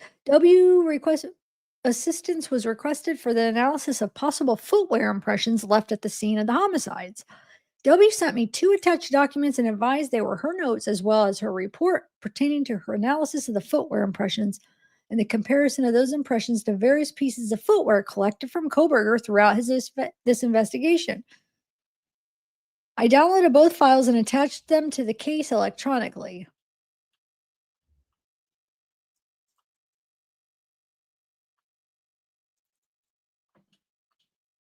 Wednesday, September 13th, 2023, FBI Tech Specialist T forwarded me a tip serial number via email.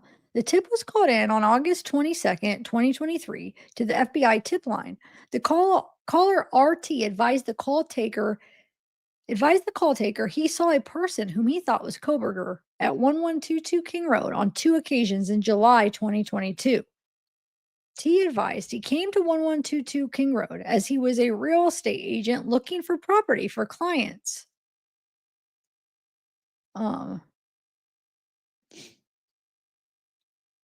T stated on both occasions he saw Kohberger and Kohberger's father. That's kind of odd. On Wednesday, September 13th, 2023, I called T on the phone after verifying his identity via TLO. T was a licensed real estate agent living in Florida. I asked him to relate to me what he reported to the FBI. T told me he drove his nephew T to the western U.S. from Florida. As his nephew was dying from cancer, T advised he came through Moscow and saw a sign for property for sale. So he followed the sign to 1122 King Road. So this was September. So that's when he called him. So when though? When was this? Let's see if he gives a date. So he followed the sign to look at the property for the clients. While he was parked out front, T said a brown Jeep type pickup pulled into the parking lot, driven by an older man with a red beard. T said he then saw a male who he was sure was Kohberger get up from the back seat. And T and the driver exchanged small talk. And T said he walked to the back door. I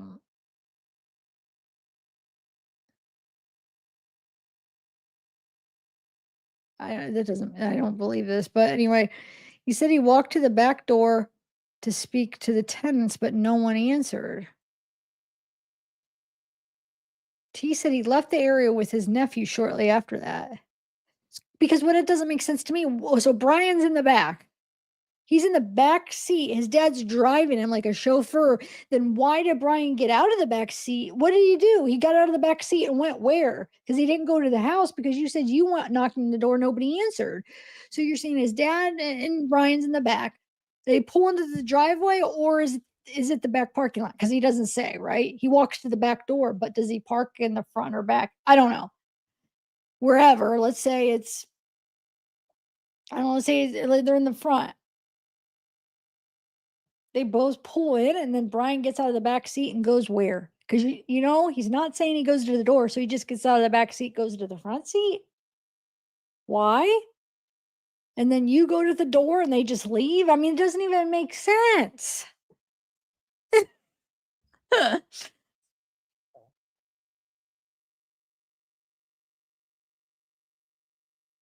Even if they're in the back parking lot. Regardless, I mean, why would Brian be getting out of the back seat to go in the front? Why was he in the back seat to begin with? Does his dad have a brown Jeep truck or whatever? What do he call it? A brown Jeep type pickup? Does his dad even own one of those? What year are we looking at? What month? Was the King Road house even for sale? I would like to know these questions, and I don't know. T said he returned to 1122 King Road on his way back to Florida. T said he was parked in front of the house. There we go. When a white car, which he described as the same one they've shown on television, drive by the house. T said he was sure the driver was Kohberger's father and Kohberger was in the passenger seat. But when? Can you please say a date? So you're saying the first time it was a Jeep pickup, brown Jeep pickup, his dad was driving. This time it's a white car. His dad's still driving. I don't know. It just doesn't, this isn't making sense. T said the vehicle sped away and he did not see where it went.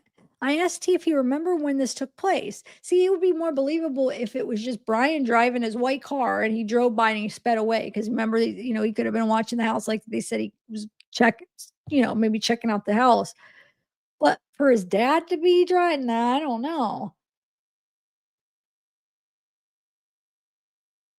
I asked T if he remembered when this took place. Thank you. T asked me what month the homicides occurred. He asked me what month the homicides occurred. I told him it was November, to which he replied, it must have been around then. Of course. He should have been like, no, I'm not going to tell you when they occurred. Tell me when you remember it happening so it doesn't like bias your memory. Come on. Oh, when did the homicide occur? Oh, yeah, that's when it happened. Why does he have to know when it occurred to remember when it happened? Just, you know what I'm saying? That just makes me mad. Tell him when it happened first before you know when it occurred, because that shouldn't have any influence on when you're going to say it occurred. You know? Anyway. Things like this make me mad because then it makes other people not as believable. You know what I'm saying? I mean, I guess it shouldn't, just because one person is, I mean, it doesn't mean the next person is not going to be telling the truth, but I don't know why this one makes me mad because it doesn't seem realistic. I told him if it was November to, oh yeah, hold on, wait. That T previously told the FBI he was in Moscow in July. And then, or T then told me his nephew passed away a short time after he returned from his trip. I asked T when his nephew passed away. He told me his nephew passed away 8 years ago. 8 years ago. I thanked T for his time and told him I would call him with further questions. At this time, there's nothing to corroborate his statements based on the inconsistencies in his timeline. Thank you. Oh my God, 8 years ago. Hey, buddy, do you know when the murders were? Because remember, the first time he said he was with his nephew. Do you remember that? Yeah. Oh my Lord, this guy is just wasting the cops' time. I just can't stand when people do that.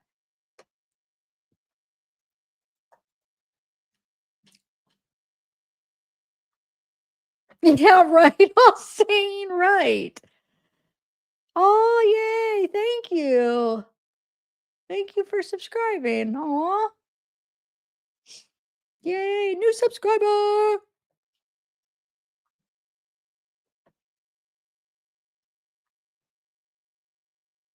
Oh, wait, I know you. Wait, do you make videos? I feel like yes, I watched some of your videos with Wade Wilson. Is that the same person? Right? If you are the same Pino, yes, I've watched a few of your videos about Wade. Is that the same? Because sometimes people can have the same name. I don't recognize the picture, though, so I'm asking just to make sure.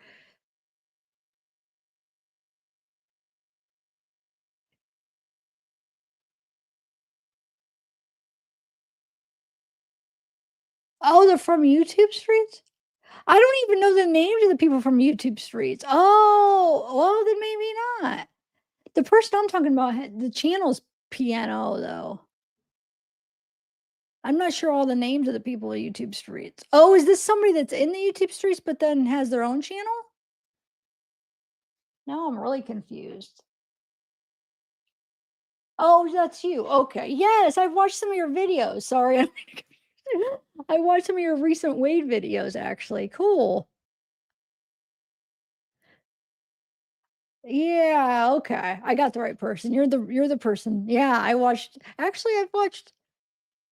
there was another video that wasn't Wade. It popped up and I clicked on it. What was it about? Oh, you were doing a live. Oh shoot. Was it a Kohberger one? I don't know, but good job. I liked your videos. Cool. Thank you for subbing. All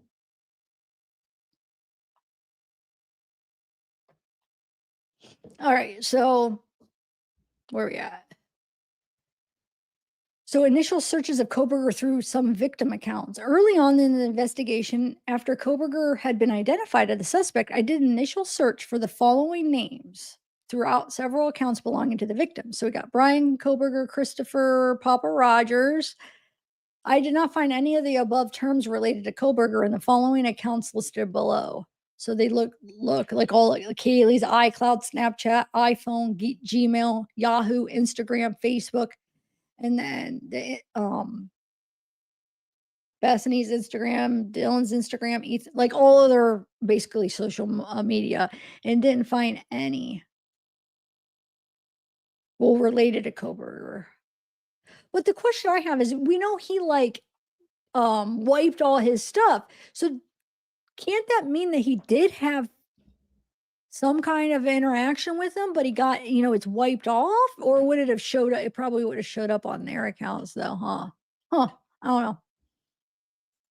Well, he might have been, he's planning it in criminology. He might have made sure that he didn't have any trail that led him to any of the people that he picked for this murder, made sure that he didn't so it wouldn't get traced back to him. You know what I'm saying? Because he knows what goes along with investigations and stuff. So that could be why.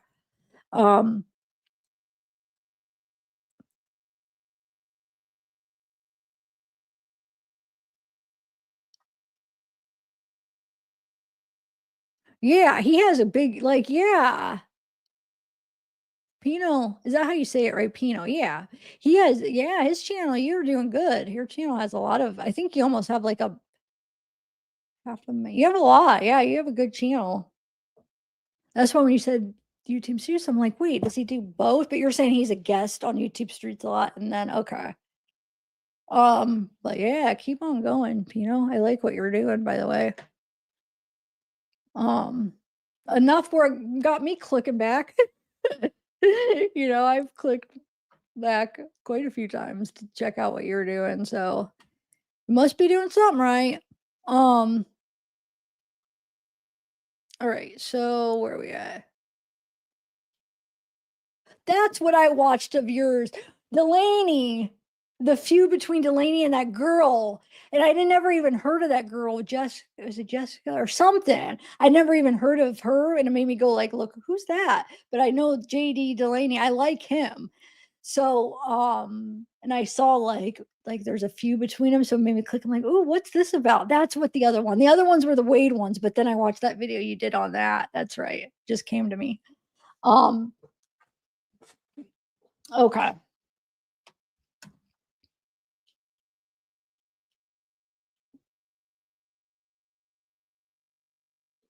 All right. So Tuesday, October 10th, 2023. I met with WSU student KC, hereto referred to as L, in reference to this case. I was accompanied by FBI agent Hill for this interview, as well as an FBI interpreter who was present via phone call as L is from blank. This is a summary of my interview with L and is not a verbatim representation of the interview. The interview is recorded and attached to this case. So it's some Washington student KC.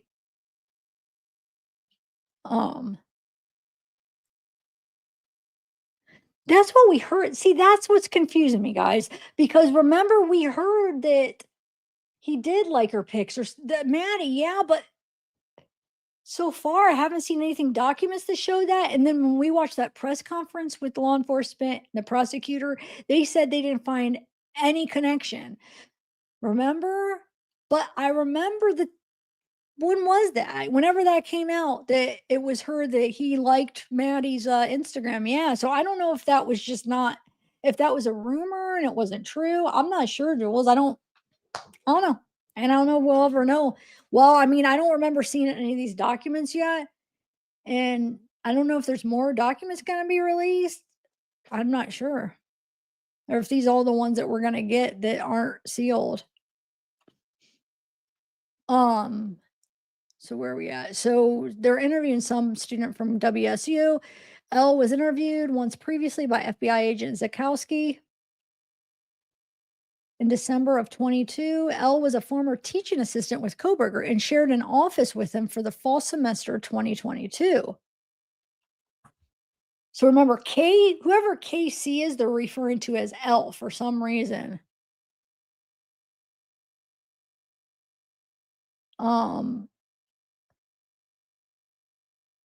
So this guy shared an office with Kohberger. I began asking L to tell me about how he met Kohberger. L stated that they were both TA. Oh, this is the one I just read. This is the one where the scratches. The reason it's double is because remember I picked that out. I didn't go in order. I made sure I read it. So I already read this. This is the one about his scratches, guys. Sorry. But it is interesting. And about him getting, like when he said you suck and he was talking about some game. And Kohberger thought it was, are you talking about me or my mom? Like, oh my Lord. What are you going to do, Kohberger? Oh no, that's a different one. I just got it mixed up. Oh my God, I'm tired, guys. That was the inmate that said that. Sorry. This is just the one with the scratches. I kind of combined them. I'm sorry, guys. I better just shut up. I'm just going to stick to reading them because I'm getting tired and I'm like not making sense. Yeah, that inmate. I wish he would have talked more to that inmate. The inmate would have had more information about him, though. Dang it. Okay, so watch guard. All right, February 22nd, 23. I was listening to the tip line phone calls, and a tip from J.E. from Stroudsburg, Pennsylvania was left on February 16th, 6:49 a.m. And the tip, J stated her brother, S.E. and a R.K. used to be friends with B.K. or because they were given initials.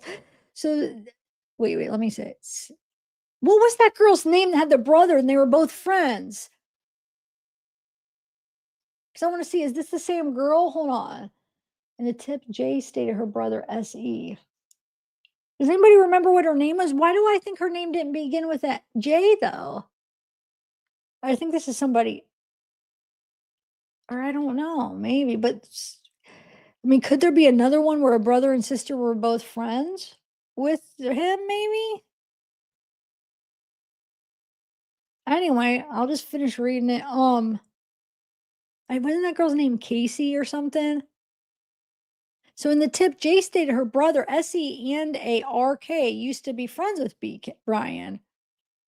No, I guess she's just saying her brother, not her. Okay, so her brother and Essie, her brother Essie and a RK. So whoever Essie and RK, they used to be friends with Bryan when they were in high school. Jay stated she felt it would be in our best interest to talk to R about B. I called Jay and she confirmed her brother S and R were friends with Bryan in high school, and Bryan has been in her mother's house during that time period. Jay was not sure if it would be very helpful for us to talk to R, but wanted to let us know about this.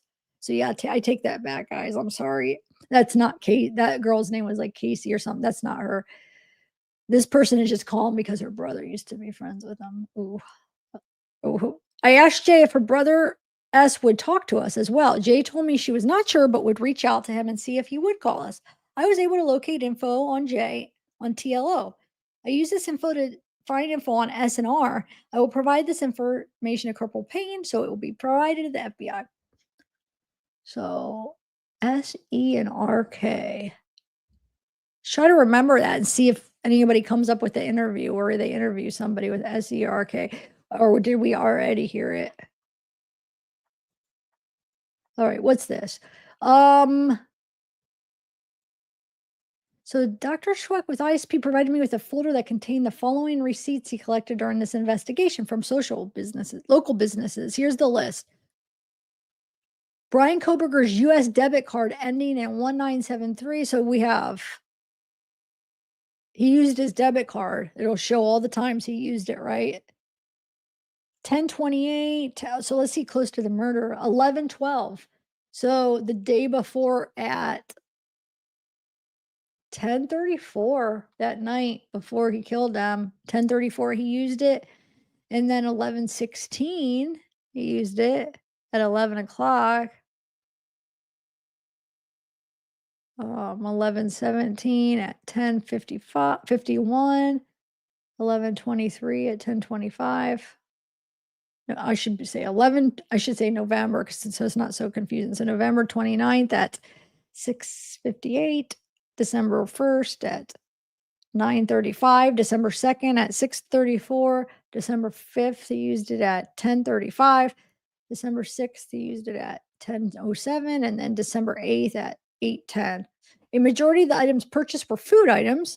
On November 7th, 2022, he purchased a beanie hat, but there was no description of the hat. I spoke with an employee from Walmart, and he stated at the time he met with Detective Schweck that they were unable to locate the details of the exact beanie which Kohberger purchased.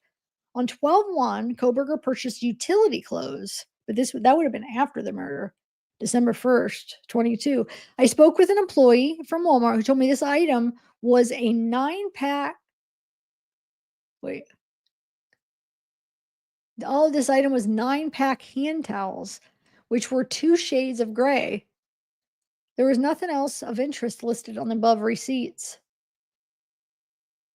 Wonder if because when he got home, he cleaned up using the towels. So he wanted to throw those away if they had any DNA or, you know what I'm saying? I don't know. I mean, I know you could wash them, but you just never know what stays.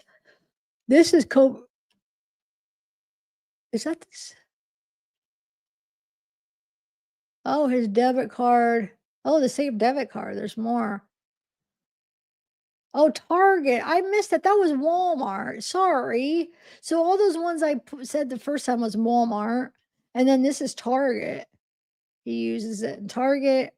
November 10th, 5:42. November 9th at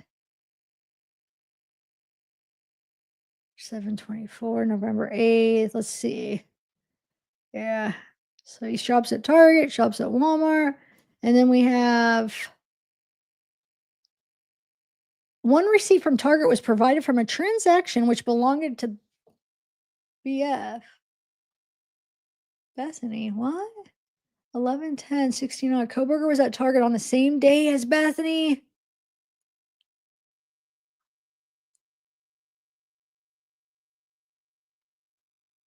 Whoa, that's crazy. So one receipt from Target was provided from a transaction which belonged to Bethany, the roommate. On 11/10. So Bethany's transaction was November 10th at 4:09. Okay. Kohberger's was November 10th at 5:42. So that's when they were checking out. So who knows? They could have been at the same time there. I mean, no, could be. Never know. There was nothing of interest purchased by Kohberger. Well, I want to know what he purchased at the same time that she maybe at the same time she was there. I'd be interested. That would be what we would like be interested to know what he purchased. Because did he go there to actually get something or is it something silly that he did go there or I don't know if he'd been following her, but this is probably just a coincidence, but that's weird. All right. Harbor Freight, Pullman, Washington. U.S. debit card ending in 9. Okay. So the same debit card. Customer name, Bryan. Watt continuous inverter he purchased on November 20th. November 23rd, he purchased 2,000 watt power inverter, a year ITC membership. This is at Harbor Freight. And then an inverter cable, November 23rd. There were several other receipts from other customers, which Detective Schweck collected at Harbor Freight. These receipts do not appear to be related, but collected. Taj, I never heard of that. Taj Grocery in Moscow.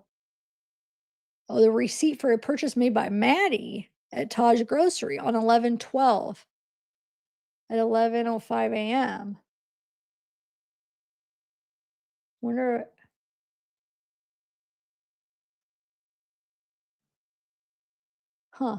Wonder why they have that mixed in. Like, I'm trying to see if he was like anywhere close. 11/12.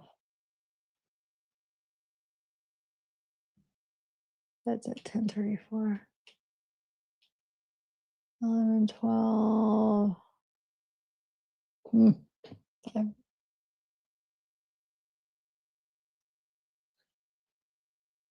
Anyway, Detective Schweck, this is the storage unit information from Colfax, Washington.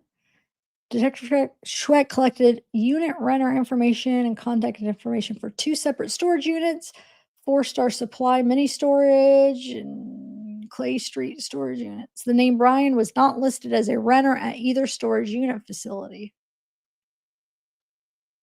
What? He wasn't listed as the renter, but are they saying that it was his card that was used? Is that what they're saying?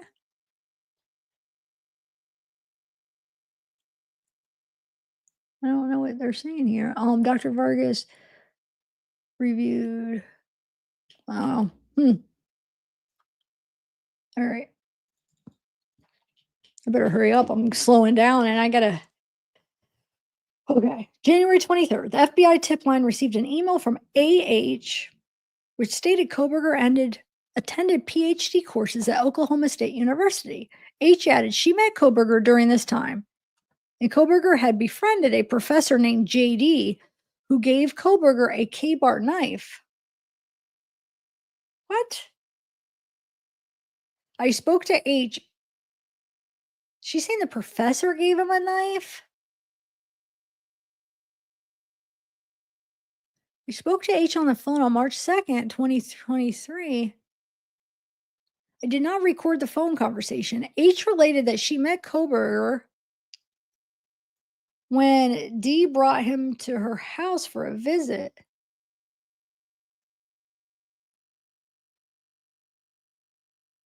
So she's saying the professor brought Kohberger to this girl's house for a visit.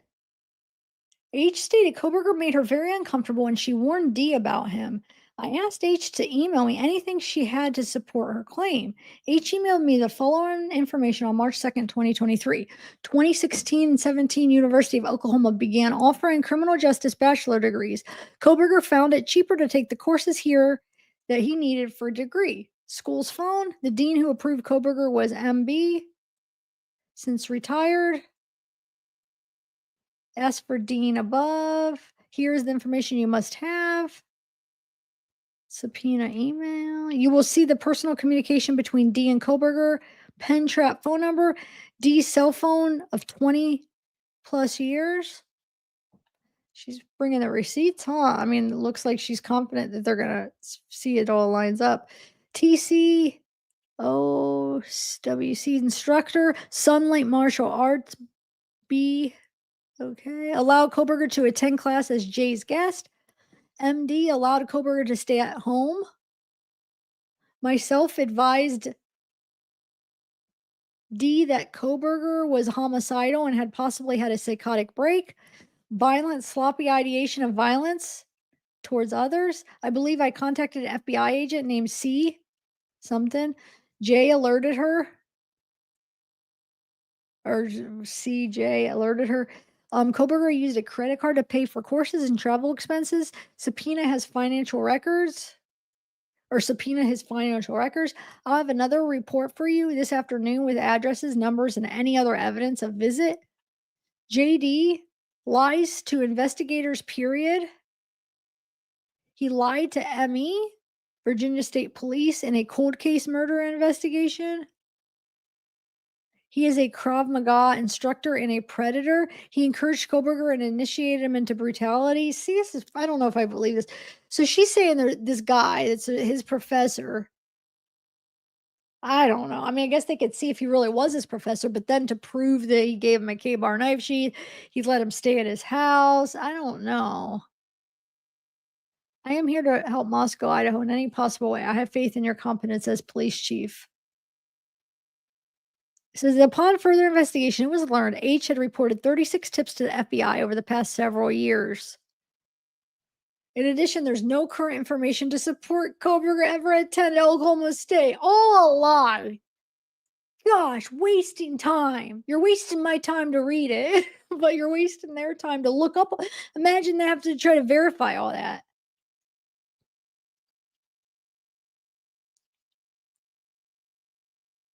She said he will investigate further if information arises that he attended OSU. That's so, see, I see OSU and I think of Ohio State, but it's Oklahoma State. That's funny. So what? People need to stop with this. Calling in fake tips, fake information. Man. Evidence retrieval from Dylan. January 6th, around 7 at 10 a.m., I retrieve evidence from tech. I signed for items, transported to Idaho. This is that one where they take her stuff and realize that Thompson wants it in evidence and they bring it back, Dylan's. So it's either something that's like repeating it. Sometimes they have repeat, like things that are saying the same thing, or I accidentally doubled it. But yeah. Yeah, this is a different one because it says one item is so they transport the items back to the city shop, place them in the secure garage. One item of note is as the items were being loaded into the vehicle, I was driving a Ford Fusion. We were able to get everything into the vehicle except a small table. We attempted several times to get the table into the vehicle, but it was not going to fit. D stated that they did not care if the table was returned, so she had her husband break the table and place it in the vehicle. On 1/10/23, I told Ann Taylor, defense counsel for the suspect, about why and who broke the table.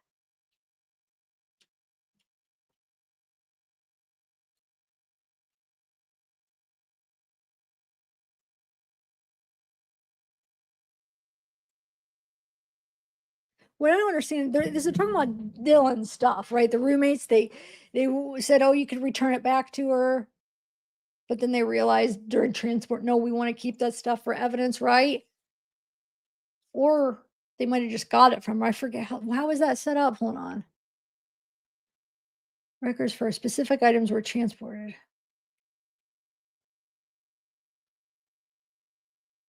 Once I arrived at Meridian, I transferred the items from MPD to the ISP to intake receptionist. All items were signed before chain of custody. I was given several items the lab had tested and were able to be returned to MPD for storage. I signed for all the items, completed the chain of custody. Prior to coming back to Moscow, I stopped at Dylan's residence in Boise to retrieve the personal items which had been released to her earlier in the week by accident. I packed these belongings into my vehicle and I returned to Moscow. So he's getting those items back, right? But what I don't understand is right here. Her husband, is Dylan married? Because look, it said this has to be her, right? So they're trying to get this table that they needed to get. So they need to get Dylan's stuff because it's like, no, we need that evidence.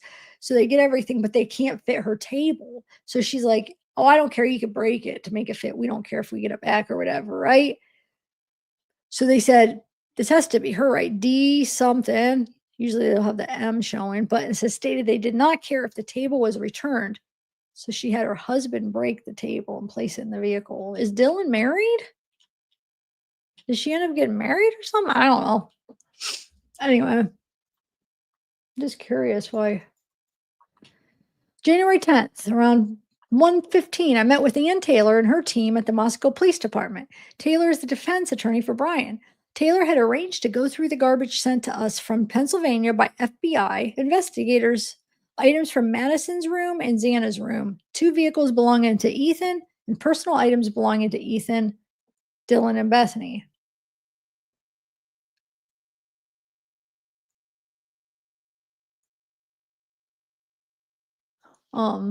After looking at the garbage, Taylor identified several items she felt we could discard since they contained perishable goods and they had started to spoil. We placed these items on shelf located in the northeast corner of the storage garage at the police department. Taylor also identified several items she wanted us to keep until she saw reports of these items. Taylor was good with where we were keeping the mattresses, bed frames, nightstands, shelf, and sheets from Madison's room and Xana's room. I escorted Taylor and her team to the city shop, and they went through personal items were removed from 1122 King Road weeks earlier. These items belonged to Bethany and Dylan and Ethan. When Taylor was done, she identified several items she wanted MPD to hold, and she was going to request an order from the judge to take these items and have them tested. These items were placed in cardboard boxes and placed away from the other items so they would not accidentally be released. Taylor and her team looked at both vehicles while at the shop. Taylor stated she would contact Bill Thompson's office and would advise him when she felt items could be released. Okay.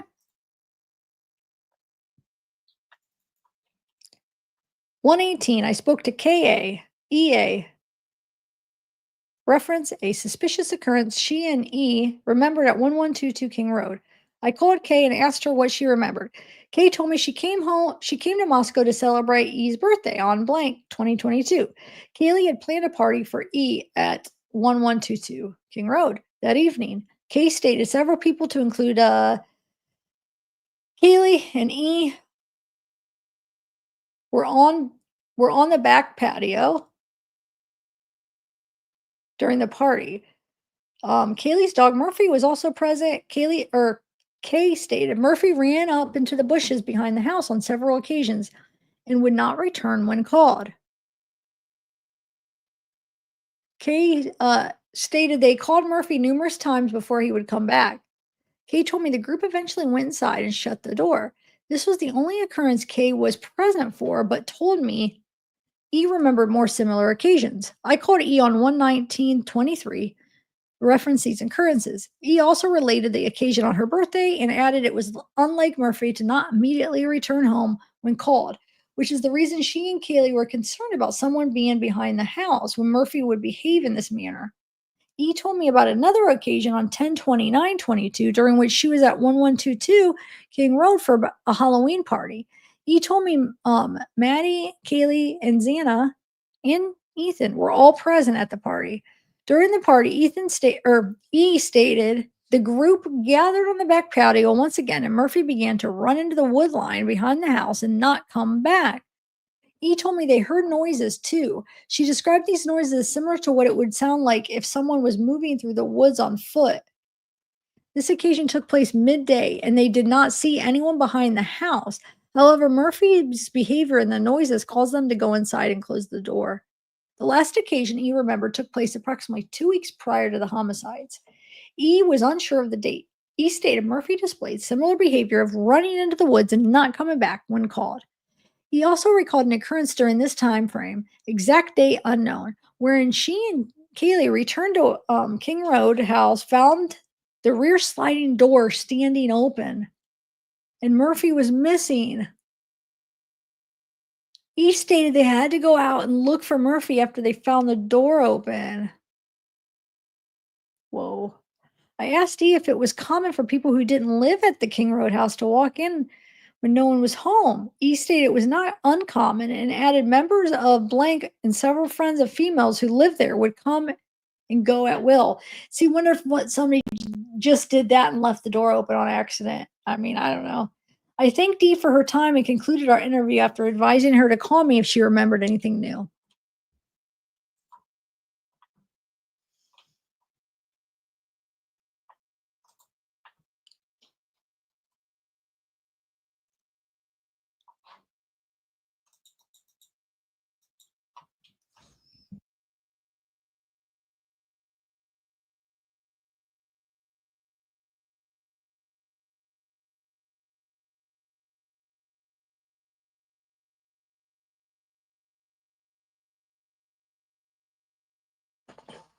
Hey, John, what up, girl? Hey, Pokemon. J-Ray, you are here. I was looking for you earlier. I was needing help on initials because you seem to know a lot about this case. So there's that. Okay, I gotta get focused. Sorry, I haven't been in chat much because I'm trying to get through these, get them done. But man, it's something. My eyes feel all weird from reading so much. Hey, Al. All right, you ready? On 11/13, around 12 p.m., so about around noon, I received a phone call from Sergeant Gunderson informing me his team responded to a call at King Road where they found 4 deceased college-age individuals inside the residence. He said it was apparent that they had all been murdered. Sergeant said they did not know the location or identity of the suspect. Sergeant said his team had cleared the residence and secured the scene. He said they identified a group of college-age individuals outside the residence and had started interviewing them. I called Chief Fry, Captain Lanier, and Captain Dillinger to let them know about the homicide. I called Sergeant Lawrence, told him about the homicide, and asked him to call in detectives. Sergeant Lawrence said he would call in Sergeant Blaker and Corporal Payne to assist as well, because they were slated to rotate into detectives soon. Sergeant Lawrence said he was also calling the Idaho State Police to ask the Region 2 detectives to process the crime scene.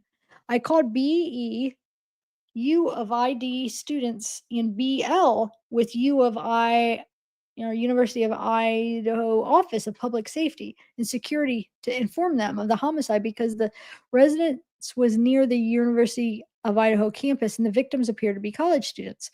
When I arrived on scene, I met with Sergeant Gunderson and Sergeant Lawrence on the street in the front of the residence. We briefly discussed the scene, and I was given the names of the 4 individuals who were killed: Ethan, Xana, Madison, and Kaylee. I was also told 2 of the witnesses outside, Dylan and Bethany, were roommates and were apparently inside the residence when the incident occurred. Sergeant Gunderson told me a dog was taken out of Kaylee Gonzalez's room and transported to the Humane Society for safekeeping. He told me it didn't appear the dog had gone into the rooms where the murders were committed because it didn't have any visible blood on its body. I contacted University of Idaho Dean E, gave him the victims' names, and asked if he could verify if they were students. He contacted me later and confirmed all 4 were students, but didn't have any emergency contact information for them other than their permanent addresses. At 1:04, the University of Idaho sent out a vandal alert via text message regarding the homicide. At 1:30, we moved the witness, who I believe were students, That patrol identified on King Road to Moscow Police Department training room. I met with Sergeant Lawrence, Sergeant Blaker, Corporal Payne, and Detective Mowry and asked them to start the interview on each person. I also met with CF, University of Associate Dean of Students at the police department. I talked to her earlier about having the students come to the police department to be interviewed. F had an assistant with her, and they were there to comfort the students and be a resource if necessary. While I was in the training room, I was told two of the witnesses were Ethan Chapin's siblings, M and H. They told me their parents had been informed of Ethan's death. They were on their way to Moscow. I asked Sergeant Lawrence to arrange death notifications for Kaylee and Madison's parents. He later informed me a Katuni deputy went to the Gonzalez home to notify them of Kaylee's death, and they had already been made aware. Captain Dillinger told me he met Xana's father, Jay, on scene. Captain Dillinger said he asked Jay to meet him at the police department where they informed him of Xana's death. Sergeant Lawrence said officer went to S and K's house to notify them of Madison's death. K is Madison's blank. I don't know why they can't say parents, mom, dad. I don't know why that's I don't know. It's weird. It has to be redacted. Sergeant Lawrence was notified or was informed that the L had been informed and were already on their way to Moscow. When the L arrived at the police department, I did the death notification and asked Sergeant Lawrence to interview them. The hell? At around 2:15, I met with President SG and his staff in his office on campus. I told them about the homicide and that the suspect's location and identity remained unknown. I returned to the police department and JD approached me asking if I could release the dog. So that's Kaylee's ex, Jack. Asked if I could release the dog Murphy to him. He said he and Kaylee both own the dog. At that point, I was busy working with detectives and administration and didn't release the dog. Talked to Corporal Payne, who had interviewed JD. He said Jack had been in a relationship with Kaylee, indicating they broke up a few months ago. Corporal Payne said Jack told him he and Kaylee remained friends after the breakup. I asked about the dog that they had removed from the residence and taken to the animal shelter. Corporal Payne said Jack told him that he and Kaylee both owned the dog. Later that afternoon, Jack approached me again and asked if I could release the dog to him. I called Captain Lanier, who was with Sergeant Gunderson outside the King Roadhouse. Captain Lanier confirmed with Sergeant Gunderson that they understood Jack co-owned the dog, and the dog was taken to the animal shelter for safekeeping. I was told the dog was uninjured and didn't have any blood on it. I agreed to release Murphy to Jack because it was my understanding we had only taken the dog into custody for safekeeping and he was an owner. I asked to have a patrol officer meet Jack at the animal shelter to release the dog. Man, this is getting tough. I'm getting a headache. Hold on.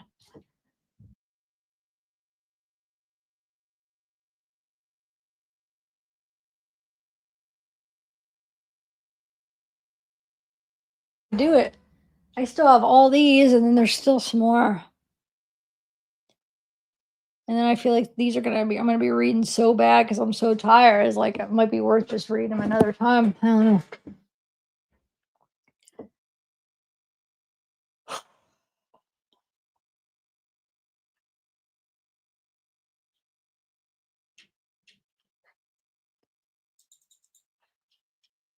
It's hot too because I'm just gonna turn this on. Who cares about the sound now?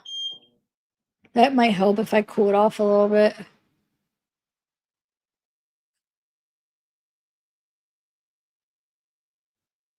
I keep somehow the interview, the hoodie guy calls in, and I had it with my files.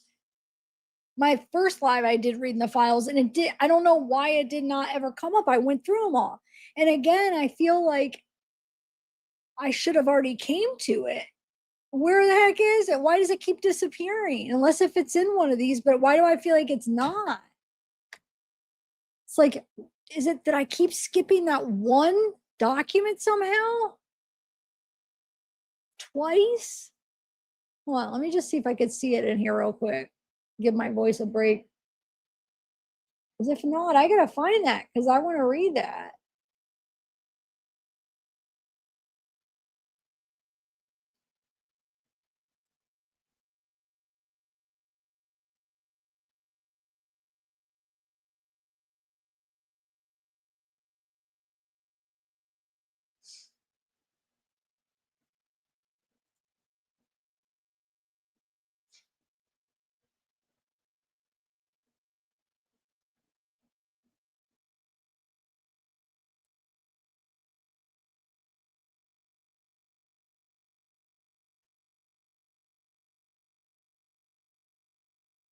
Oh, this is it. Okay. It's still here. Oh my gosh.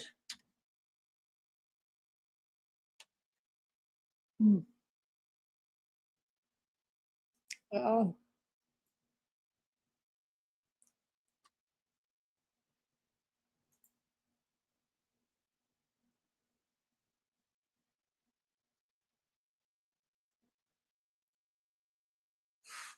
I'm just trying to cool off for a minute. Oh my God.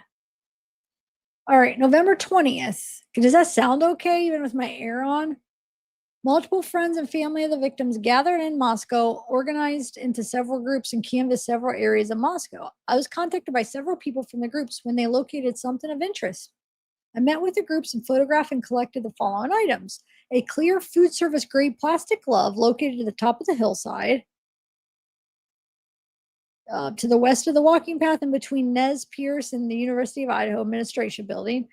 Just down from there where this plastic glove was located was a large beige metal generic generator box. There was plastic bag inside of the box, which looked like it had white grease rags inside of it. Photographed this item and did not collect it. A light pink beige pair of women's underwear, Warner's brand, located in a Jupiter shrub. Black winter glove, one size fits all.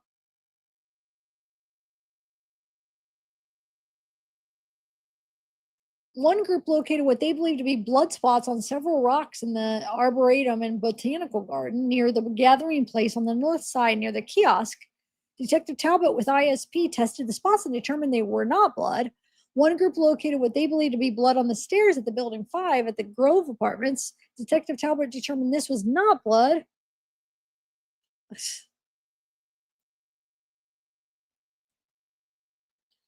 I don't know, guys. What if I do read the rest? But let me read this article that I wanted to read too, because I still had.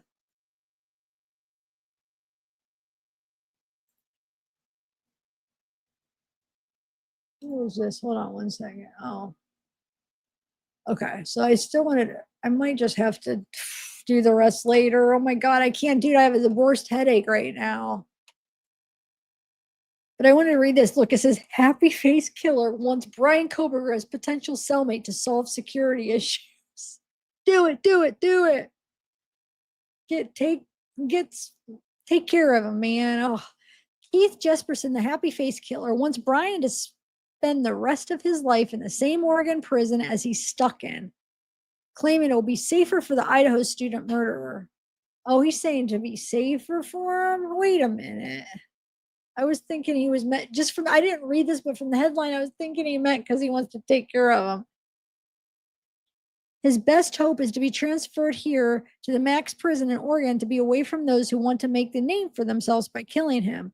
Jesperson wrote in a note to Keith Rovier, a former prisoner minister and podcaster who shared it with Fox News. This prison gets inmates from other states in order to protect them from the drama.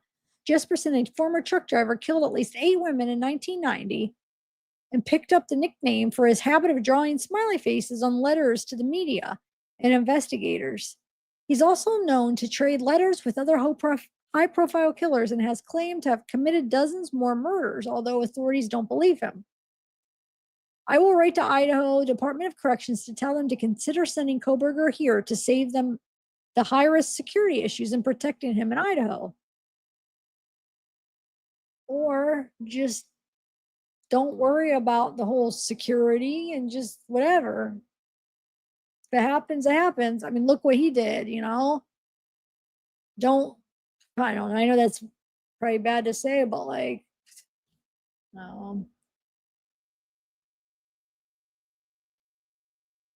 Rovere, host of the lighter side of true crime. One. Kohberger may have a hard time fitting in at any prison because he lacks two key qualities: street smarts and prison smarts. Kohberger's social awkwardness came up repeatedly in his court battles and in the media before a surprise plea deal earlier this month. He avoided the death penalty and was served life in prison with no chance of parole. Oh, ow. Ah, my legs. Killer expected to spend a last few weeks in isolation before details of his long-term housing at the Idaho Maximum Security Institution in Kuna are finalized.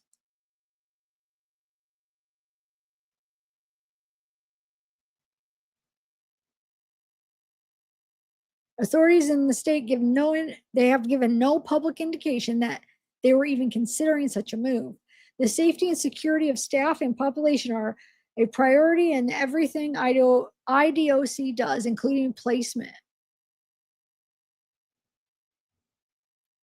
Leading up to the trial, a doctor for the defense diagnosed Kohberger with autism, and his lawyers described quirky personality traits as a staring problem, atypical eye contact, including an intense gaze, and his difficulty carrying on normal conversations. He sat rigidly in court for most of his hearings and stared at the victims' relatives as they delivered impact statements this week, occasionally raising a smirk, half nod, or swiveling in the seat only slightly, and grinding his jaw, dude. When the judge was talking, he was like grinding it. Mad. Like, I feel like he was mad. While certain that Kohberger has a high baseline intelligence, his lawyers wrote to the court that he exhibits slow verbal processing and weakness in certain areas of executive function, including cognitive flexibility and organizational approach. In general population, he'll be singled out right away to be made a target for those who seek him as weak for the crimes of that kind of murder. Most likely, Idaho will put him in protective custody like Jeffrey Dahmer, but we all know how that ended. So I'm saying they find a way, even if they really want to, they'll find a weakness in the system to get them. The people that have nothing to lose. And I hope that fear of that keeps Bryan up at night. Well, he's a night owl, so keeps Bryan up in the day. I don't know. I hate him so much. Oh, Dahmer was a cannibalist. She probably shouldn't say that. It'd be trigger. In 94, a fellow inmate named Christopher Scarver beat him to death in in Wisconsin. He was 34 years old when he died. Kohberger is 30. Scarver told the New York Post in 2015 that he was disgusted by the serial killer and believes guards left him unattended together just to give him the opportunity to kill Dahmer with a metal bar from a weight room. So I'm saying, like, I could see that, like, guards just kind of doing it on purpose for a minute just to get, like, you know what I'm saying? Because of what freaking Bryan did, just to be like, ooh, let's just give them a little chance, you know, and act like, ooh, oh, shoot. I don't know.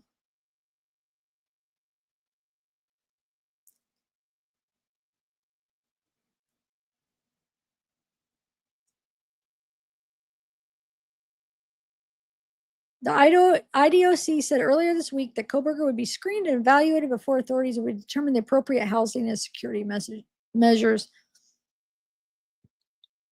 The person goes through reception and diagnostic unit, evaluate their needs, and determine appropriate housing placement. This process takes 7 to 14 days. We will wait until a person completes RDU to determine their classification.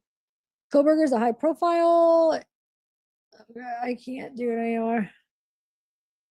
No remorse. Okay, I'm done. I can't. My head hurt. I'm actually getting a headache from, I think, like reading and stuff. 5 hours basically of almost, no, because 20 minutes was a video. So like I'd say like 4 hours. Man, I got a headache. Like if I didn't have a headache, I could probably push myself to do them all. But this head, oh. Everything's crooked on here, or like opposite, so it's hard to straighten your shirt. Ooh, okay.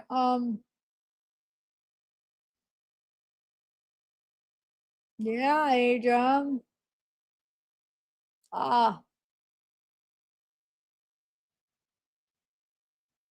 Was my reading okay though? I do gotta go. I gotta like I gotta just walk away from the computer, guys. So I am gonna just say bye. Sorry for like leaving so soon, but have a good one, guys. I don't know if I'll do a live tomorrow. I was hoping I'd finish these today, so but I didn't.